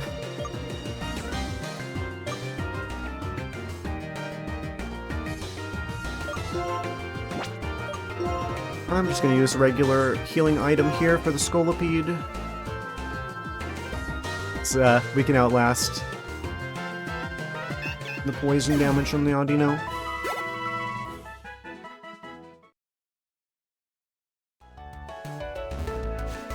They're still asleep, aren't they? Yeah. Well, we gotta take Scolipede to the Pokemon Center to have them wake up. Are we still grinding? We are. We're getting close to the end of the grinding. I thought you'd have enough time to do your morning walk. Scollipede's at 45. Out of 48. Actually, let's just kind of check on the team status so you can see kind of what's happened in the meantime.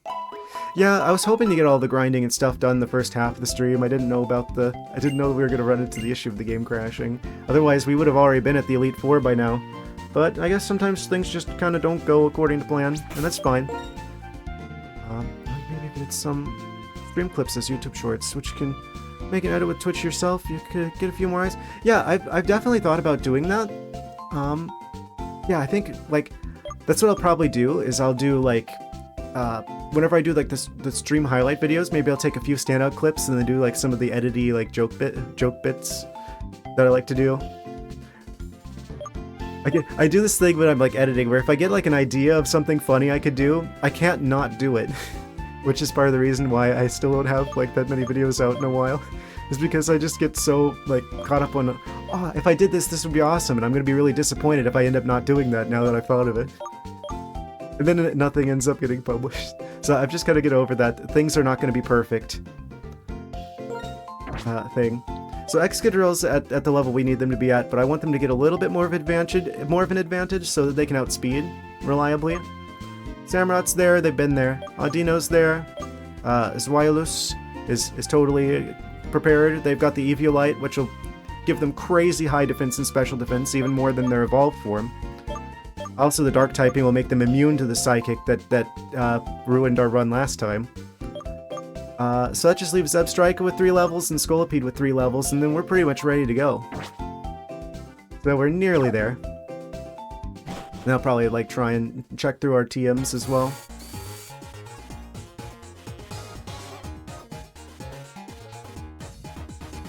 In a good grind doing that maybe 6 months ago, but haven't started working on stop motion videos, which pretty much takes all my content creation time. Oh, nice. If you got any videos out there, you should send me a link to that. I'd be really happy to check that out.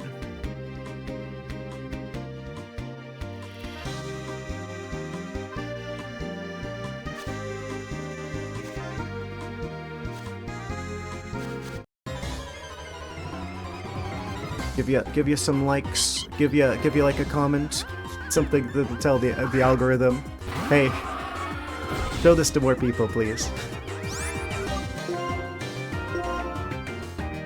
Just send me a direct message on Twitch here, probably the best place at this point. I'll check that out after the stream.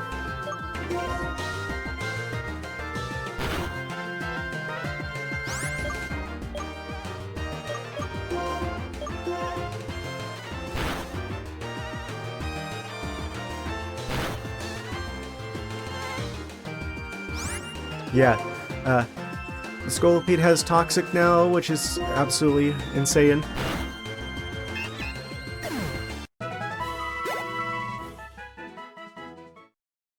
It's like one of the best poison moves. We're still in one of the generations where like everything learns Toxic, but we don't actually get access to the TM until after we beat the champion. I looked it up. That was kind of a pleasant surprise. I mean, I guess I should have expected they probably learn Toxic because they're poison type, right? But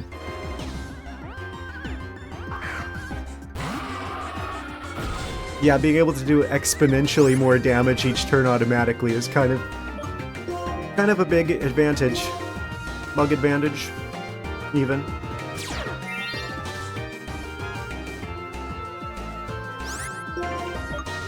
And also, their nature has, like, their speed boosted as well.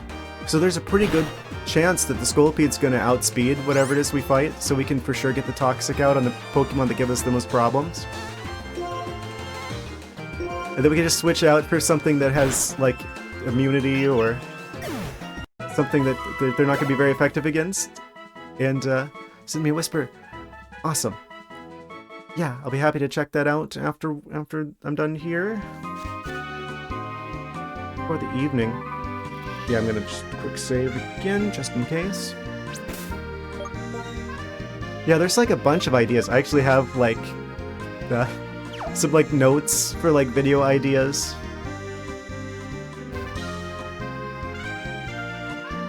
The game development taking a lot of time, and also the secret side project that I've been working on, which you guys will be finding out about soon enough. Whispers are such a dumb, weird name. Yeah, it's kind of weird. I guess it's kind of like paralleling like Whispers in World of Warcraft or something like that, right? Like that, where that's like what they call it whenever you're just talking specifically to another character instead of using the general chat. So, I guess it's kind of going back to like their video game roots, calling it Whispers.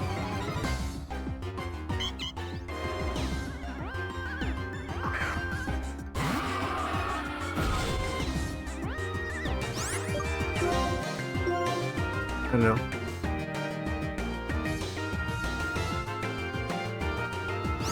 I guess there's still a lot of people that stream that game, to be fair. I was about to say, oh, I mean, it's kind of an outdated game. I mean, game came out in 2004. Then again, it's still going. Kind of. Not really the same game anymore. I kind of don't want to go down the... my ongoing disappointment with the state of World of Warcraft, but... I miss the game that used to be. I'll just say that. I don't see myself playing it again at this point. And it's 46. Excadrill and Zebstrike can both get 1,000 each.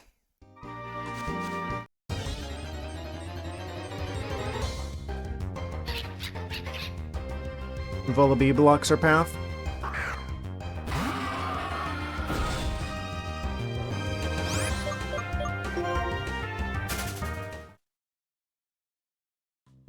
Let's go ahead and do another quick save, since we did level up.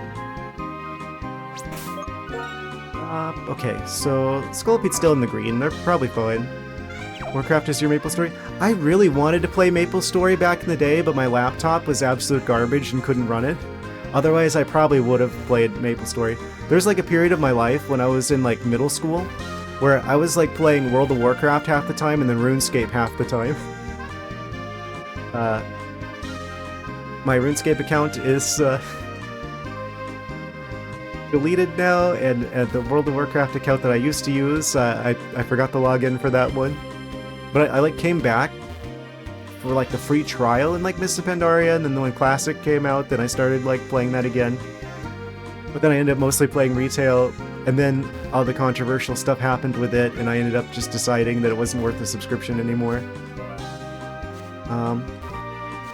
Never gotten to WoW, but I understand why people still play it, because you played Elder Scrolls Online at launch and bought limited release cosmetics, so feel necessary to play it every once in a while.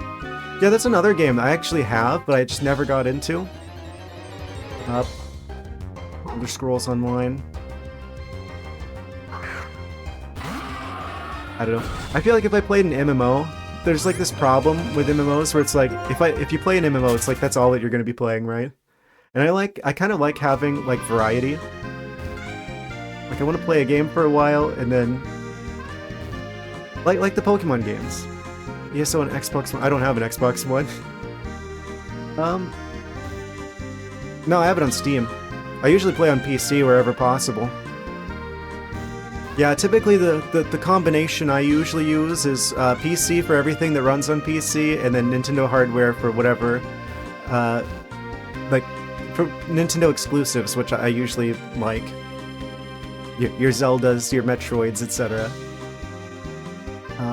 I do have a PS5, which has largely been gathering dust because there aren't exactly a whole lot of games that are exclusive to that one. I was so mad.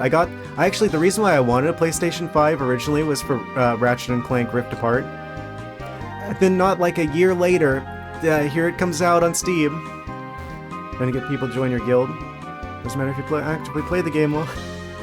I would if I could. I'm assuming there isn't like cross-platform play. I actually don't even like have like a character setup or anything yet. It's just like I think it was like on sale at some point. I was just like, ooh, that's a good deal. I'm gonna pick that up, and then add it to my Steam back catalog. And I just haven't got past the character creation menu. So I used to have a bit of a problem with just like buying games like crazy on like the Steam summer sales. Like, oh, if I'm gonna play that at some point, I should get it up. I should get it while it's cheap. Buy it up while it's cheap. And now I've got like a backlog of like over like 400 games. To be fair, most of this was from like Humble Bundles. So, oh, thank you for the heal, Audino. It's a shame they can't use that on themselves. I think I have to have a certain amount of guild members to use certain features.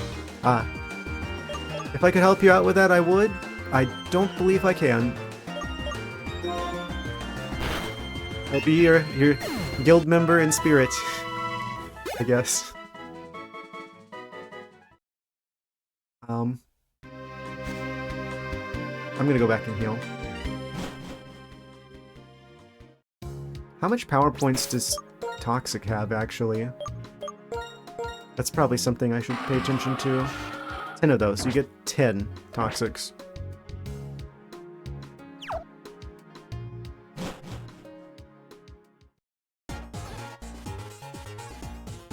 Like, I almost went back to play World of Warcraft for, like, the dragon expansion that they came out with recently, because that, like, oh, you get to play as, like, a dragon, you can, like, shapeshift into one of those.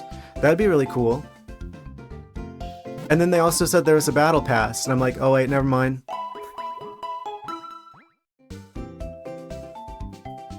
Just like the meme of Squidward with the lawn chair, where he's like excited he's bringing it out the first panel, and then he's just like packing it up and leaving angrily in the second panel. Had to bring 6 party members to a specific point in MapleStory to even start a guild. Yeah, I think you had to get like 5 people to sign a guild charter in WoW. If you're ever famous for content creation, have a requirement for a collaboration, be that they can join your guild. I mean, fair enough. I don't know, maybe I'll check that out at some point. There's a part of me that thinks it'd be kind of funny if I tried like EverQuest on stream. I know there's like a race of lizard people in that game. I like the idea of making a character that's basically just like a Lizalfos from like Ocarina of Time. I think that'd be really funny.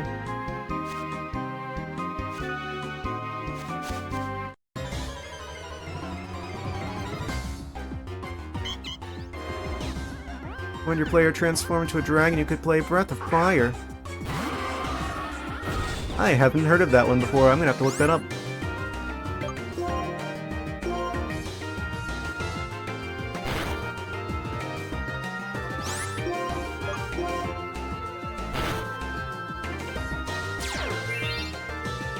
Yeah, we're dealing good damage now.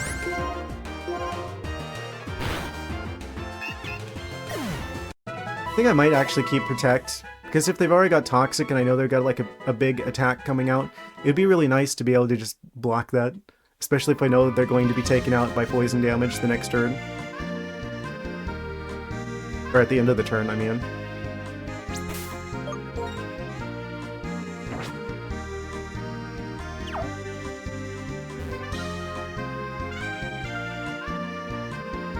Come on, Audino.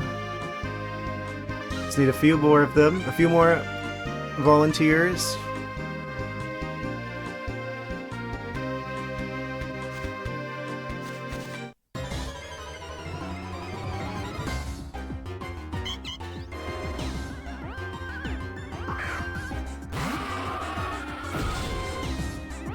I really wonder why. I feel like Scolipede is like a fan favorite Pokemon. It really surprises me that I didn't see them at all in like Sword and Shield or Scarlet and Violet.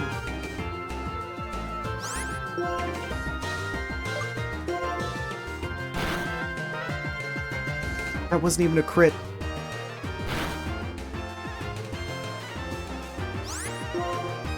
Okay, I'm just gonna spam Protect. We'll probably wake up. Oh, actually, the poison's gonna take them out before they can do anything to us.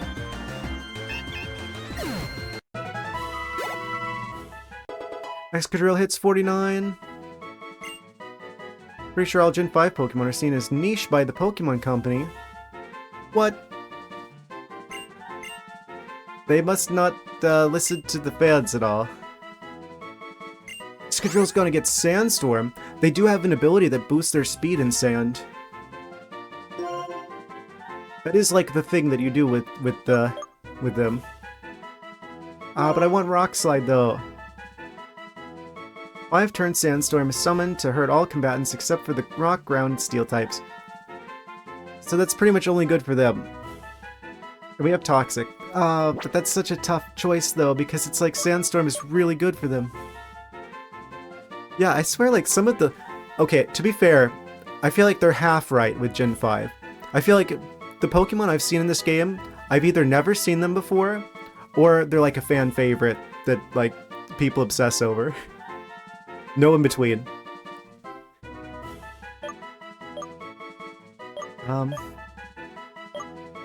Would I rather have Sandstorm or would I rather have Swords Dance? I really like the thought of having Swords Dance. Sharply raises the user's attack stats, so that's a like 2 stages boost to attack. Versus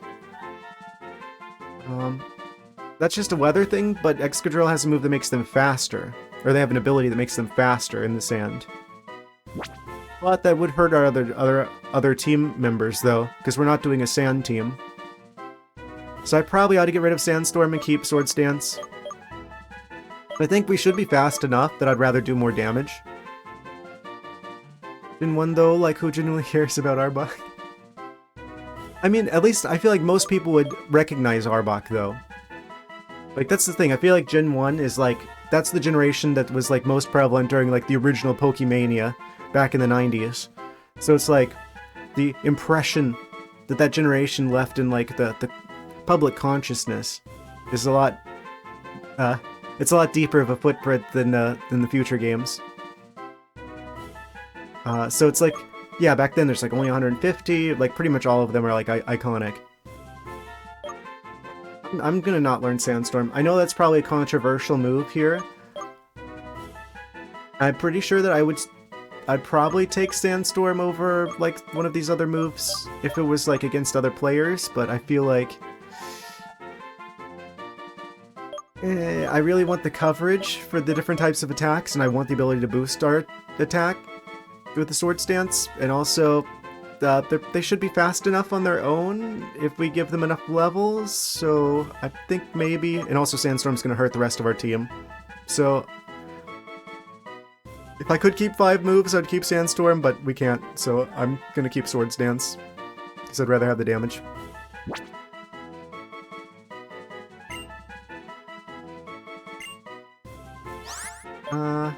Yeah, we're gonna keep the old moves.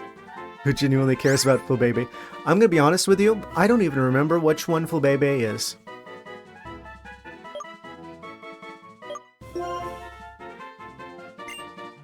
That's like a bug type or something? I don't know. But then there's like games like, there's Pokemon like in this game though, like... I legitimately didn't even know about Ducklet until this game. If you had asked me, what's the blue duck Pokemon? I would have been like, oh, you're talking about the starter from the most recent games, right?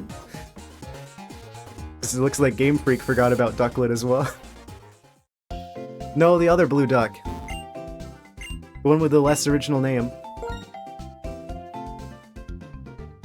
Gold duck? Yeah, no, the other blue duck.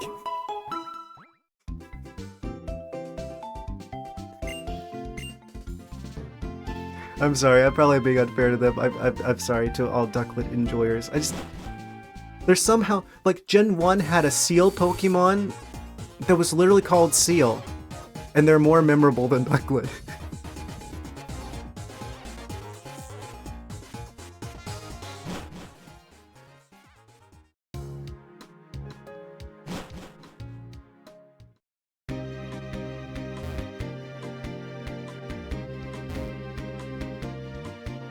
I'll stop. It was just a better Pelipper until Pelipper got Drizzle. Okay, so in terms of actual usage, I guess maybe. I mean, Swana's different. I feel like Swana's not as bad. They're out for like a decade.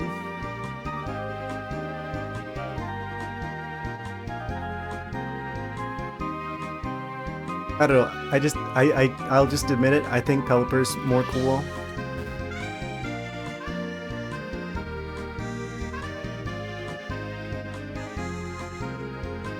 I'm sure it's nostalgia, right? Because here's the thing, like the Pokemon game I spent the most time in when I was younger was Pokemon Sapphire. Which is also probably why my favorite Pokemon is Blaziken. So obviously if you ask me what's the best bird Pokemon, I'm gonna go for Blaziken because they're my favorite Pokemon. Period. But obviously the big part of that was they were my starter. Say something nice about Ducklet? Well... I'm sure there must be something. Ducklet. What can I say about you? Tornadus is a bird Pokemon? What? No, they're not. It's just like a guy riding around in the clouds. Water bird Pokemon. These bird Pokemon are excellent divers. They swim around in water eating their favorite food, peat moss. Isn't that bad for the environment for them to eat peat moss?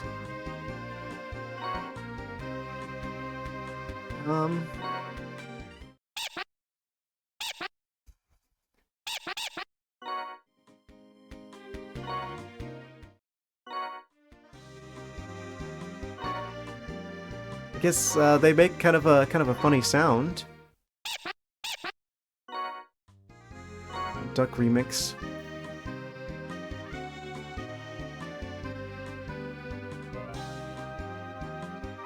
Yeah, they're really good at they're really good at swimming. Yeah, there you go.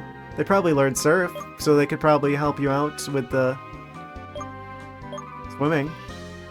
They turn into Swanna. Swanna's a bit more memorable, but I guess that's just talking about the Pokemon they turn into and not themselves. Isn't as long and annoying as Jinx. True. They don't pose the same, like, weird existential questions that flying ice cream does. I'm calling it. I said it earlier, I'll say it again. I think the next generation, the next games that we're going to get, the next region, I'm going to call it. It's going to be Pokemon Italy, and we're going to get a flying pizza. And like the first evolution's going to be like one slice of pizza, and the final evolution's going to be like the whole pizza. You know they're going to do this at some point.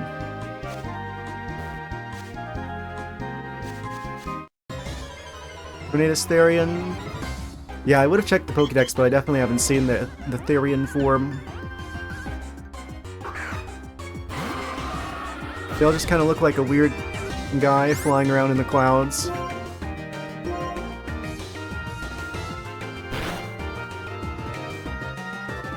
Do what you must, Audino. It's already too late. Wait for Gen X Ducklets and Swanna regional form. Working on a Italy Pokemon fan game. We'll see who gets to the finish line on that one first, you or Game Freak.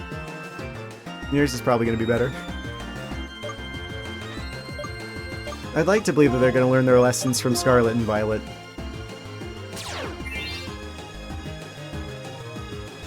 I wouldn't count on that, though.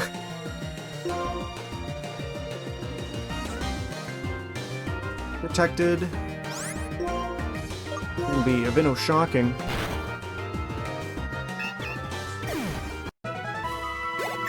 And Scolipede hits 47.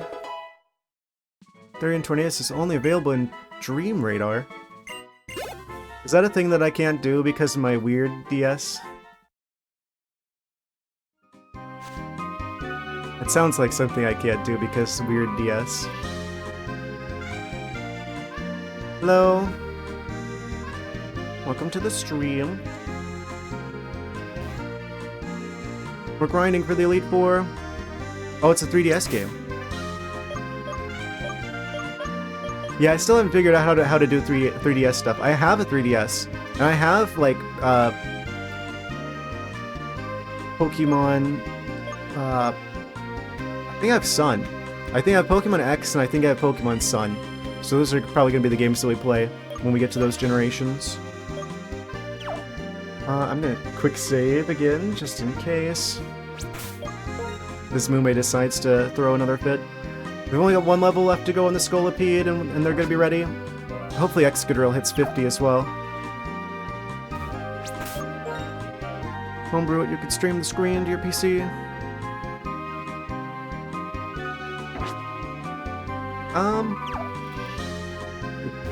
Don't know how to do that, and I don't want to brick my 3DS. Maybe I'll look into it. I feel like there are plenty of options for conventional magical 3DS shenanigans. I should probably get back on the bike. Re-equip the wheels.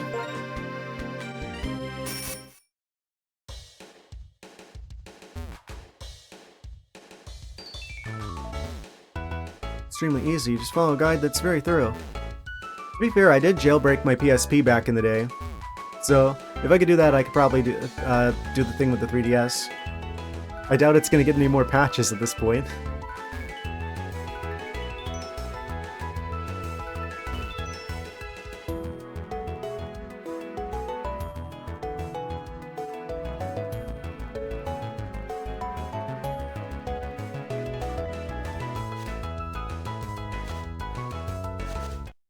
Just need a couple more Audinos to volunteer. And by volunteer, I mean sacrifice. What? I said volunteer.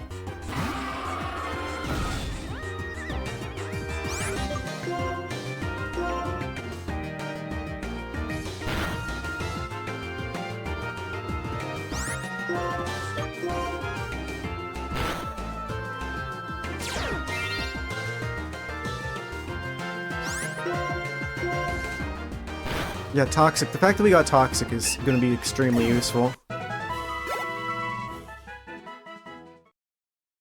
Starting to wonder about Zebstrika, though? Where are they at level-wise? Still only at 45, so they might need a little extra time to catch up. They just had to make that sign, like, 1.5 tiles wide.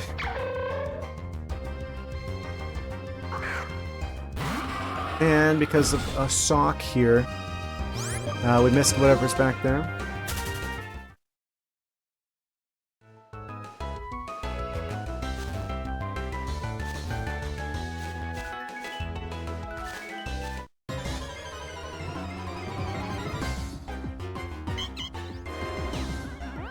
That's kind of crazy that they have like a thing for streaming the screen to your PC.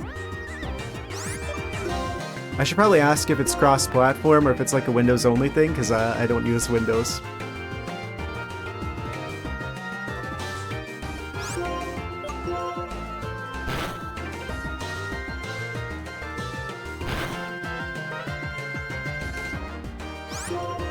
It's probably fine.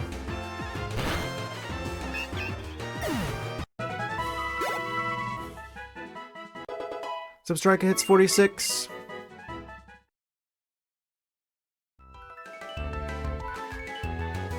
When will I stream next? Provided everything goes well, should be Monday night. My stream schedule is below, and it is accurate up until now. I should add that back onto like my stream ending screen. I used to have that on there, but I removed it like on the last stream I did. Yeah, I typically stream Saturday night, Monday night, and Wednesday night.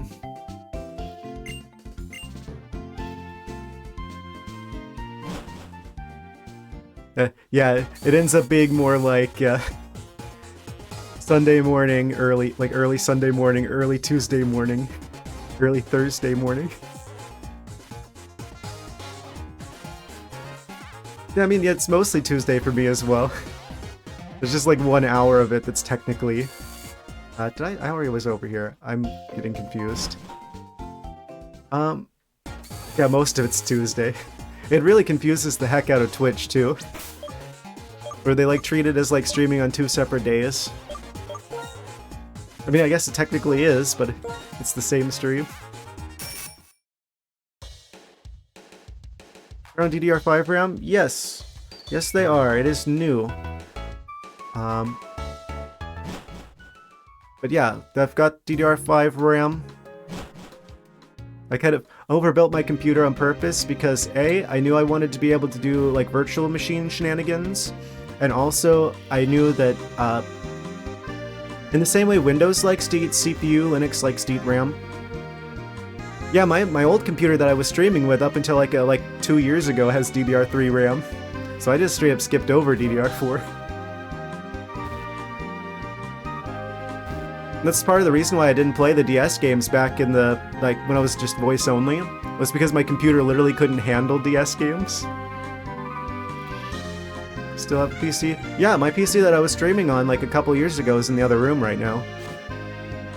Originally I was going to use it as like the streaming PC, like I was going to have it handle like all the stream stuff, and then I was going to have the games running on this one, but that other one is actually just so old at this point that it's not even good for that. Like literally the motion capture software for VTuber stuff was taking like a fifth of the CPU.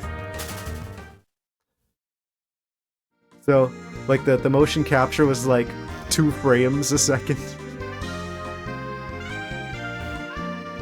So I just ended up doing everything on the new one.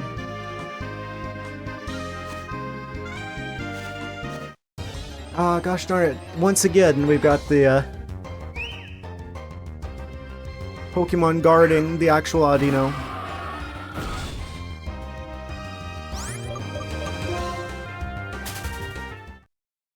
I do VTuber stuff with my phone so the PC doesn't get dragged in the mud. You do VTuber stuff? I need to look into that. Yeah, it's kind of funny. I still have to introduce myself on my main channel yet.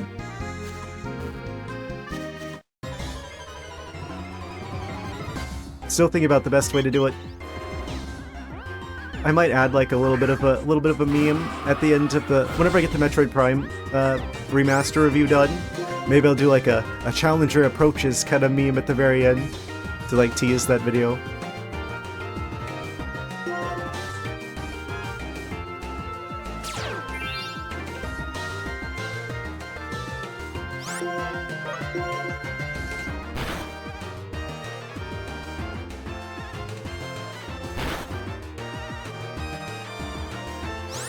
Yeah, I need to see if that would work for my...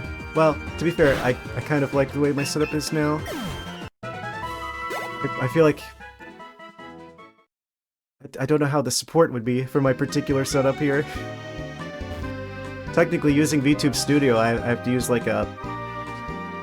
I've kind of got things rigged up in a way where I'm using OpenCFace separately to do like the motion capture stuff, and then I send that to VTube Studio. I have it all set up on like a script though at this point to get it all hooked up. I just run my stream setup script before I start streaming.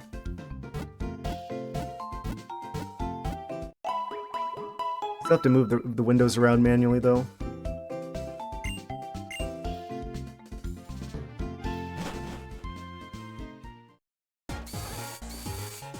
Yeah, I want to use like the programming stuff I know to add like a bunch of like crazy like interactive stuff over time. I guess that's just kind of the situation with my stream overall, where it's like over time I'm just gonna keep slowly adding to it.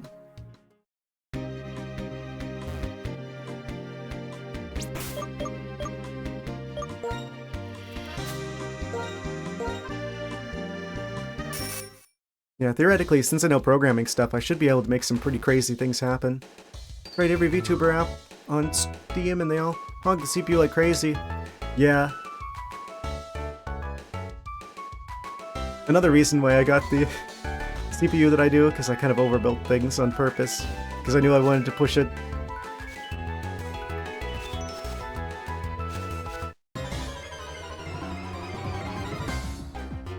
Another Audino appears.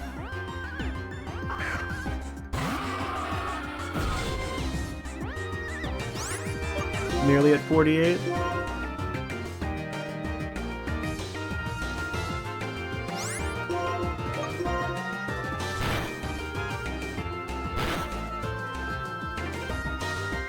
Oh man. Will this be the Audino? Almost, almost.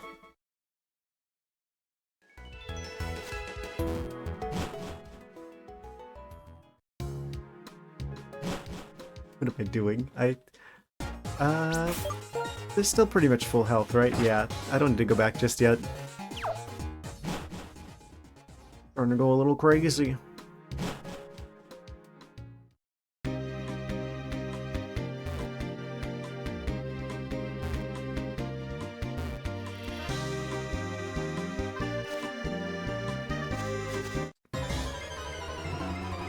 It's like maybe like a handful of Audinos and Scolipede will be finally fully leveled up.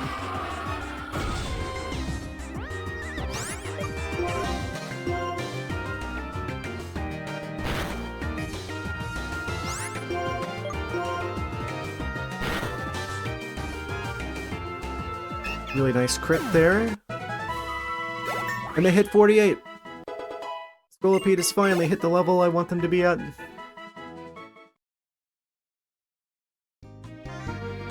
Okay, time to do some rearranging of the team. Well, first off, let's go ahead and quick save again. Second off, I'm gonna take the lucky egg from them. I'm gonna give them another item.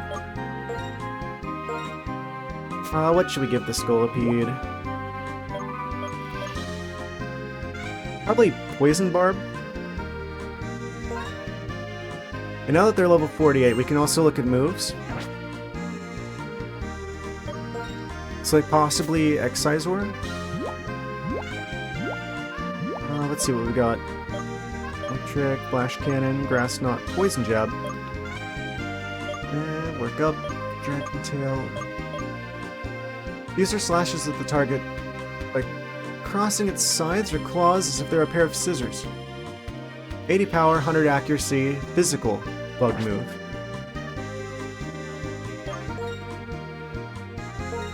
Compare that to their current moves. That's only 65, same accuracy, may cause the target to flinch. So yeah, we just want to go ahead and swap that for Excisor, probably. Is it not Excisor? Is it X-Scissor?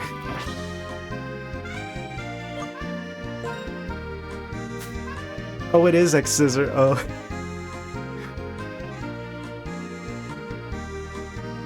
Okay, I'm being a little bit goofy.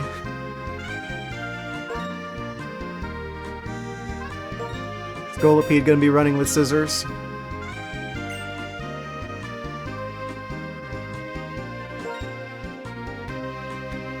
Wait, Samurott and Excadrill? I guess it makes sense for Excadrill to learn that. Well, I mean, Venoshock does like 130 power though, because you gotta factor in, we're going to use Toxic turn 1 with them, so they're going to be poisoned. Unless they're Steel type and immune, which I don't think any of them are. They're going to be poisoned, so it's actually going to be like 130 power, effectively, because it doubles the effect.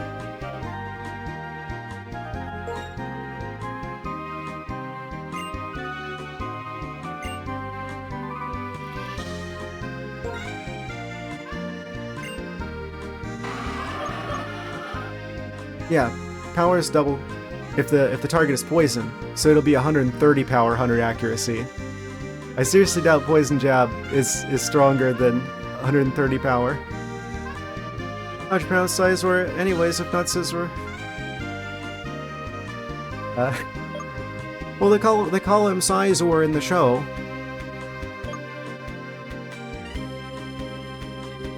User crushes this target by rolling over with a rolled up body. Attack may cause the target to flinch. So we lose the flinch, but we do gain like an extra 15 power. So yeah, just raw damage output, that's better. I don't really know what they're going to use to do that attack. What else do we have? Oh, we have Struggle Bug as well. Good return, by the way. I don't know who I'd put it on.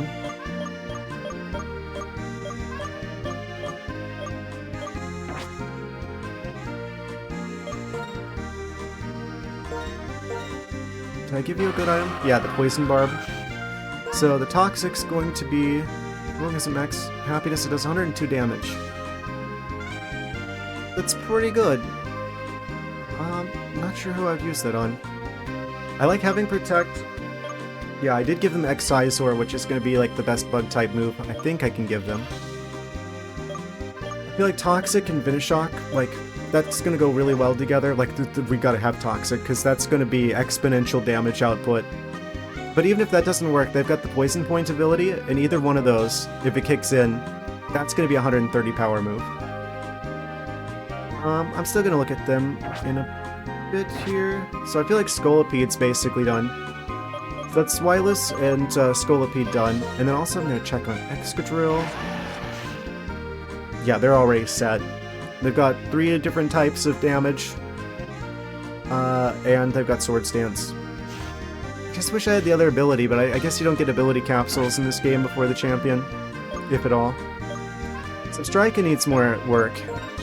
So I'm going to switch them into the lead. Yeah, I'll check Samurott.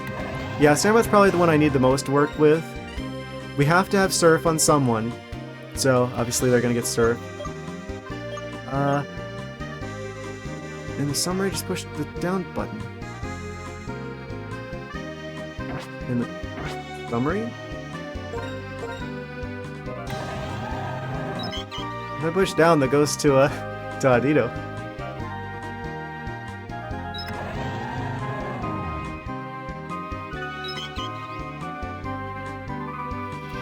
Return over Scald is better for coverage?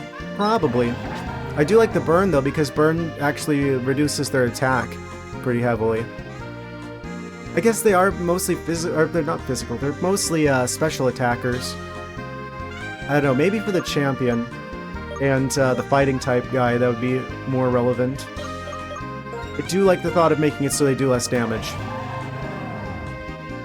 Which Burn would do.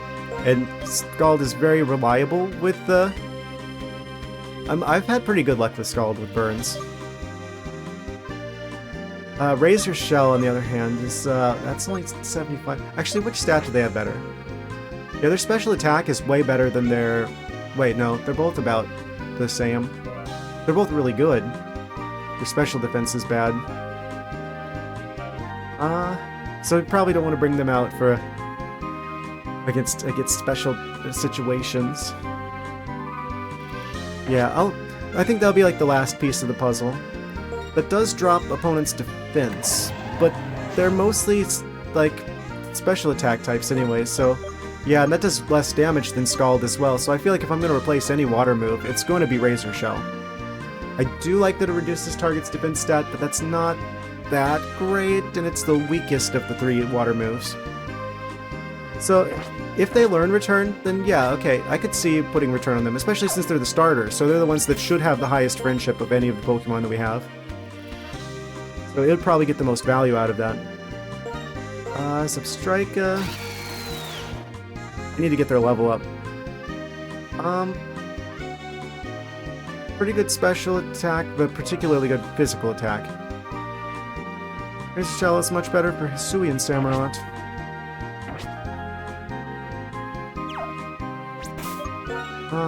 Is there any other Pokemon that we have that, Okay, no, everyone's at least 48 except for Zebstrika.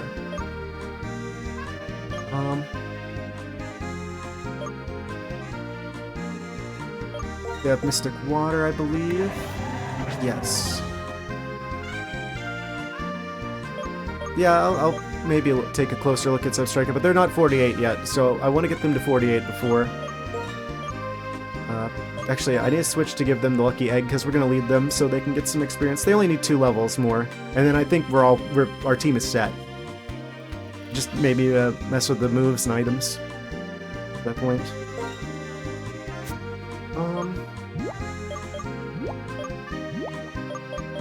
Yeah, give them the Lucky Egg.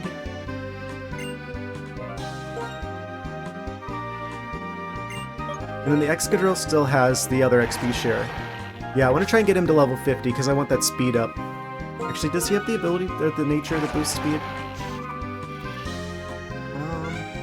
Yes, he does. Wait, no, special attack. Yeah, so he's got better special attack but lower special defense. His speed's 109 though, that's still pretty good.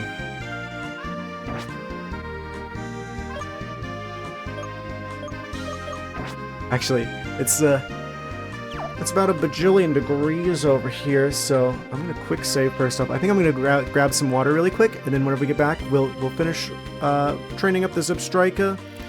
And oh, hold on. I didn't think I was gonna use this, so I didn't set it up. So I'll just make it so you guys can see what's going on here really quickly.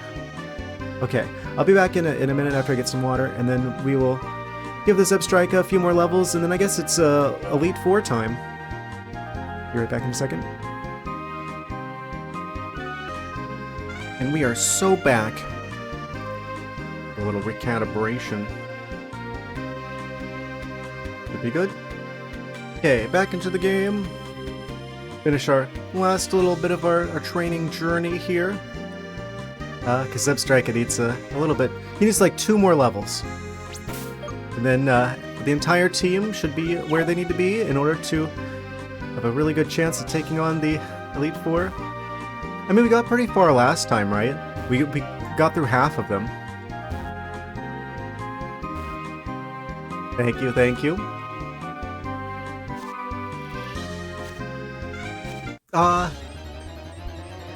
Yeah, the first one is guarded by the dog.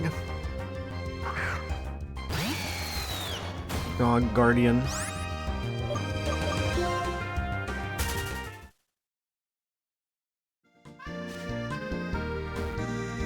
Actually, how close are they to leveling up?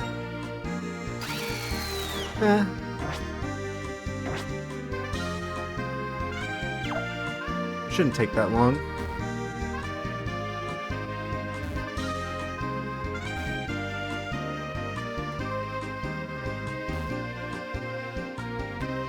The most thorough investigation of this one part of Route 10 anyone has ever seen.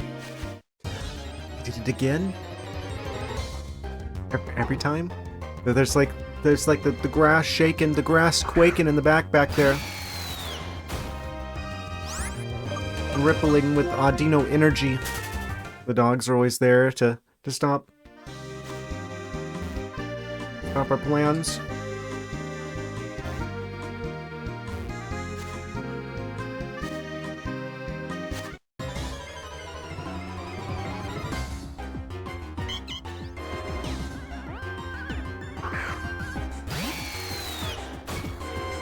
How does Zebstrika actually fare against Audino here?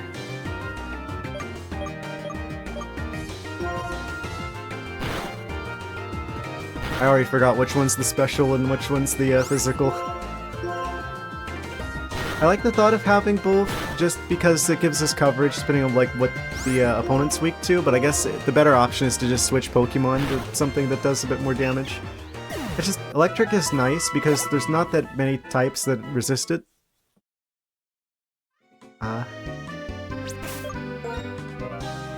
What, like ground and grass pretty much? Are about the only ones.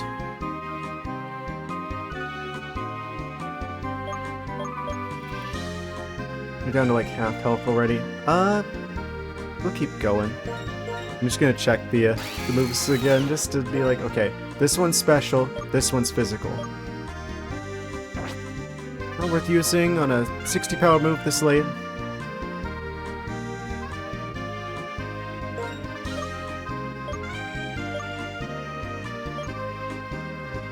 Spark is not great on Zebstrika.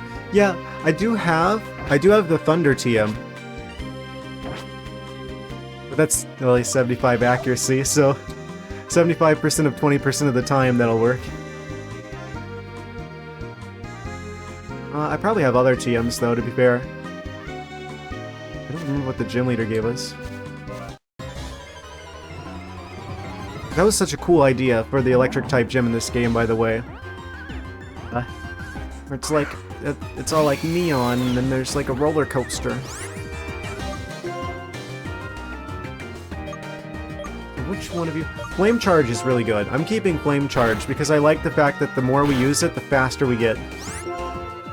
That was a crit. We should be able to survive them doing that again. Multiple electric attacks feel like one-trick pony, pun intended. Yeah, they definitely have better moves available, and I'm probably going to swap them around, but I just want to see if they gain anything in the next 2 levels. Because obviously if I end up using a TM, well, good luck removing that again. I mean, it's doable, but it's a bit tricky. They paralyzed the electric type.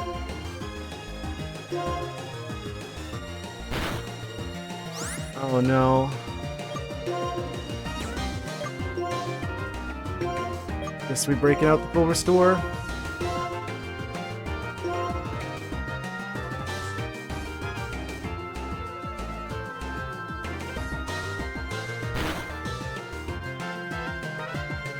And immediately the paralyze again. So much for going fast.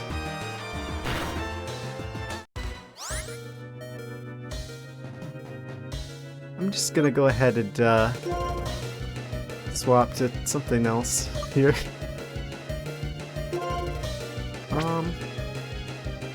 Actually, what's our best answer for fighting type coverage, or fighting type shenanigans?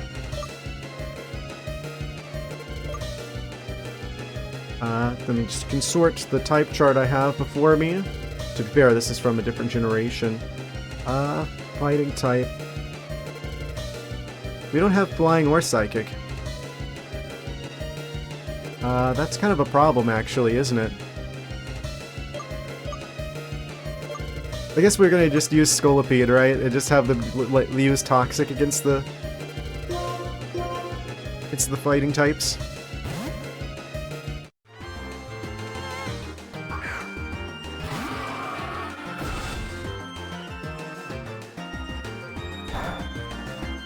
You can learn Overheat via TM, which is found on Route 11. Worth considering, worth considering.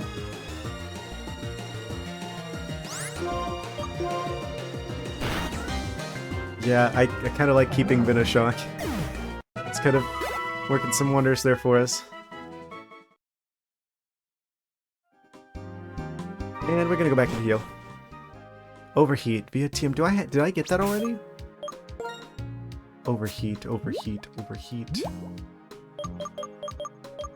Flame charge. No, instead of spark.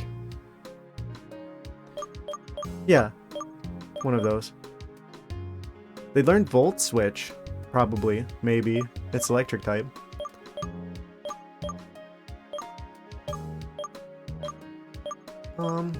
Wild charge.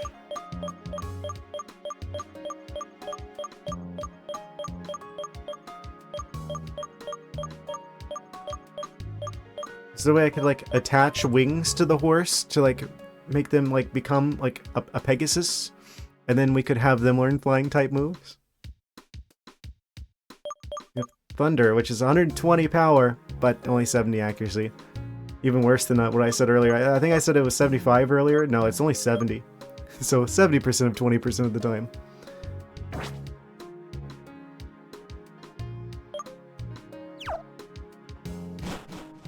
We're gonna go heal. Kind of unlucky to get the fighting type guy there. He has a way with making our Pokemon not have the health that they used to.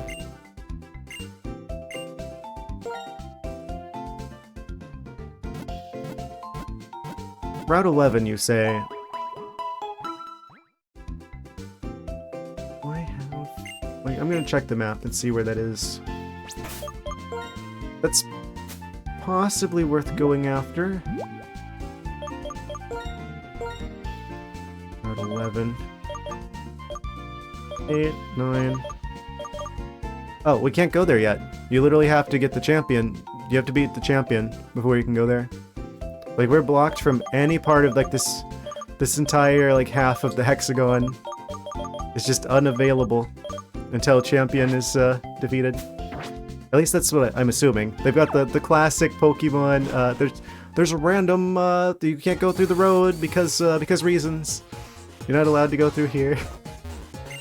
They're doing that on both of the entrances. I already checked.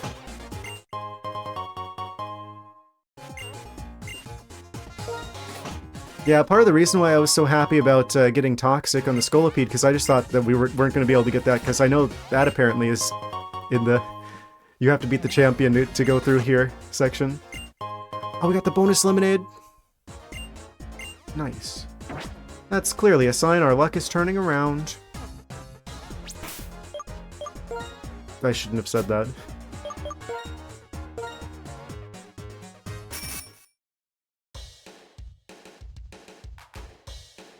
Saving for good luck.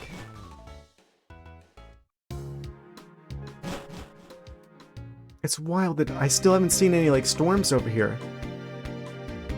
Like, tornadoes? Like, was appearing, like, at least, like, 3 or 4 times here. Okay, real talk. Is it facade or is it facade? Because it doesn't have the little accent on the C. That would make it facade.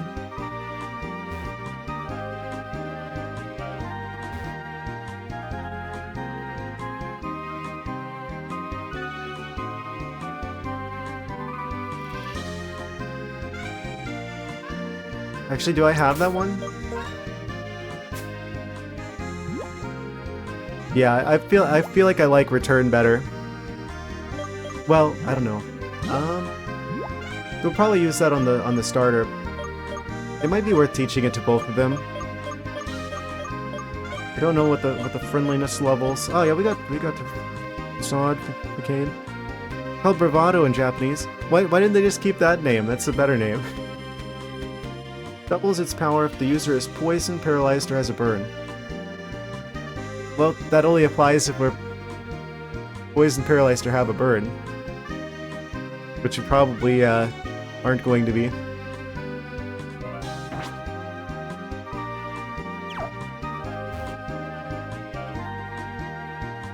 I mean, maybe the ghost type is going to use, like, Will-O-Wisp at some point? Because it's probably Chandelure. Are you kidding me? And it's the fighting type guy again. I'm gonna run. Yeah, return seems like a better option to me.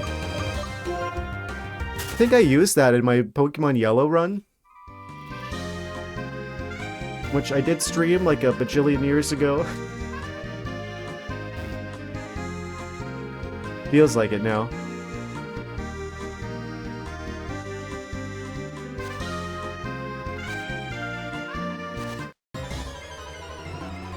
You would not use on that Chandelure? Oh, right, because ghost typing. Right. So it's hard for me to justify facade, facade. Because it's like I don't think any of the Elite Four members hit us with status conditions like that. I think Sleep was like the only one that was giving me trouble. Was Sleep from the Psychic type? Was it? I don't know. And that's like the one that we can't use any moves, basically.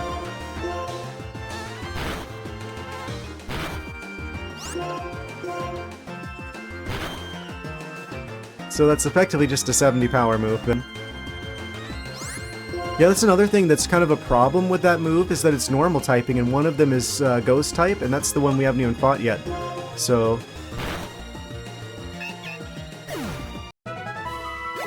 it might turn out to be the hardest one. Probably not. We've got a dark type on our team, but maybe. They'll probably have 4 Pokemon. It seems like all of the Elite Four in this game have 4 Pokemon. Kind of fitting, but one of them's probably going to be Chandelure. God is really good on Pokemon with the ability Guts, which makes all moves stronger with status effects, which makes them do like 200 plus damage. Ah, like they like stack with the ability. Yeah, I could see that. That he'd probably give them like, what, like the Flame Orb, like the Fire Orb or whatever, that automatically like burns you. Or like the Poison Orb or something.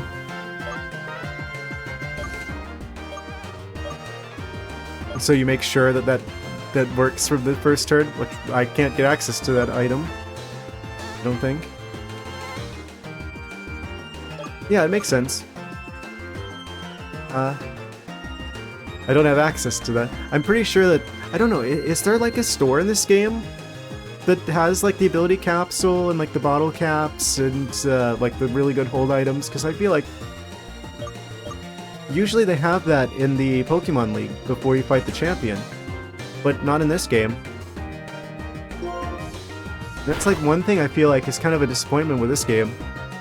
Battle Subway. Battle Subway? Is that something I have access to at this point?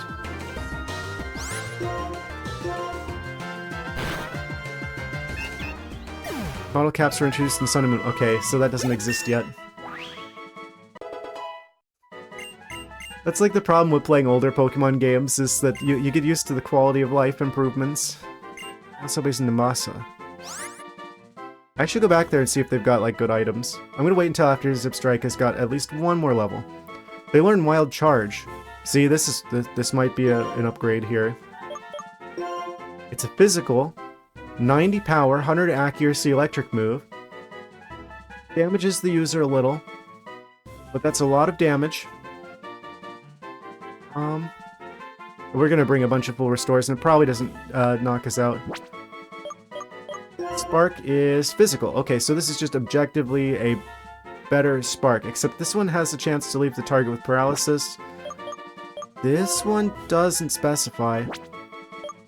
Still, just damage, like raw damage, that's obviously the better choice.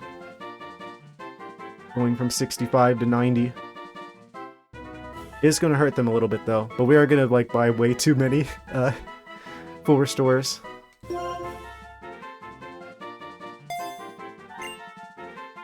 They forgot Spark. They learn Wild Charge. Okay, there's like little like lag spikes. They're kind of freaking me out a little bit. I'm gonna like save just in case.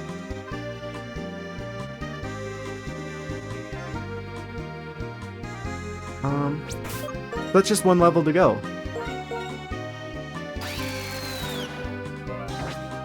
That's like a couple Audinos and we're good. We're golden.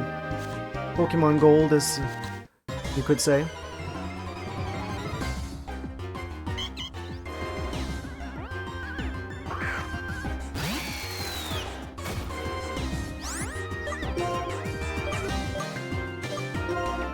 How does this work? Oh, that doesn't do hardly any recoil. So unless we're like almost out of health, that's not going to be a problem. 2 wild charges and they're down.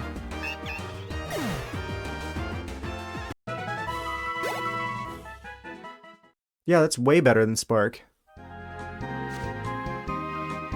I'm actually going to swap those moves around because I'd prefer to use that. But I want that to be the first one. Yeah, not only is it 90 power instead of 80 power, but it's also physical, which actually uses their good attack stat.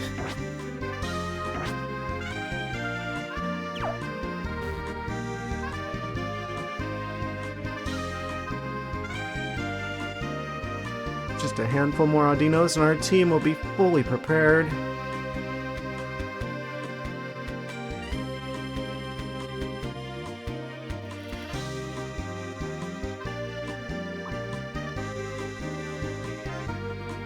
And now they don't want to appear. What if I just, like, leave and come back? I still don't know if that does anything. It probably doesn't do anything in terms of the RNG. But it makes me feel better, so I'm gonna do it.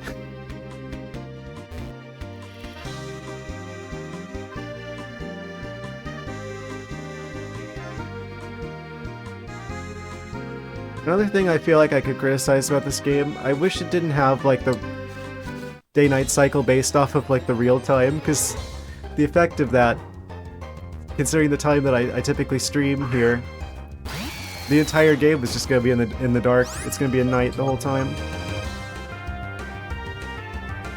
You know what, Herdier?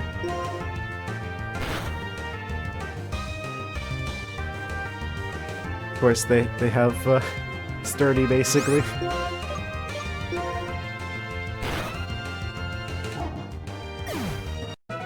Day-night cycle is always like that. Yeah.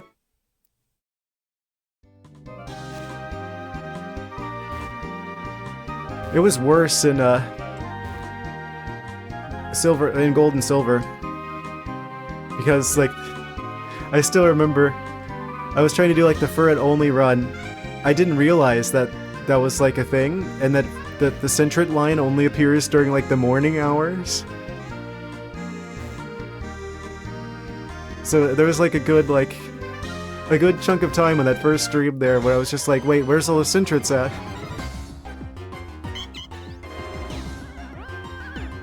Had to like manually set the clock back or forward.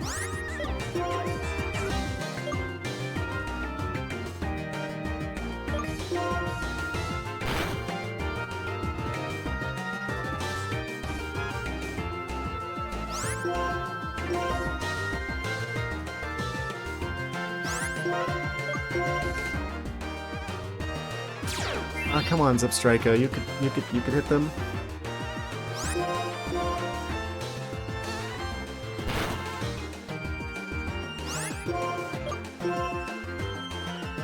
Audino has bamboozled my electric horse.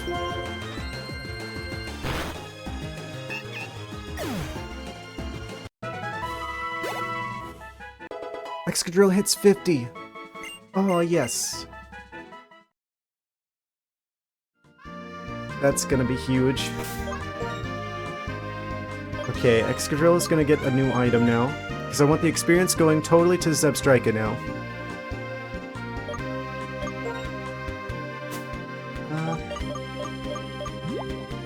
What do I give them? I think we're gonna give them the Expert Belt again. Boost power, slightly boost the power of super effective moves. I didn't see this slightly before.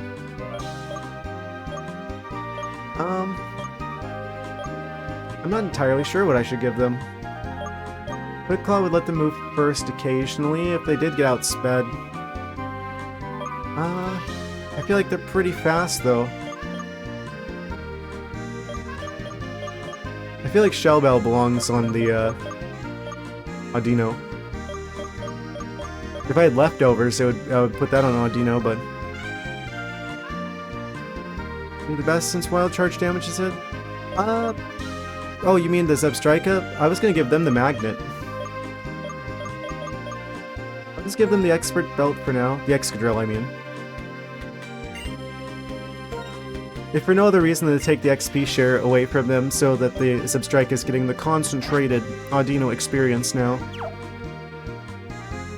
I guess we'll reevaluate our item situation right before the Elite Four. Actually, let me save. Just in case.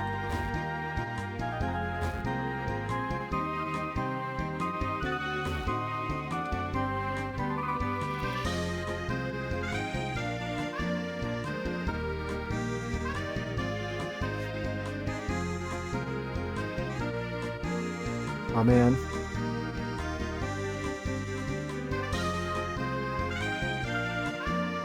Okay, so we need to go to the battle subway to look for those hold items that you were talking about.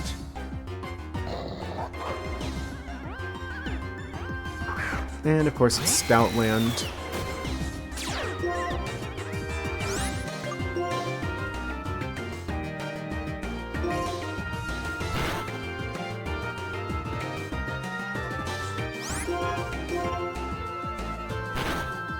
Still some experience points at the very least.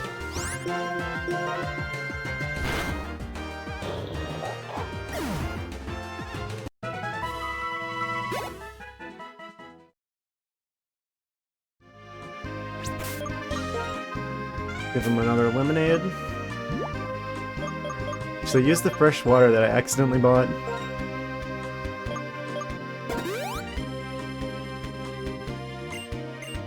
Gotta keep your horses hydrated.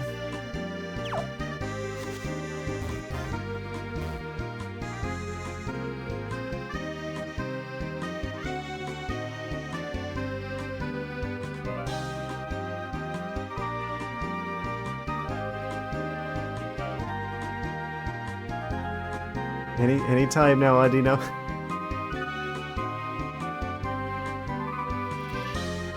Yeah, I'd probably get returned, at least for the starter, because they probably have pretty high friendship level. I don't know.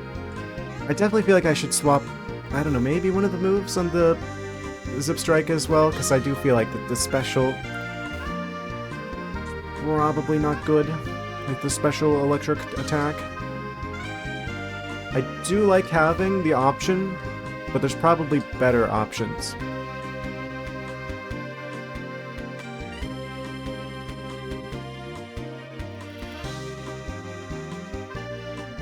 There's like nothing appearing now. I'm gonna leave and come back. Yeah, I'd probably give Shell Bell to Audino just because I don't have leftovers.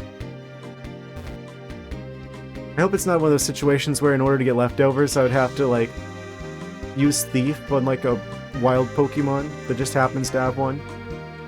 Or like catch a Pokemon that has one. feel like I've been pretty good at picking up items as we've been going along.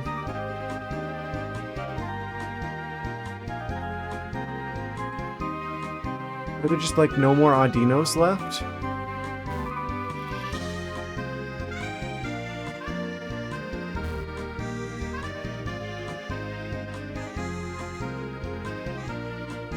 The game is trying to remind us that this is the bad RNG run. But just as I say that.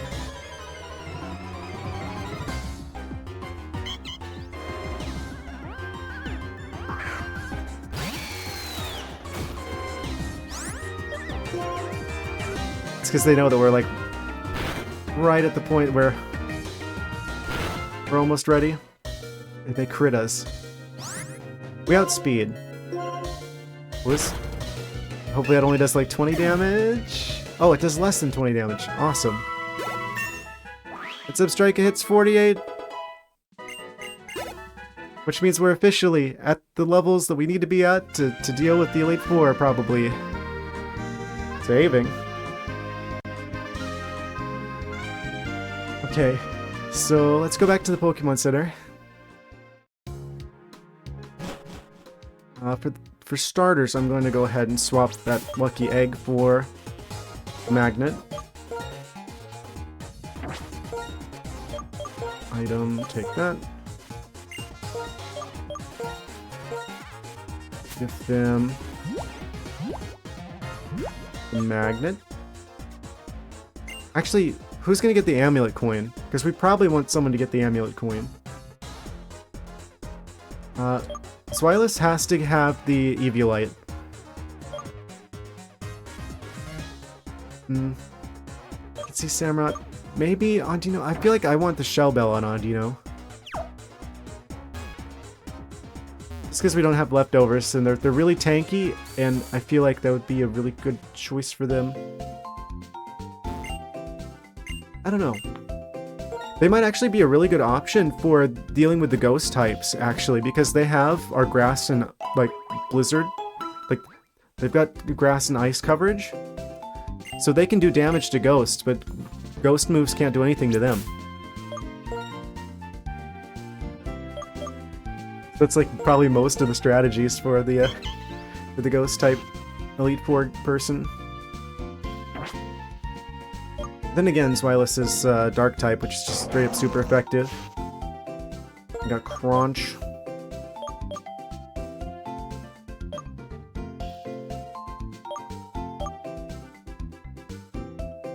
Yeah. They're both good. Well, I mean, we're gonna need probably more than one Pokemon for each of these fights. So...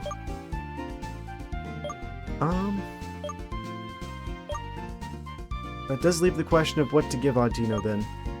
I want to give Scolipede the Poison Barb. Wait, maybe they should get the Expert Belt. Because Bug is super effective against Dark type and... Wait. Bug is super effective against Grass, Psychic, and Dark. So Psychic and Dark type, particularly, they're going to be strong against.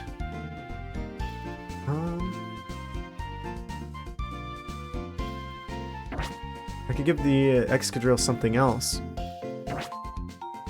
I think we do have the Soft Sand. We should go and see what other items we have available, actually, before I make these kinds of decisions. So we're gonna go to the Battle Subway first.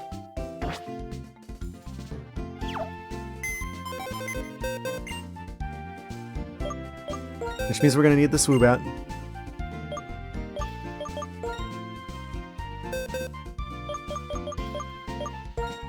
Just to help us fly there. Something with the dragon.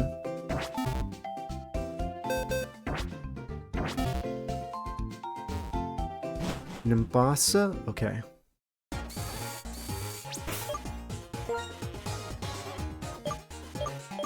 Up and away, Swoobat. Yeah, Battle Subway. That's weird. I don't remember there being, like, the fancy hold items down there. Did I go there?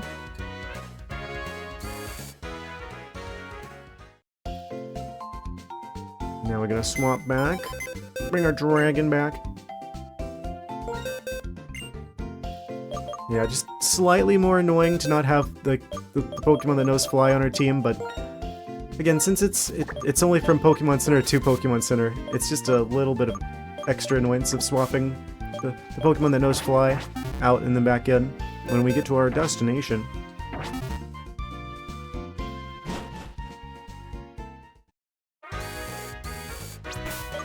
Who are we leading? I guess I'll still have Zipstrike.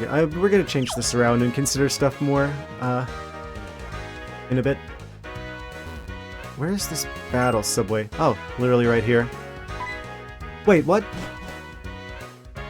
A thing I didn't do earlier when we were here before? I won, then I lost. Your station has trains where you can battle other trainers. The battle subway.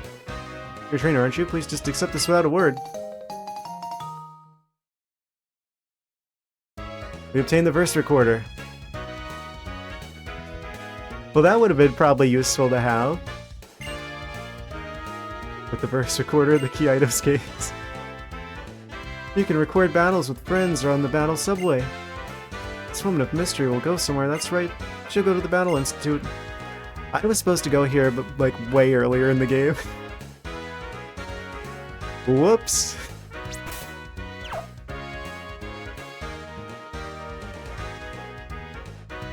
What then?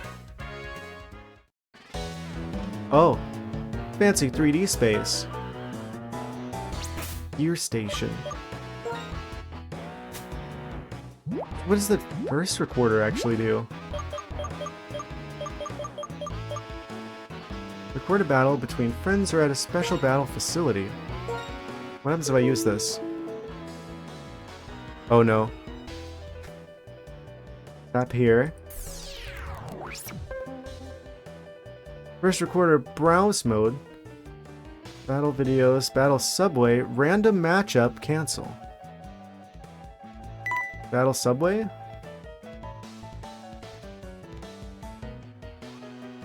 Select the record you want to view. Single train? Oh, so this is like stats? Okay. Random matchup. Record you want to view. Oh, so this is more just like looking at records. Free mode record. Weird. Don't think I could really do anything with that.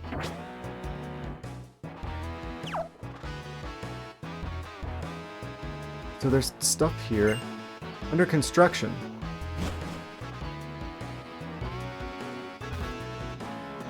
Oh, this is a big area. Subway map of the Unova region. Was this like locked off before? Like there's like people saying, oh, you can't come in here, there's like a roadblock in the way. That would explain why I didn't do this until now. Welcome to the Exchange Service Corner. Would you like to trade in your BP for some fabulous prizes? We have 0 BP. Oh, okay, so here's where all the fancy stuff is. Incinerate.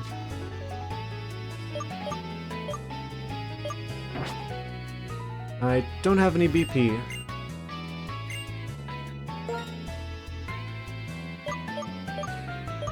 Vitamins. Training items. The toxic orb, the flame orb.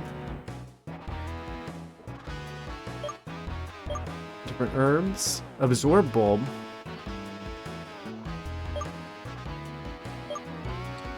And here's all the fancy stuff that I was hoping for this entire time. Well, at least we know where to get them. And how am I gonna get BP? Muscle band, choice scarf, focus sash.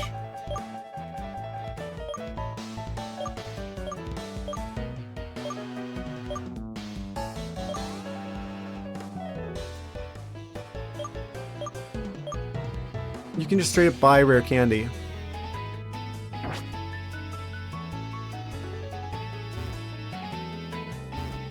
Dare I ask how we get BP? My fear is that we have to, like... This Wi-Fi train. Get me off this crazy Wi-Fi train. Is it time now?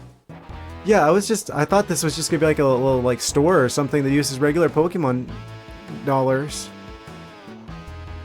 I think we should be fine for taking on the Elite Four. Maybe, I mean, there's gonna be more of this game, right? After we beat the champion, so maybe I'll come back here. I really want to do the Elite Four tonight. But at least that's a way that we can get access to stuff. I'm gonna do another attempt against the Elite Four, and we're gonna see how that goes. We've got way higher levels now. Our Pokemon are way stronger. We got through half of them last time. We'll probably make it through this time. There's still like 3 extra cities. The unresolved story with the Legendary. The unresolved story with Team Plasma. There's a lot left to this game. So I think I'm gonna wait and save the battle subway until after we beat the champion. Because I think we're pretty much ready. Also, I said we were going to, and I also want to do that because it's like I feel like I also kind of want to make up for like the technical difficulties earlier. Also, I'm pretty sure we've probably got a good chance of beating it now. We don't want to make it too easy on ourselves, do we? I do want to consider other moves for Zebstrika, though. Actually, before we do any of this, let's actually go there.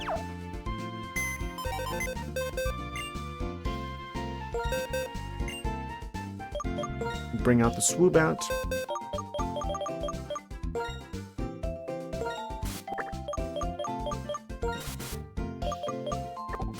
I'm glad I came back here. I'm glad that we found this. It must have been like something that wasn't available before. I feel like there's no way I would have overlooked something that big, right? Surely I wouldn't have. Right?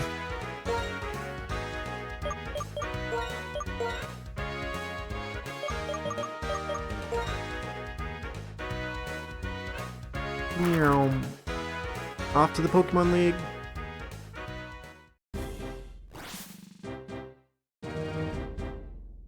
Still don't know what's up with this building. It looks like an observatory or something with like the telescope missing.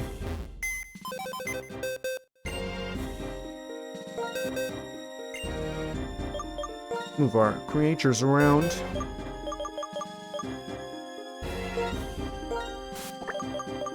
Also, I need to turn battle animations back on.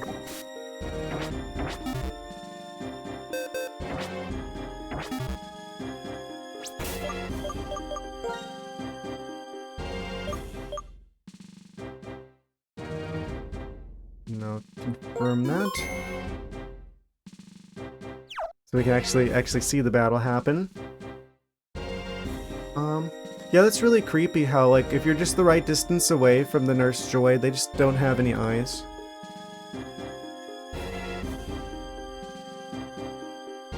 Weird. I don't know if the original DS did that, but... Ghost-type Nurse Joy. Okay. So Zebstrika, we have any better electric-type moves? I mean, we do. We do have Thunder, if we want a move that's only 70% accurate. That's the sort of thing that could win it for us, but it's also the same kind of move that could lose it for us. What other electric moves do we have? Do we have any? Actually, what other poisons do we have? Go return. Oh, I forgot about getting return. Yeah, you're right.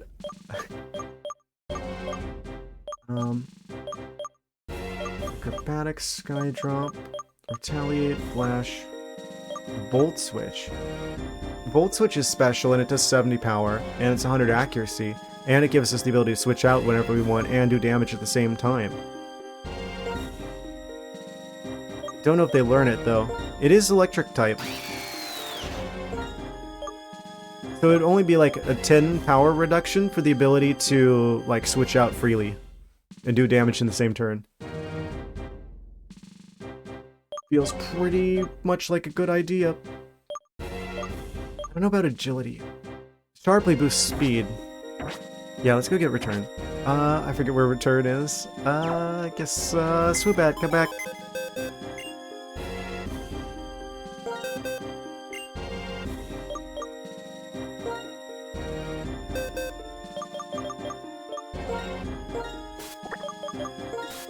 Where is Swoobat?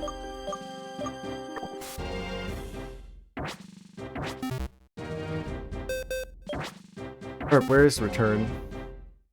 You don't sell it, do you? No, these are all just Pokeballs.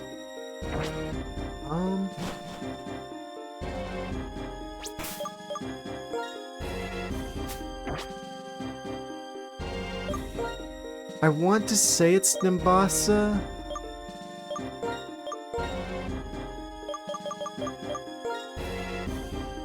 I haven't been at the center of the area yet either. I don't know what's up with that. The big Pokeball stadium thing. Do you have the TM corner we're looking for? Ah, technical machine department. Frustration and return. Cost 10,000 Pokédollars. I'll buy it. Interlink and online thing. Oh, so it's the thing I can't do. Gotcha. What solves that mystery? I really hate, like, online requiring features. What's that? You decided to play this game after, like, the first couple of years it came out? I guess you don't get to experience the whole thing.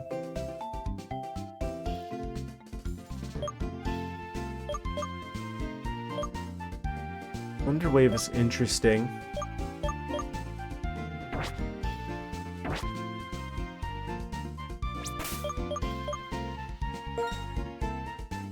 Actually, yeah, let me boot up the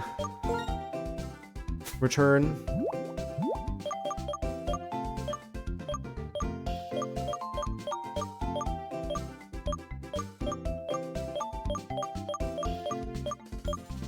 Wait, where is it? Oh, there you are. Okay.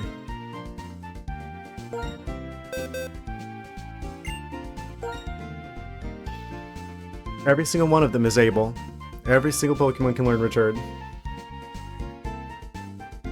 Okay, so let's go through our options here. Before I do this with any of them, let's actually check. Obviously, first up is Samurott.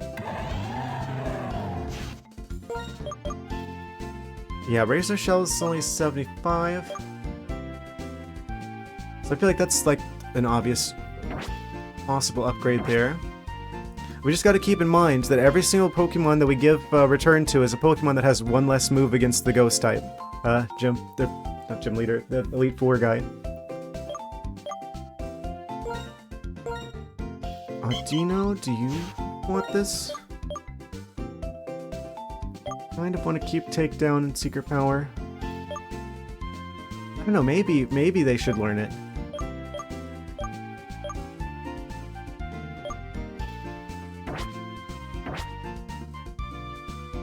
I feel like the only thing that we really are going to want to buy after this is going to be stuff that requires BP anyway. Better than Takedown? Yeah, okay. That I can see. Where it's like, oh, it damages the user as well. Yeah, 102 with no recoil. Okay. That makes sense.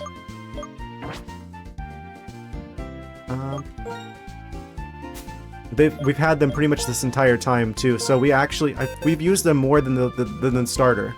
So,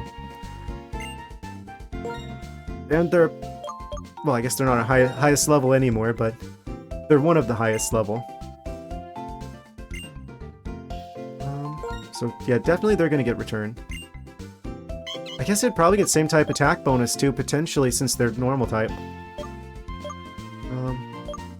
Yeah, we'll keep Secret Power because that has like status stuff it can do. Yeah, we'll do this instead of, wait, is this physical? Yeah, it's physical. And its accuracy is higher, even more importantly.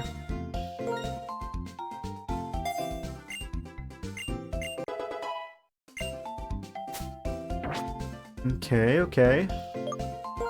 Any other takedown users? Scolopete's basically set. Excadrill's set.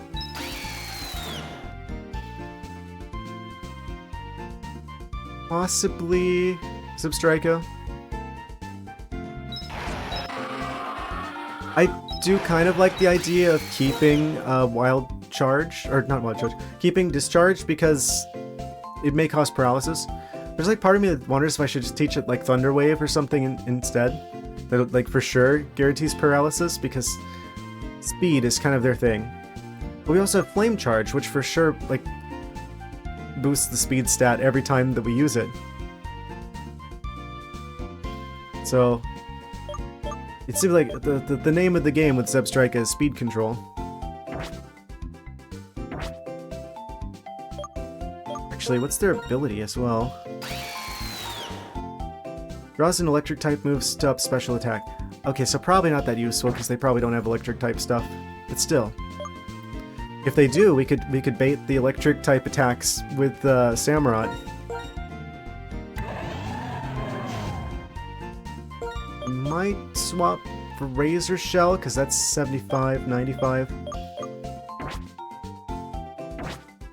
They are the starter as well. Yeah, that would give better type coverage. I feel like most of them are actually like special types, so I feel like their regular defense is probably not going to be that great to begin with. So maybe I go ahead and use this. You can use TMs over other TMs, right?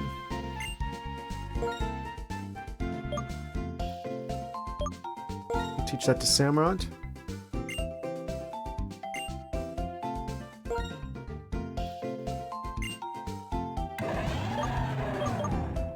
Yeah, because I'm like, that's just gonna do more than lowering the defense is going to do. Like, I'd rather do big damage in one turn than have to keep repeatedly using a move to lower the damage. Any move over any TM, but you can't remove HMs. Right. We'll swap that for Razor Shell. If I remember correctly, I don't remember if the Dragon is going to be particularly set up. Actually, let's go back to the Pokemon League. Now we've got Return.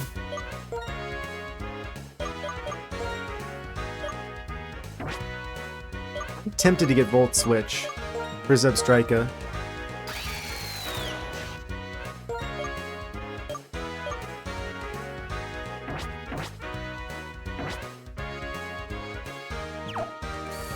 I know it's like slightly less power, but the ability to just like switch out if we need to. Same turn we do an attack. Kind of valuable. And electric should be like neutral to most of them. Actually, do we even have that? Wait, do I just have that in my bag? Thunder, Blizzard, Taunt. Oh, we had Wild Charge as like a move that we could have taught them. Remove Agility, since you already have Flame Charge. Yeah, that makes sense. Yeah, Volt Switch. That's the thing, it's like if you're playing the game against NPCs, you're generally going to want to be able to do more attacks. They're not going to use crazy competitive strategies. They don't know crazy competitive strategies. They rarely ever even use double battles. So, having a better variety, like you'd play the game against like the campaign, the story mode, differently than you would against other players. Part of my criticism with the games overall. It's the game versus other people, and the game versus like the normal stuff in the story is a totally different game.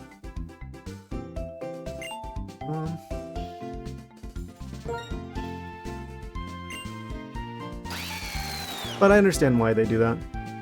Yeah, I think I'd rather have Volt Switch, and that's physical, I believe. And they've got the magnet, so... Yeah, being able to escape. Pretty solid. 100% accuracy, 70 power. Plus same type attack bonus plus magnet.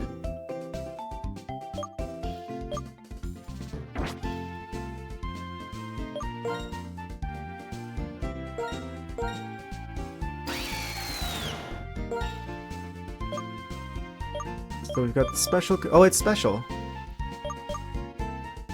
Still, tactically, that's pretty good. There's like part of me that wonders if I would get better value out of just like Thunder Wave to make sure that they get the paralyze. Lots of more power, raises the user's speed stat.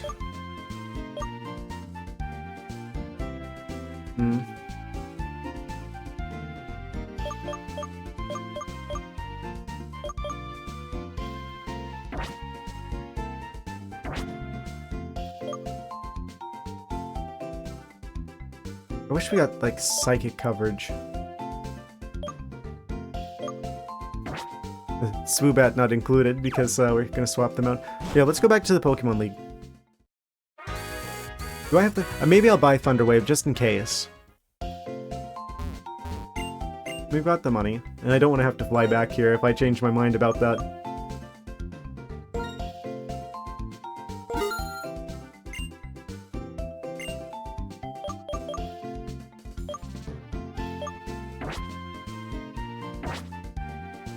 Okay, back to the Pokemon League now.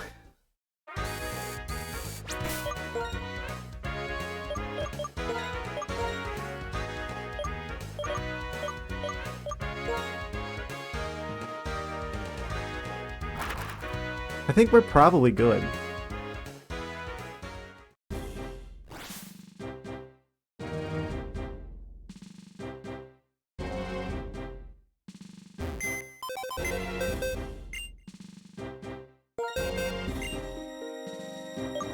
Move the Pokemon around.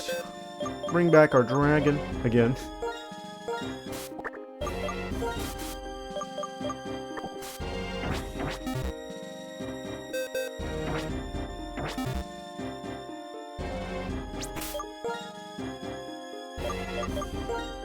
Okay, so they're dark type, which means they're going to be immune. They're going to hopefully allow us to just absolutely destroy the psychic type gym leader. So they're going to be totally immune to psychic type stuff. Body Slam can also cause paralysis, so that'd be pretty good if we get that going. We've got a dragon move that flinches. I feel like they're pretty good. Samurott, you have the Mystic Water, so that boosts Surf and Scald. They've also got Return, and they've got our fighting coverage. Excadrill, they've got the Expert Belt. Do I want to give them the Soft Sand and then give the Expert Belt to Scolipede instead? Kind of also like the Poison Barb. I feel like Expert Belt, it only like slightly boosts super effective moves. So it's better to have like the dedicated like move from them. Actually, isn't there like a matchup with Poison? Oh, that's just super effective against Grass, but it's super affected by Psychic. So we probably don't want Scolipede out during the Psychic fight. Unless it's specifically for using Toxic and then getting out.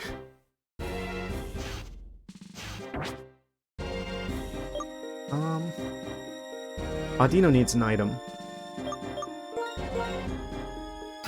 Triton's got the magnet.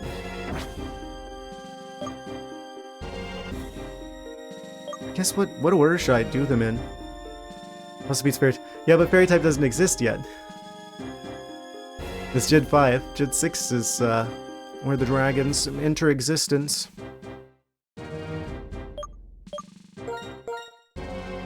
Believe me, if Fairy types existed, I would have one on my team. Because I really like them.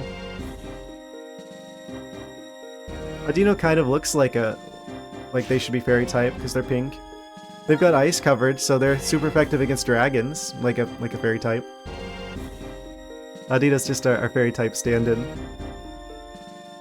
I do want to switch these around. Probably you're going to want Return in the lead, then Secret Power, then different coverages. Blizzard Grass Knot. When these games came out, I thought Dragon type was a new type. I think Dragon's been in the game since the start. Yeah, it was Dark and Steel that was added in Gen 2. Yeah. I can see how you would think that, though. It is kind of like a weird type, right? When most of them are like some sort of like elemental thing. And just like dragon? Yeah. I thought so, but I'm saying I can see how you'd think that. It is kind of a weird type.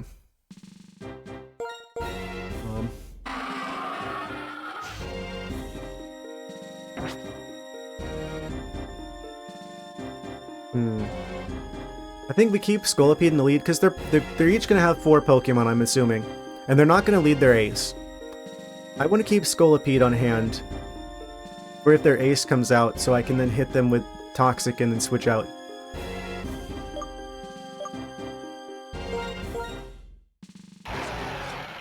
Expert Belt's good because they've got a lot of types that they're strong against.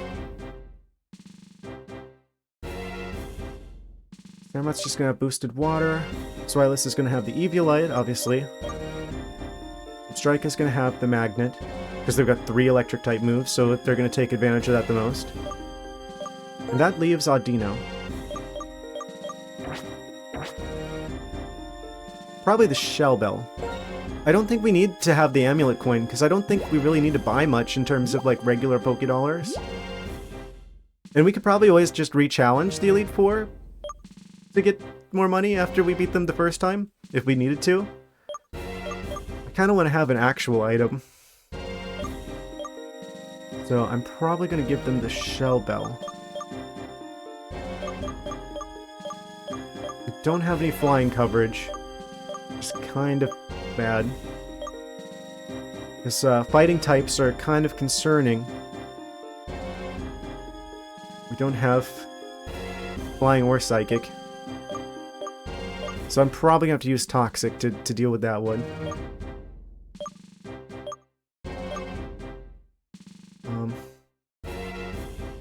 But they did have like the rock type move on the fighting types though, so I've got to be like quick about switching them out.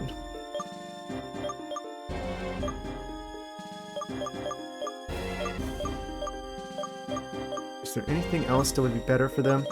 Miracle Seed could possibly work because they do have our grass coverage. Which would allow us to deal with water, ground, and rock, but that's not something that we really have to deal with though. Never Melt Ice would be good if Blizzard was more accurate, but if it's not, then that's kind of risky.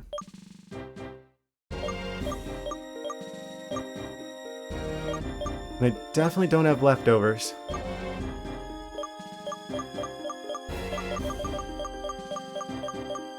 Okay, I'm gonna give them the Shell Bell.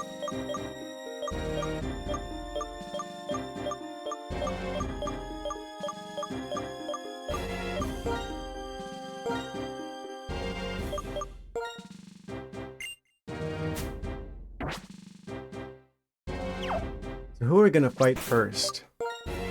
We get to choose in this game which order we fight them in.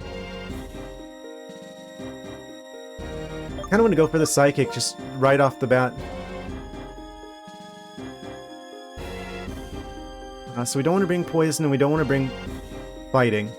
We want to bring Bug. Well, actually, yeah. Bug and Ghost are both... Bug, Ghost, and Dark are all good here. So... it should be like Scolipede as Swilus. Yeah, wait. Oh, we could switch back and forth between Scolipede and Swilus. Where it's like, okay, first we hit him with Toxic, and then we switch out, and then we have... Does Swilus be like immune to them while they're like slowly taking damage, like exponentially more damage from the poison? We could totally use that to just destroy most of the Psychics and just deal with them right off the bat. So that they're not a threat anymore. Hit them first. Because they were the ones that defeated us last time, and if we can get them out of the way, then we know that we can at least beat the other 2 of them with like a weaker version of our team. And that just leaves the Ghost types. Which we've got multiple answers for.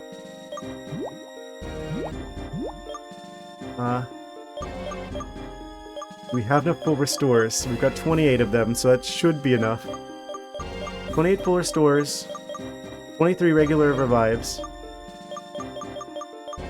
and then we've got the 4 max revives, but I don't have any way of getting more of those, so we gotta be careful with how we use them.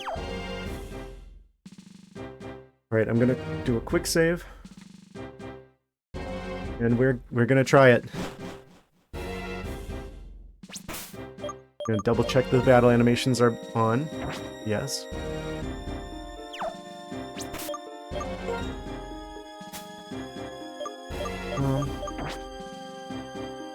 Could use the vitamins potentially. I don't think it'll make that much of a difference. Yeah, let's switch it so we're leading Scolipede.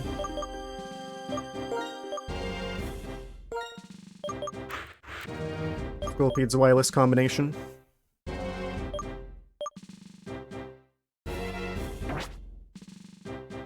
Alright guys, here we go. Oh, he's already stood by the side.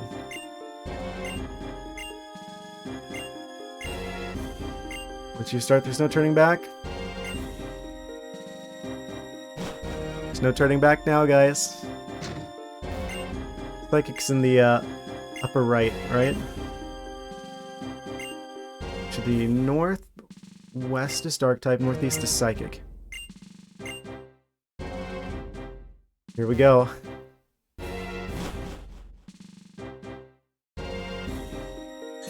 The one that beat us first, the first attempt.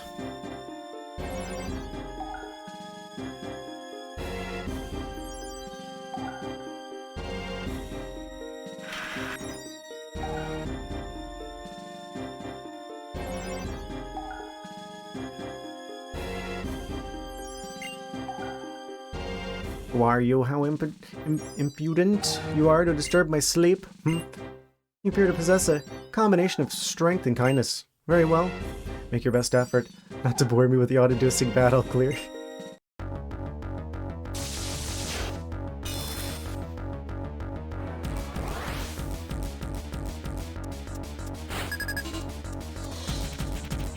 Diamond and Pearl, by the way. Interesting. I don't remember them, but I believe you. Okay. The Reunculus. Caitlyn first this time.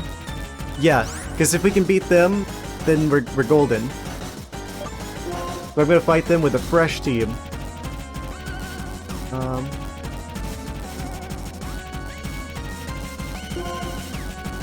Here's on the battle frontier.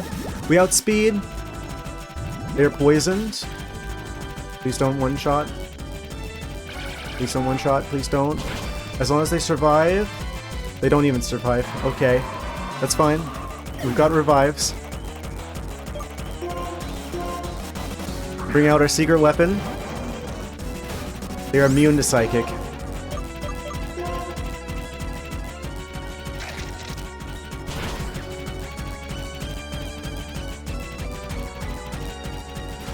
Focus Blast. That won't take us out from full health, will it? Almost did. But they're poisoned, so they're gonna get taken out this turn.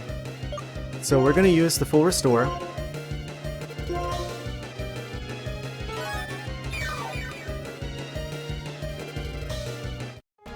Their Pokemon's gonna go out. Oh, no, they're gonna... See, it doesn't... Wait, curative is poison... Oh, of course they are. Okay.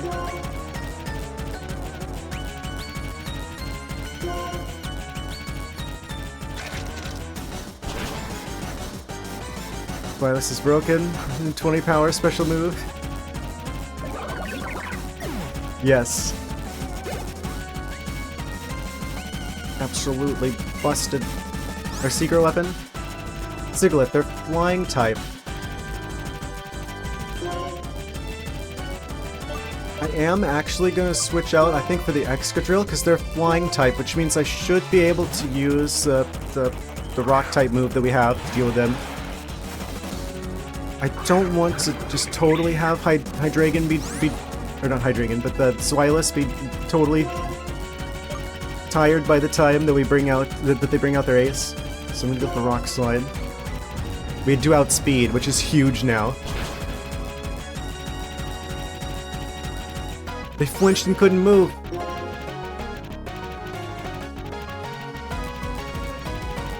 Part of me wants to use Sword Stance here to like set up a bit. No, we're not gonna get greedy. I'm gonna go for Rock Slide. Oh, they go. Of course, they got the full restored. I should have. This is fine. And we're going to outspeed again. So... yeah, we only got so much Rock Slide. I'm going to go for Metal Claw here, because it should take them out. I don't want to use up all of our Rock Slide.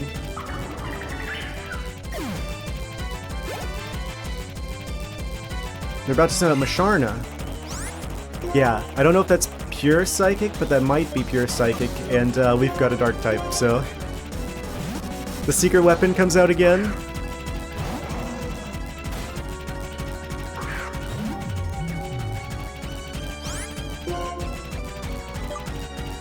Crunch him.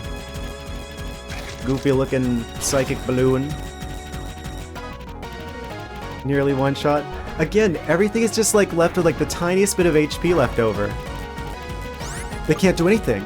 They wouldn't have used that move if they had any actual answers. Which means this is an excellent time to use a Revive to bring back the other Pokemon.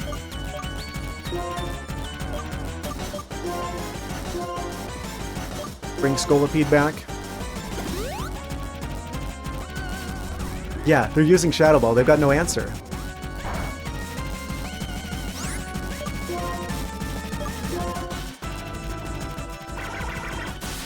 Because we're gonna start actually setting up. Yeah, we don't need an X-Speed or something. We've got, we can boost our attack and special attack ourselves. Both at the same turn.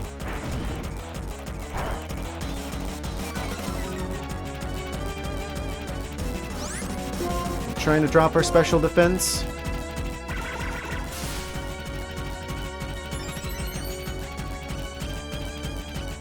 Use the XP just in case. I mean, I don't think I'll need to. We should survive one more of these. They're like almost out of health.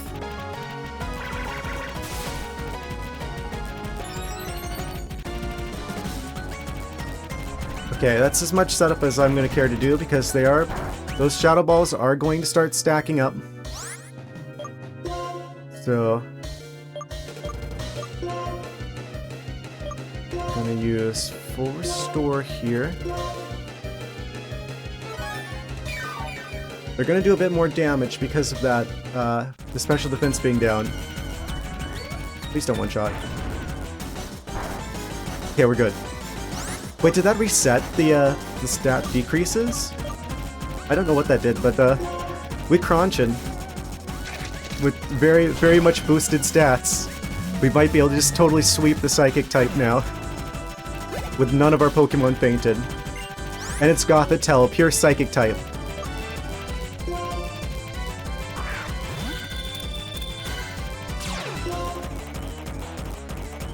Oh no, they found our Eviolite.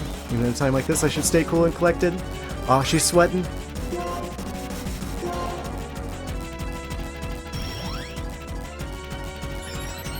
They're just trying to keep a calm mind because they're Psychic and that means they know what's about to happen next. Oh, they avoided the attack. Oh, lucky them. Thunderbolt. That's not gonna do much.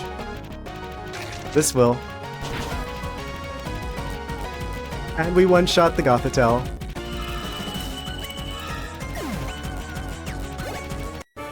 And just like that, with no Pokemon fainted, well, one of them fainted, but we brought them back.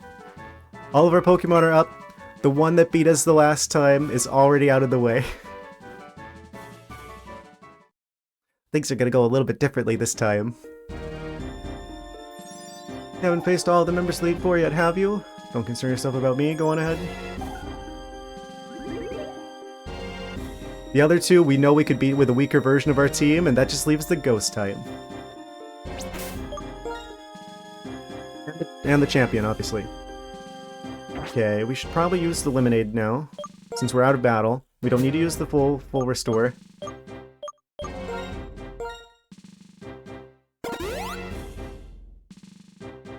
Oh no, did I level up my Pokemon too much? Is this gonna be easy? Also, I'm gonna do another quick save here. Just in case of technical difficulties. I won't use that to, like, cheat the Elite Four. If we die to one of them, then we'll do all 4 of them again. But just in case of technical problems. Okay, so I believe the ghost one is to the bottom left. Yeah, southeast. Dark type's the last one up ahead of us. And this one's the fighting type. Okay, so the fighting type is the one that's got me most concerned of the remaining ones. It's probably going to be Samurott and Excadrill that are going to help us the most here. I'm going to keep Scolipede in the lead so they can, like, Toxic the first one. And then we switch.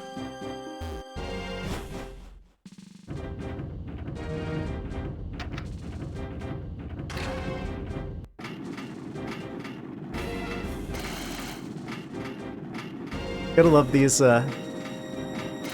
arenas they got set up here.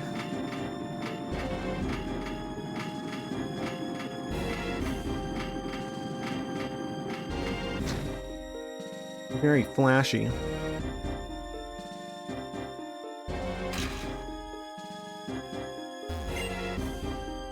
Marshall. Master the art of fighting. I'm training under my mentor, Alder. My mentor sees your potential as a trainer, is taking an interest in you. It is my intention to test you, to take you to the limits of your strength. Yay!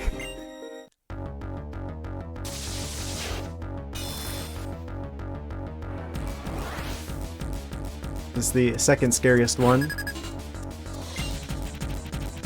Well, I guess the ghost type is the mystery, right? They do have full restores, so they might use that if the toxic kicks in too much. Blue teeth? What is blue teeth? I don't have blue teeth, do I? Yeah. No, my teeth are normal color. He has blue teeth, yeah. Marshall. Going for toxic here. I expect them to have pretty high physical defense. I feel like they're going to be like the one guy who has like really, really high physical defense. Okay, so we got the toxic going. They didn't even take out half of our health. And now I switch to... Wait. Fighting type, fighting type. Yeah, we don't really have a direct answer to fighting type. Flying and Psychic would be our go-tos here. They are poisoned. They didn't do that much. Maybe we could, like, Venoshock them. We do have the Poison Barb. We dodged the attack. Stone Edge is the move I was afraid of with Scolipede. The fact that we just dodged that is huge. Protect.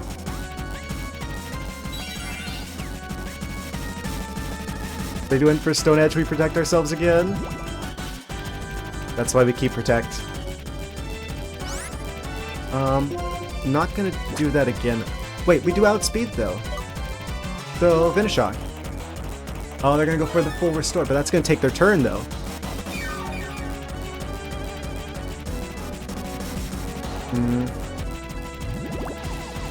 Kind of annoying that they did that.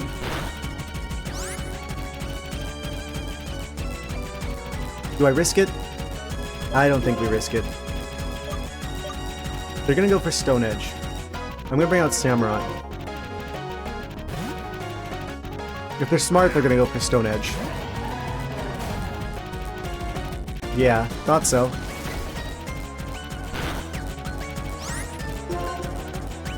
Wait, Return only has 10 out of 20? Why did that not start as, What? Why is there only 10 of those? I've never even used that move before. That's weird. I'm gonna go for Scald and try and reduce his attack. For the burn. Yeah, there's the burn. Let's get good luck with that. That was kind of a lot. We're gonna use the full restore here. We should be fine.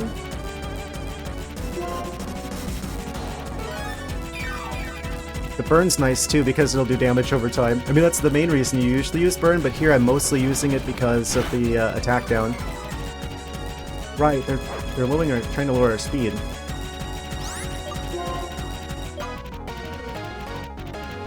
Okay, well, I'll use Surf. We've got the Mystic Water, so it should do a lot of damage. Of course, they heal themselves with another full restore.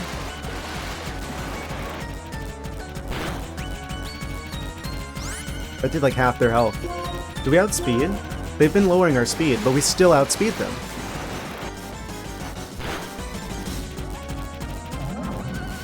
He's a strong fighter, but not a strong swimmer. Gonna send out Sock. Keep battling.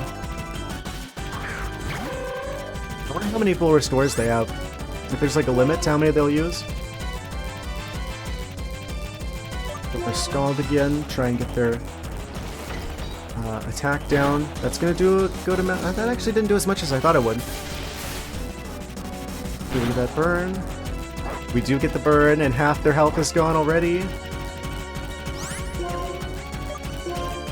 Usually 3. Don't get knocked out.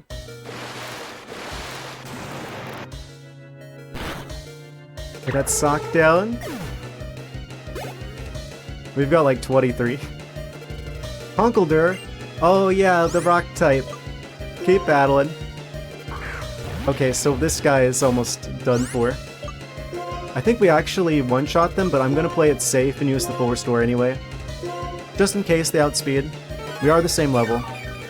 I do expect them to be pretty challenging considering they're an Elite Four member, but they probably are not going to be able to take out the Samurott in one hit. Unless they crit. Lucky you, Conkeldurr. Okay.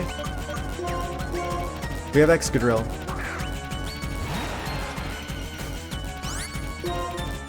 And Earthquake. Don't believe they're a Levitator. Hammer Arm. Oh, that's really not good. Their speed's going down every time they use it. Audino, you've got grass coverage. Do we outspeed? Please outspeed. Okay, we do outspeed. That didn't do nearly as much. Audino dodged it. Go for Grass Knot again. They're like down to like 1 health. They're our most tanky Pokemon, and they're gonna one-shot them, aren't they? Yes, they are. Okay, this is why I was most concerned, like, second most concerned about them.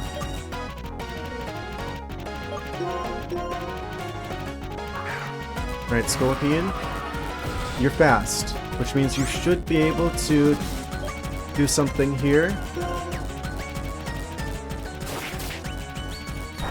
Anything to take out the Conkeldurr.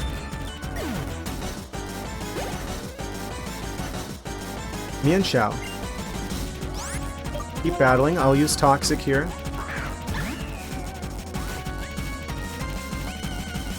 They're down to their last Pokemon. Go for Toxic. We do outspeed. They probably aren't going to use any more full restores at this point. This is probably going to knock Scolipede out, but we did get the poison out.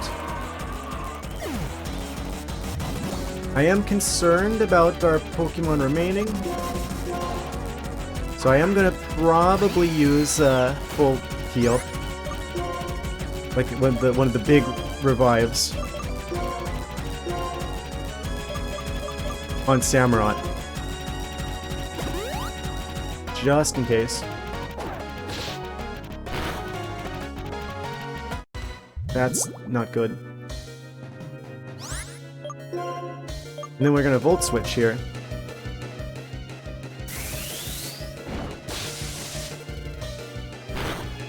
That'll do some good damage and allow us to freely switch back to the now fully healed Samurott.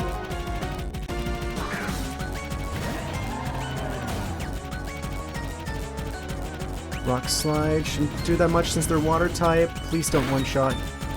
The only reason they were able to take us out before was because of that crit. Yeah, this guy's pretty scary, but... Speed. We survive. We just barely outspeed. And that's the fighting type Elite Four guy down. That was a much closer one than I expected, but we did come out on top.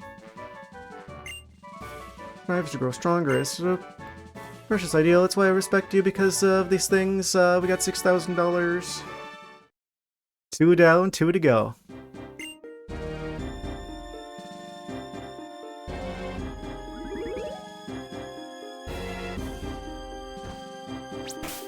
Channel our inner Pokemon Center here.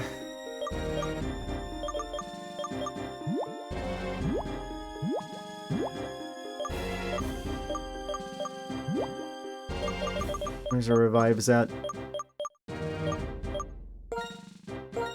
This is why I bought like a bunch of them. I bought way too many. Way too many revives and full restores is just enough.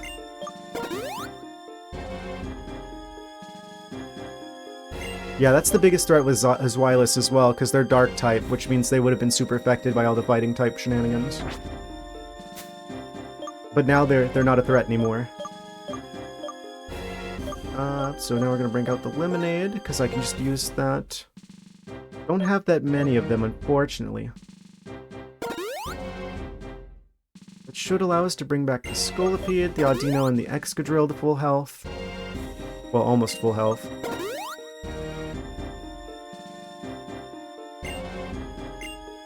And then I'll just go ahead... Oh, we've got 6 things of milk as well.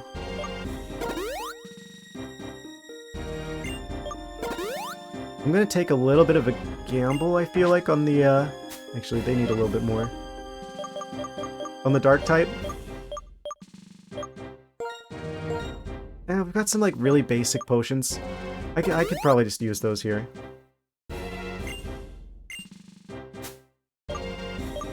200 points. We got 16 hyper potions? Do we have berries? There's like a little tiny bit of health here that I'm just like missing. We've only got 4 Orions though.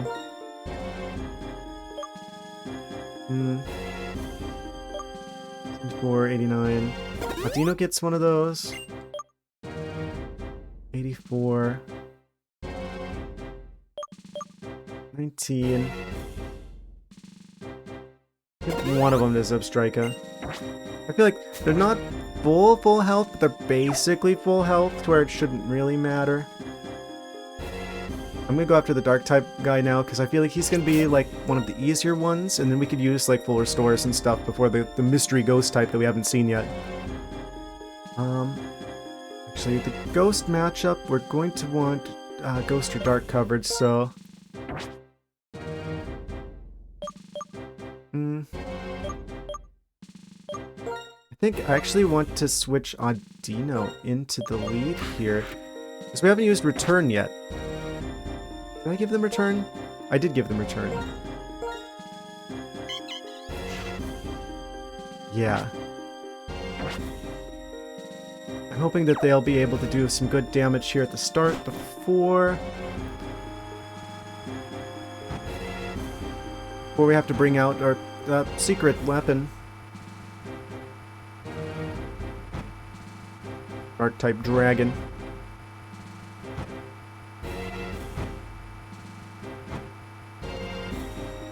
Fighting bug fairy, psychic ghost. Actually, Scolipede would be pretty ideal here as well. So I think I'm gonna actually lead with the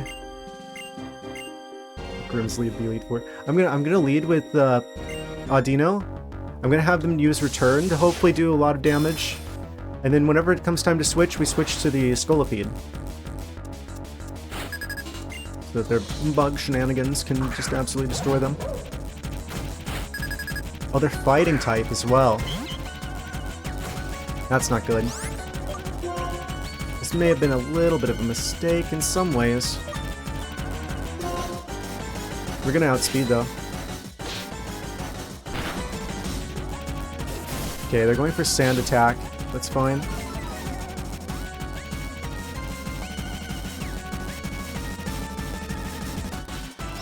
Bug type is not going to be super affected by fighting.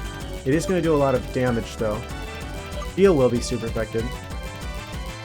Camelot's pure water. Only part fighting. That's kind of a problem because fighting is like, we don't have that many answers for that.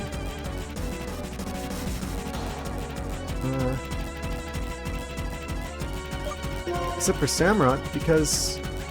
Wait, are they going to resist? If I bring out Samurott and I have them use the fighting type move, they're part fighting, but they're also part dark.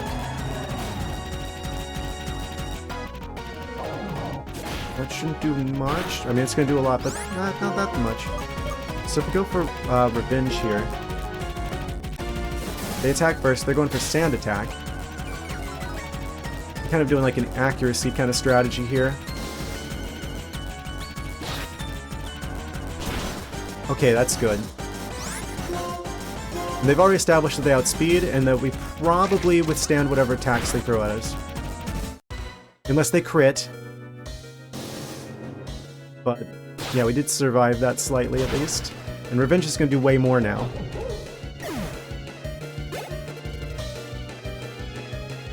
Oh, they're going to send out the ground type? Okay, we'll use a full restore here. Oh no, my attack.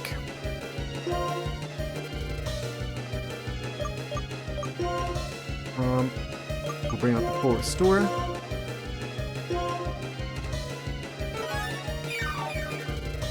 Yeah, the dark type one is the one I'm least worried about. The only reason I'm worried about the ghost type is because we don't know what they have yet. Well, I don't know what they have yet.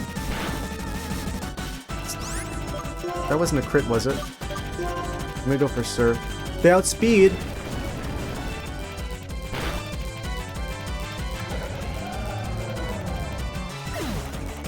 Oh. Okay, we'll bring out Excadrill. It's not particularly good, but we do have our own ground type here. They outspeed us. They one-shot the Excadrill. They're more of a problem than I thought.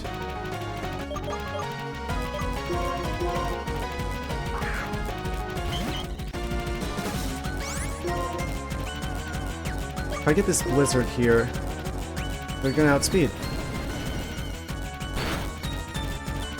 Okay, but Audino can tank it.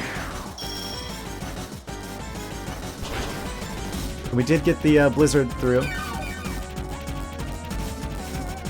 Heal a little with a Shell Bell.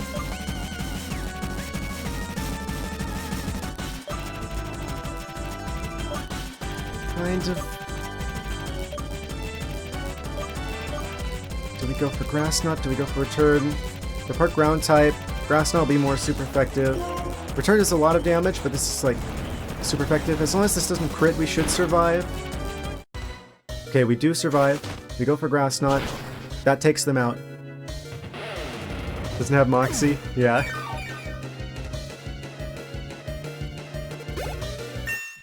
You know, hit level 50. Double Edge. Do we want Double Edge? I don't think we want Double Edge. 120, 100 accuracy. Damages the user by a fairly large amount, however. Maybe. Worst move? Okay.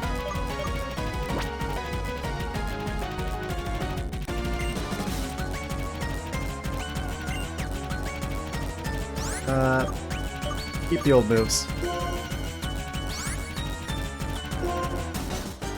Yeah, it kind of just feels like the previous move that we got rid of, but like a stronger one with more of a downside. Okay, they're gonna send out the steel type Bisharp. Be sharp.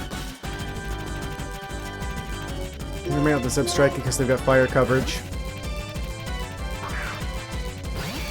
Hopefully they'll outspeed as well. Yeah. And even if they don't, like, as long as we survive one turn... Oh, that doesn't do as much as I would want.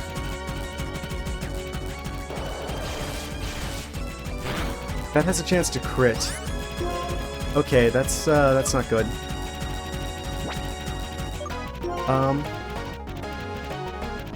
They are steel... Steel type. Definitely don't want Scolipede. Steel dark type.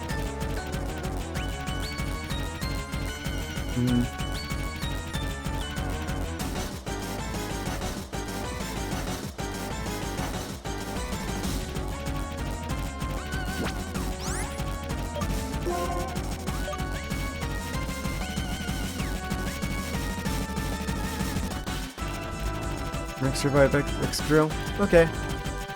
Sure enough. Yeah, I was kind of feeling like it was... Yeah, we definitely use Volt Switch here. It's just who I Volt Switch into.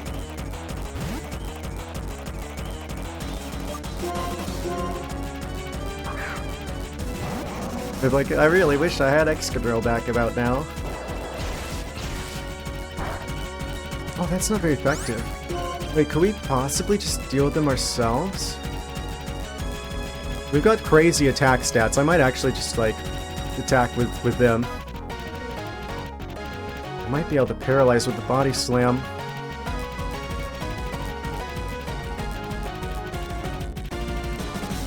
I'm gonna try it. I'm gonna try and go for the paralyze. Risky move here. Oh, no, wait. They've got that.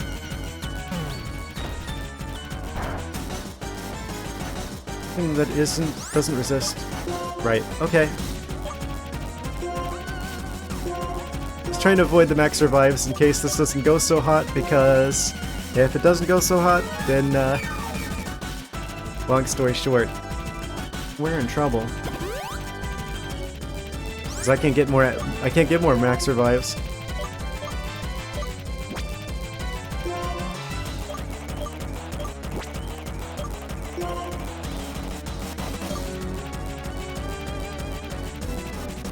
They're probably gonna go for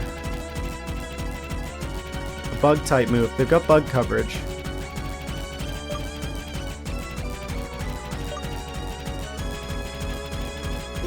Adino will probably tank that.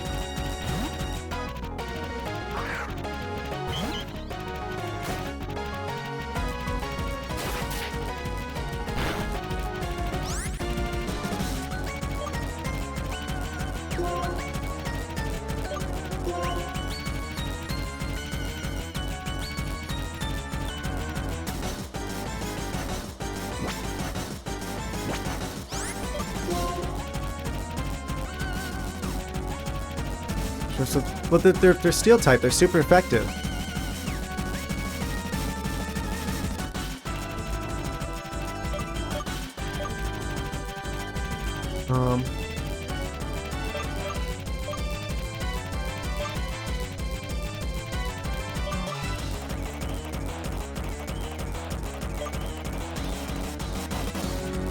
Mass typing. I guess I probably should have. I don't know.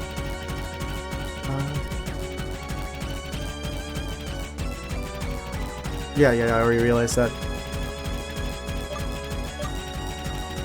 I'm not gonna play the game perfectly.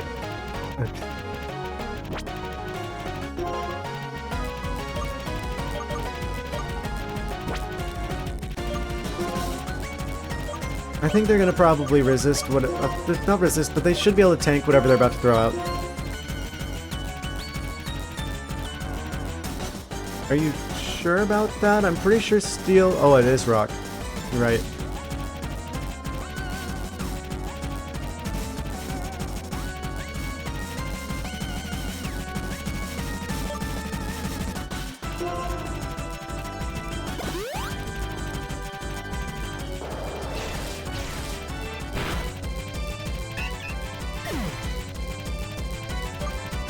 Do I set that up again? Yeah, I've got a type chart thing in front of me. I just didn't look at it. It's fine.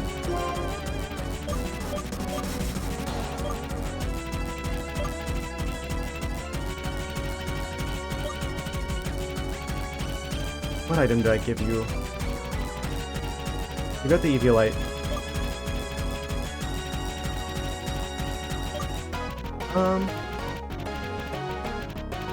We can try again for the Paralyze.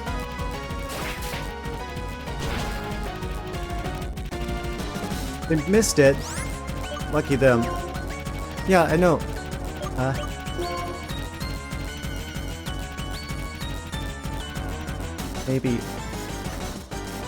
Maybe a little bit, I don't know the polite way to I'm just gonna say it, maybe a little bit less backseating.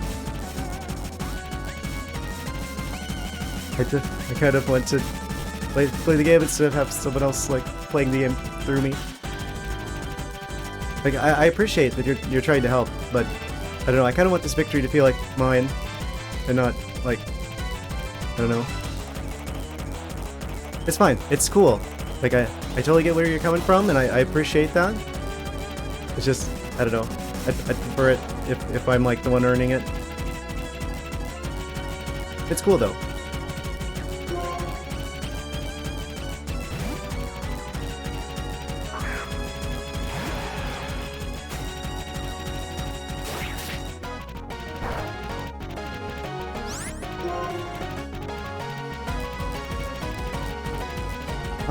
Yeah, so I should be able to deal with them.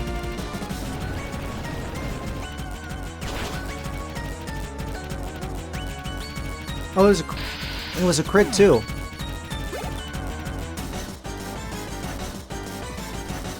They're gonna send out Lipard. Cat versus cat. Let's see how this goes.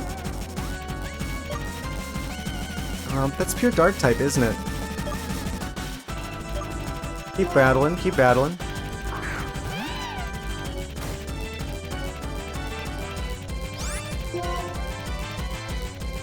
Are they gonna have any real big answers against me? That's their last Pokemon, isn't it? Okay, maybe not. We don't need Swords Dance, maybe. Okay, they're gonna make us flinch. The Fake Out's not gonna do that much.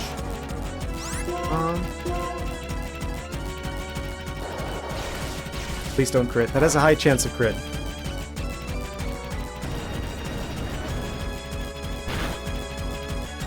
Wait, that just one-shots them just regularly? All right, we beat the dark type guy. This is officially the best attempt at this we've done so far, and that just leaves the ghost type guy at this point.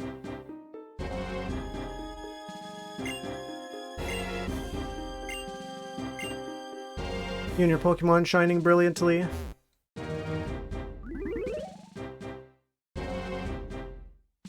Again, gonna just like channel our inner Pokemon Center.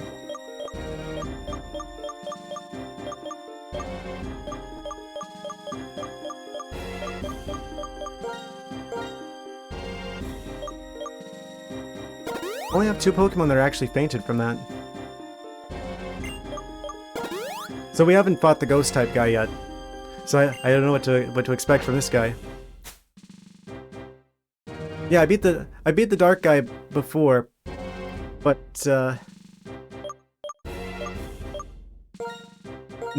we haven't fought the ghost type.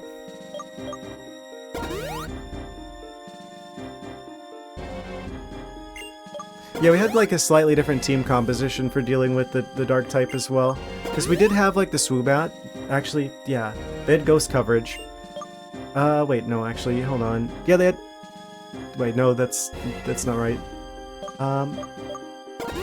Yeah, it was pretty much the same team, though. Yeah, I expected to win against the Dark-type, Elite Four guy.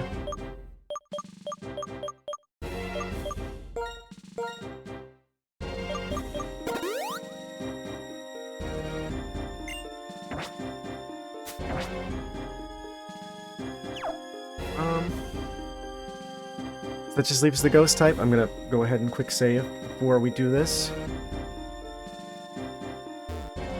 Goodness, this is gonna be one of the longer streams, huh?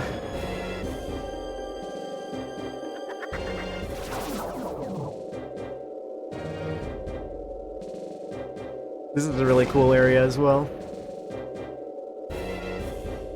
It's where like all the set design budget went to. Wait, who are we gonna lead? Should probably pick that before. Actually, Audino's not a bad choice because they are immune. Ghost type is also weak to dark as well. So we've got a lot of answers to them. We got this wireless, we got the Audino's gonna at least have the immunity.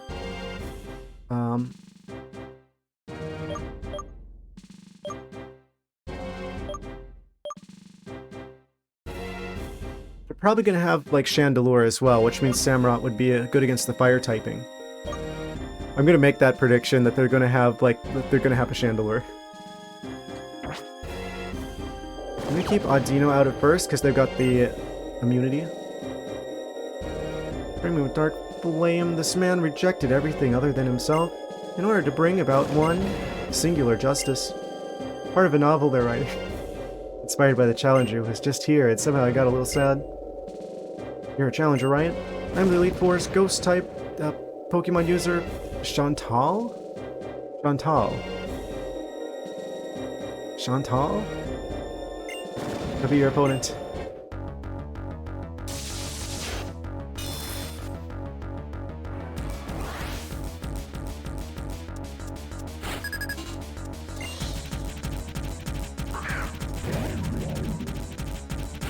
Ooh, aren't they like, they're like part like rock or like ground or something. So Audino is totally the right move because they've got our coverage.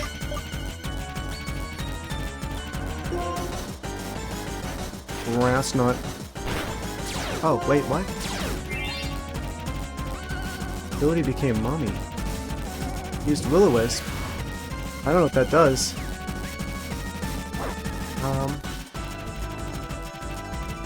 Things are important, whether in a good novel or a good battle. True. Doesn't affect the— oh, I'm stupid.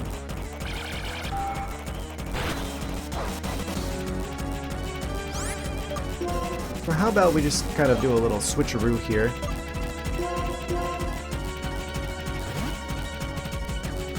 I really think we picked the right starter to be able to deal with the Elite Four the best. Seems like they've got a lot of like rock or ground type stuff going on.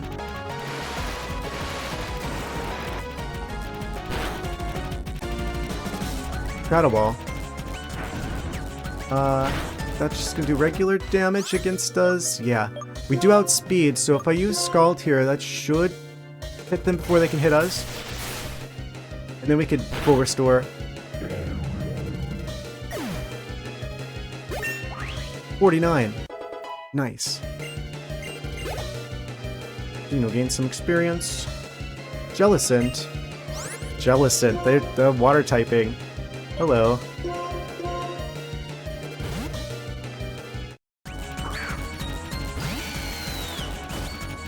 Weird that they made like the jellyfish Pokemon ghost type.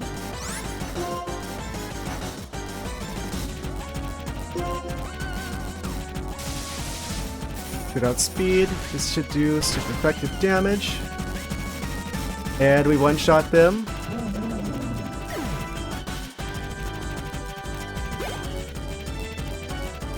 Oh no, Golurk. We're gonna keep battling because they're like part steel, I think. So we should be able to do like flame charge here. Unless they're rock type and I'm just stupid. Because they float the ocean like ghosts. Makes sense. And they have Earthquake, that's not good. We're probably gonna get taken out here. Oof, owie, my bones. Horse bones. Okay, we got our dark type still.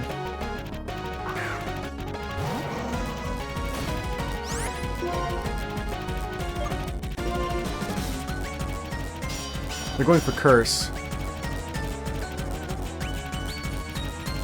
They avoided the attack. That's just gonna do like a quarter of our damage per turn. Going for Brick Break. Oh, that's really bad. We survived that. Oh no.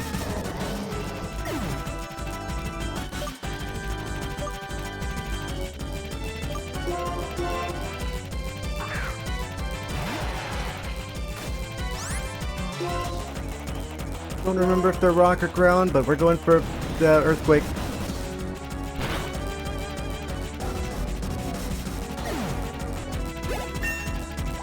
Play of the game. Excadrill.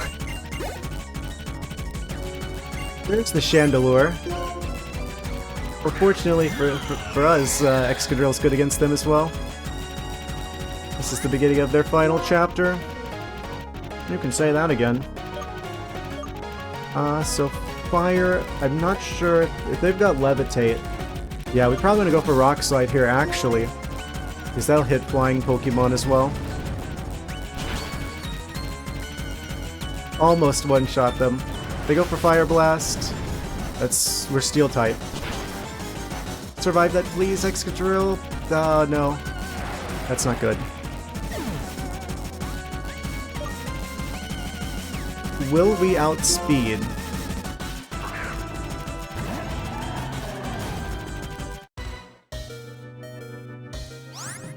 I have to turn the page on the epilogue of the story.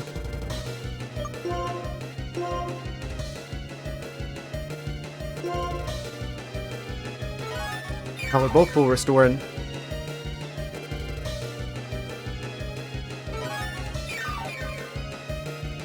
Okay, so we get to use that for free.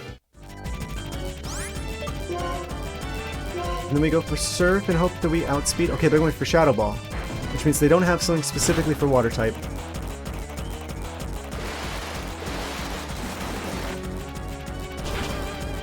Come on. Yes! That's the last of the Elite Four. We got the Ghost type, won the first try. No, a lot of words, but right now I can't figure out how to say this. Perhaps if the feeling I'm having now is put into words, it'll be trapped here. Let me say this. My feeling is you're a great trader. 6,000 Poké Dollars. Ah, yes. Challenger, if you defeat the entire Elite Four of the Pokemon League, you can go on to challenge the champion. You've earned that right. Return to the plaza in the center and check the statue. It's happening! I don't know if they're gonna immediately send me onto that, but we've got a little chance here to actually revive some party members, so I'm gonna just do that really quick. Half of them are fainted.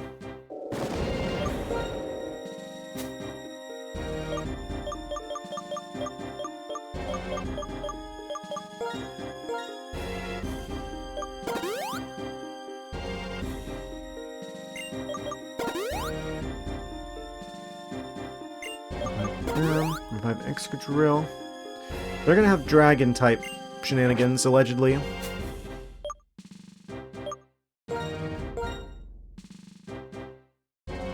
They need a full restore.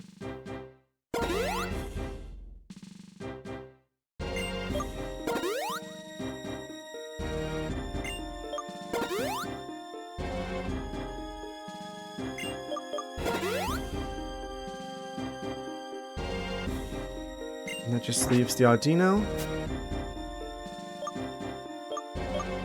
Still got only 2 max revives left.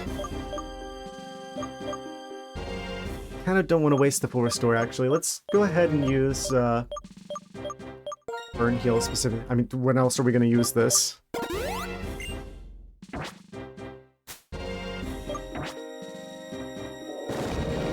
Oh, hold on, we need to heal that last bit of health. 200.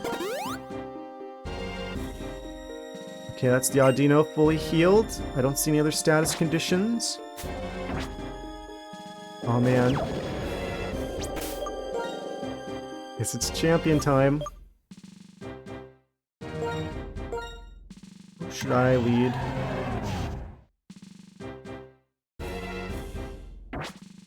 Could do like the starter. Now Dragon has this interesting quirk where they're only super effective. The only thing that it works against them is Ice and Dragon.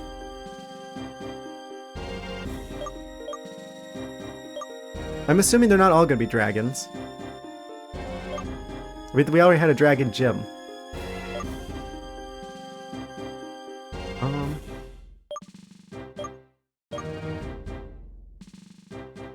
I think I'm going to lead the Audino, actually, just because of, like, okay, whatever it is they're going to throw out, unless it's fighting type, they're going to probably be at least just neutral with it.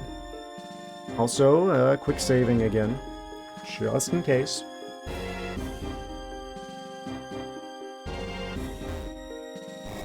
Oh, the statue is moving.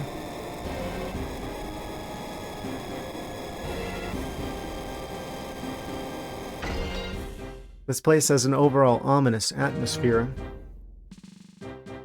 It's just like in a giant crater. Any secret items?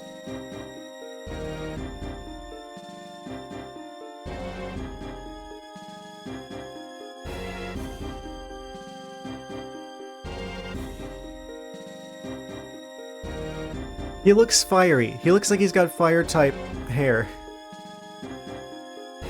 If that's the case, then I definitely feel like I picked the right starter. Like, zigzagging along the stairs in case there's, like, secret stuff here. The DS screen is just not quite wide enough.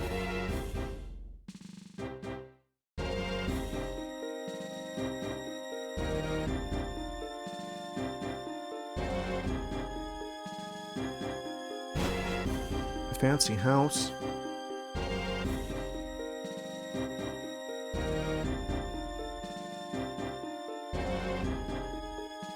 Oh! Already having a fight here. And it's over. Never again will Pokemon be made to suffer or be held captive by humans. So thanks to my friend Zekrom.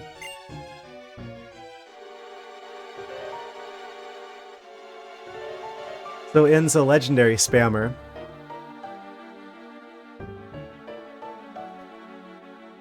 You may have the title of champion, but you can't stop me with just a title. Your soft heart has left you weak. Years ago, you lost your Pokemon, your partner to sickness. That's kind of a jerk move to rub that in. In order to forget the pain in your heart, you wandered Unova. Who knows how long it's been since you've had to fight with your full strength? Actually kind of like that about you, though. As a trainer who far outmatches the champion.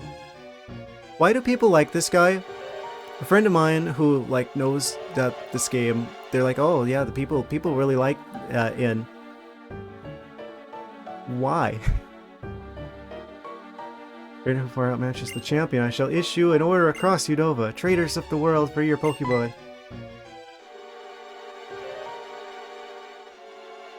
Alder, I beg of you. Separating people from Pokemon do anything but that. The leader of Pokemon PETA. You and I both put our beliefs on the line. He's got an ego to boot. Both put our beliefs on the line and fought with all our strength, and I won. Do not say another word. I've been waiting. In the future I envisioned. You obtained a stone, and indeed you have. The Lightstone. Zekrom is responding to it. Stop. This is not a suitable place for the legendary dragons. From the ground rise up the castle of Team Plasma. Surround the Pokemon League. In best rival clueless? What did they mean by this? Oh. Surprise castle.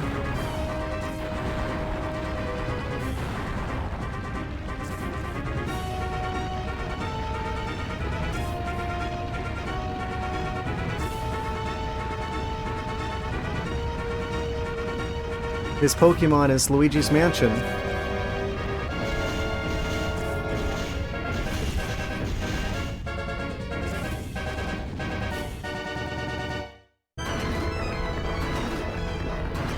Not a million staircases.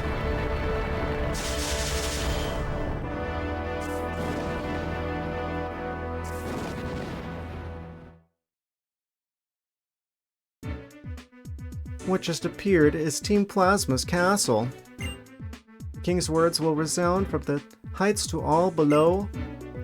You must come to the castle as well. Everything will be decided there. Whether Pokemon will be liberated from people. Or whether Pokemon and people will live together. I still feel like... Okay, so he's like, I beat the champion, I'm going to now tell everyone to let their Pokemon go. And then everyone collectively looks at each other, then looks back at him, they're just like, how about we don't?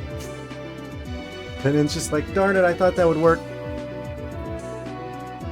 The Pokemon and people will live together.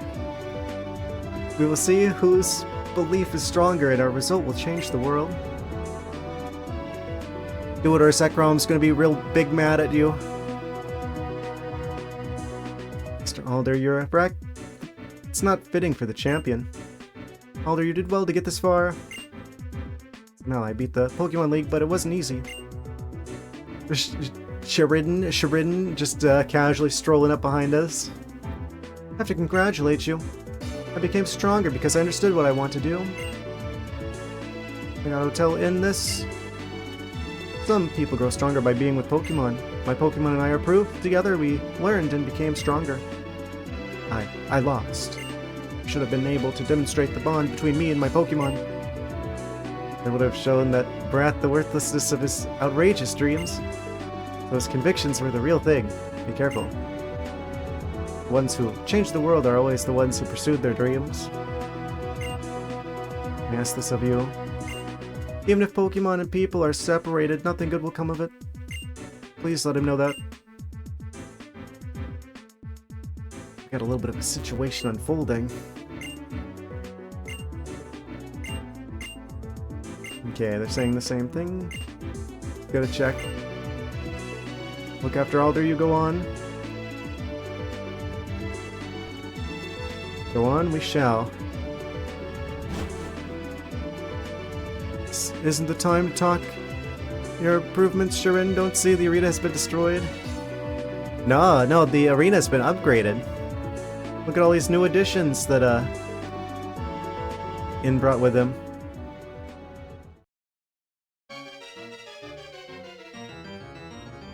Oh, 6v1? That's not a fair battle for them.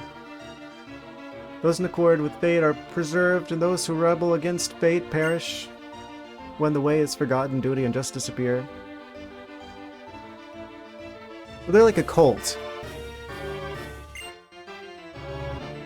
We can lose the forest for the trees. If you make a mistake and do not correct it, that is the second mistake. Inferior men understand what is right, inferior men understand what will sell. How many cliches can they produce for us here? There are not two suns in the sky, nor two sovereigns over the people. Well, if anything should happen to our king, it would be disastrous. It would ruin Ghetsis' perfect plan. Our Lord N will be disappointed, but the 6 of us shall defeat you here.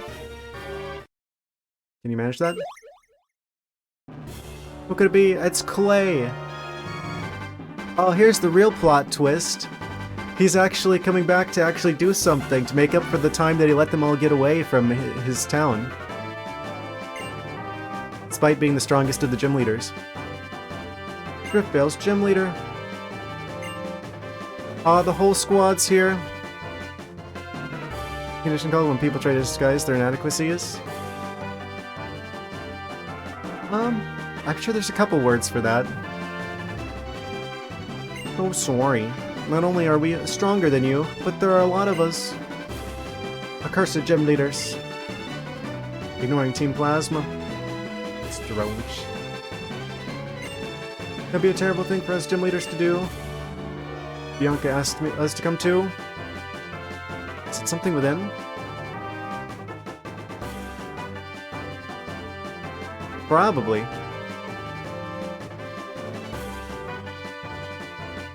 What, like something that starts within, like narcissism, or not very. I don't know. Bianca asked us to come too. Bryson. Okay, I'm fine. Don't worry. No need to worry. Holder of the Lightstone, please proceed. Oh, are we gonna do the Reshiram shenanigans now? Oh, I kinda wanted to fight them. This guy's name is Bronius.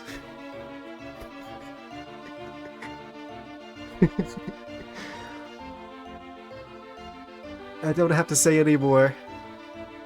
It's already super effective.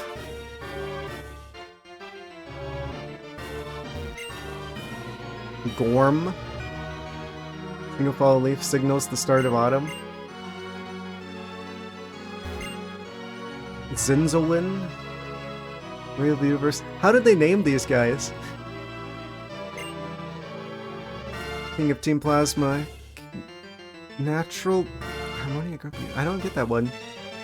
Taking Pokemon from people is restoring balance to nature. Giallo. Jello? It's just called as the Chosen Ones. Interesting. I see why he would abbreviate that. I was like, half like, that's his actual name, and half you're trying to like bait me into like a Ligma. He chose us and gathered us here so we can change the world. For us defeat is impossible. Rude. He's a rude dude.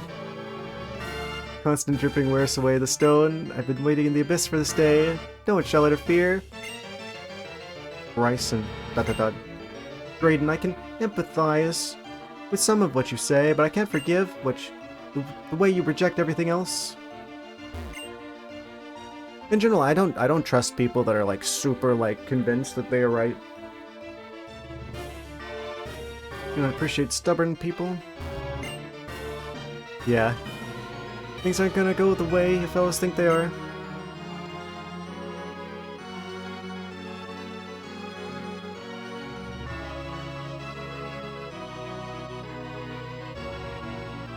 You first.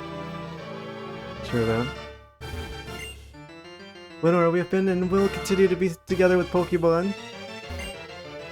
Your Pokemon, they're doing their best for you, right? Would you want to be separated from them like that?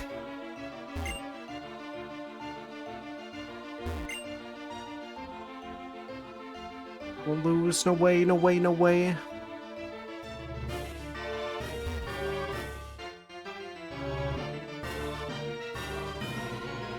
Okay, so there's only the one entrance over here on the side.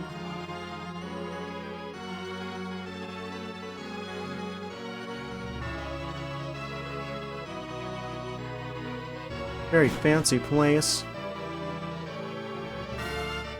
Wait. It's like the secret ninja guys. In this castle, you may rest your Pokemon and access your PC, fear not.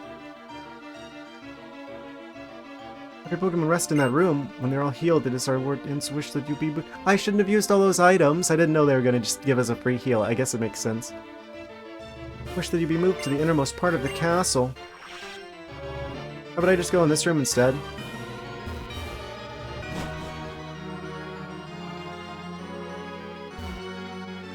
I should probably save. Yeah, just in case. Team Plasma, we're using the Pokemon we took from others all along. Yeah, they don't know how to use any of them.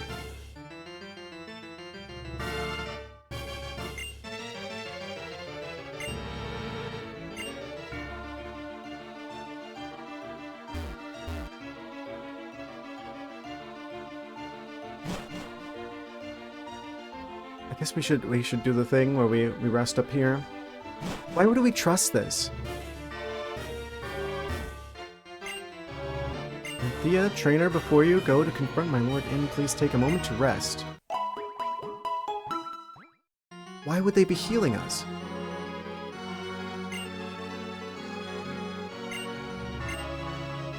Deep down in his heart, but he has spent too much painful time here in this castle to admit it. Wouldn't they just be trying to like steal our Pokemon if they were actually, if they made any sense? Concordia, I give peace and comfort to him and has been separated from people since he was young. He was brought up with Pokemon. Betrayed, mistreated, hurt by bad people. Oh, okay, they're trying to make him, like, redeemed in some way by, like, giving him, like, a backstory that's just like, oh, he's a bad guy, but he's really just misunderstood.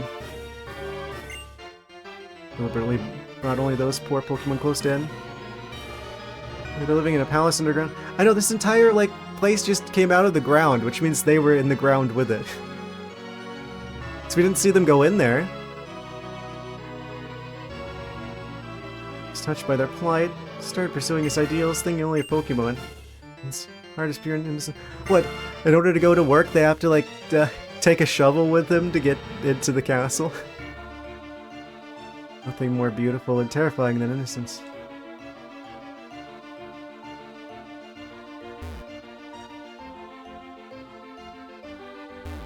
Like, I'm sorry, even if he has, like, a bad backstory or something that's just like, ooh, oh, his actions are totally justified, actually.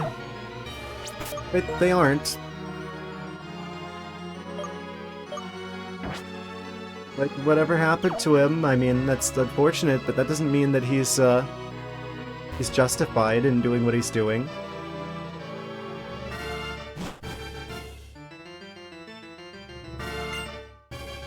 We've been secretly building this castle for several years by overworking Pokemon that we took away. Ah. He's been living in Pal World this whole time. Being noticed by anyone. Everything is going perfectly as Getsus of the Seven Sage is calculated and planned. He's been thinking about how he can manipulate people's hearts as he wishes. Found the max potion.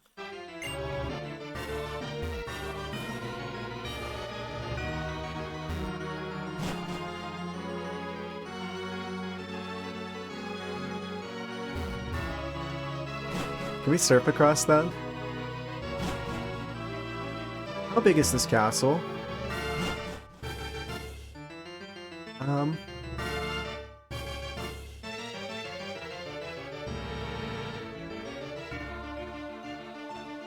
a little bit concerned because I do have a little bit of a time limit for this. I'm just like wondering if there's gonna be like a lot more. I might actually like try to wrap things up like pretty soon because this seems like there's a lot of substantial castle shenanigans here, and I'm like, I hate to do that, but it's kind of like 6:30 in the morning over here. I didn't know there was gonna be a whole thing. I thought it was just gonna go straight champion, and then we could beat him, and then we could get into like the rest of the plasma stuff after that. I didn't know it was gonna just like go straight into it. Now we can even infiltrate the Pokemon storage system inside every trainer's PC. King Will said we can steal every Pokemon stored in a PC box and release them all.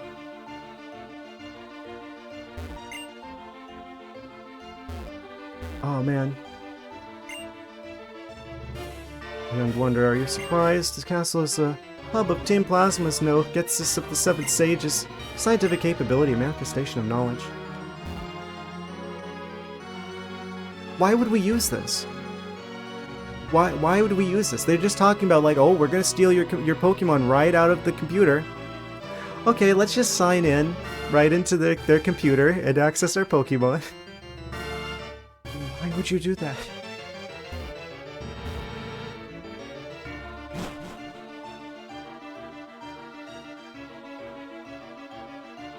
Yeah, I hope you guys don't hate me for this, but I think I am actually going to have to wrap things up for the day, because like there is kind of like a hard like time wall that we're getting close to. Unfortunately. I can tell this is going to be, there's like a lot left to this game. We did beat the Elite Four. Yeah, I think I'm going to wrap things up here. Yeah, I know, I'm sorry. It's just, I don't see this being done before like 7-ish, and I really need it to. I kind of have to leave before that. Hopefully be streaming a bit later. Tonight was hopefully that helped make up for the first half of the stream getting messed up from the bug. But yeah, I think I'm gonna pick this up on Monday. Well, that'll be kind of like a fun thing though, because we'll start right off with this, and then there's still like 3 more towns left. There's the rest of this. There's the shenanigans with Reshiram.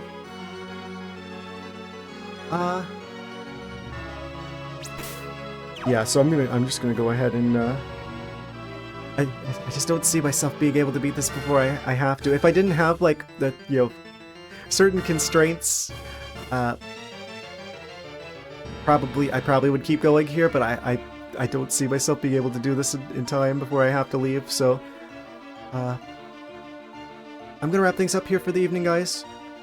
Let me just make sure I've saved everything. 23rd of March, save state. Over the first one. Okay. Yes, we should be good. Yeah. Like I said, I'm gonna be back on Monday, guys. We'll pick up where we're leaving off today. This is exciting. We'll finish up the big fight here. Yes. Before I leave.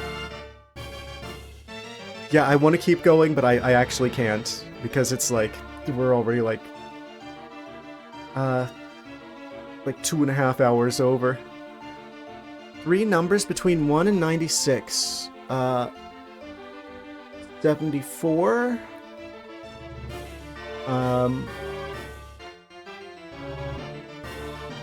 10. And 58. I have no clue what that's for, but there's some lucky numbers for you.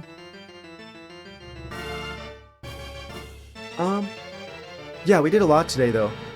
We got our team totally prepared now for probably anything that the game could throw at us, practically. We beat the Elite Four, we made it to the castle. I probably would have made it a little bit farther if we didn't have to redo all the training from 74, 10, and 58. Because no one's gonna pick 10. Like, if people are like, oh, give me a random number, they like never pick like 1. They never pick like the really like the ones that feel more like, you know, they don't feel random enough. So, sure, I'll type that out just for clarity's sake. I have no clue what that's for. I hope you guys enjoyed watching today. I'm gonna be back on Monday, like I said. I appreciate you guys being here, being patient with me with the technical difficulties we've been having. Yeah, I'm gonna switch emulators after we're done with Pokemon Black to hopefully keep that from happening again, which appears to be sooner than later. But yeah. Have a great evening, great morning, whatever time it is in your area. Drive safely. Hope to catch you in the next one. Till then, have a good one, guys. Good night.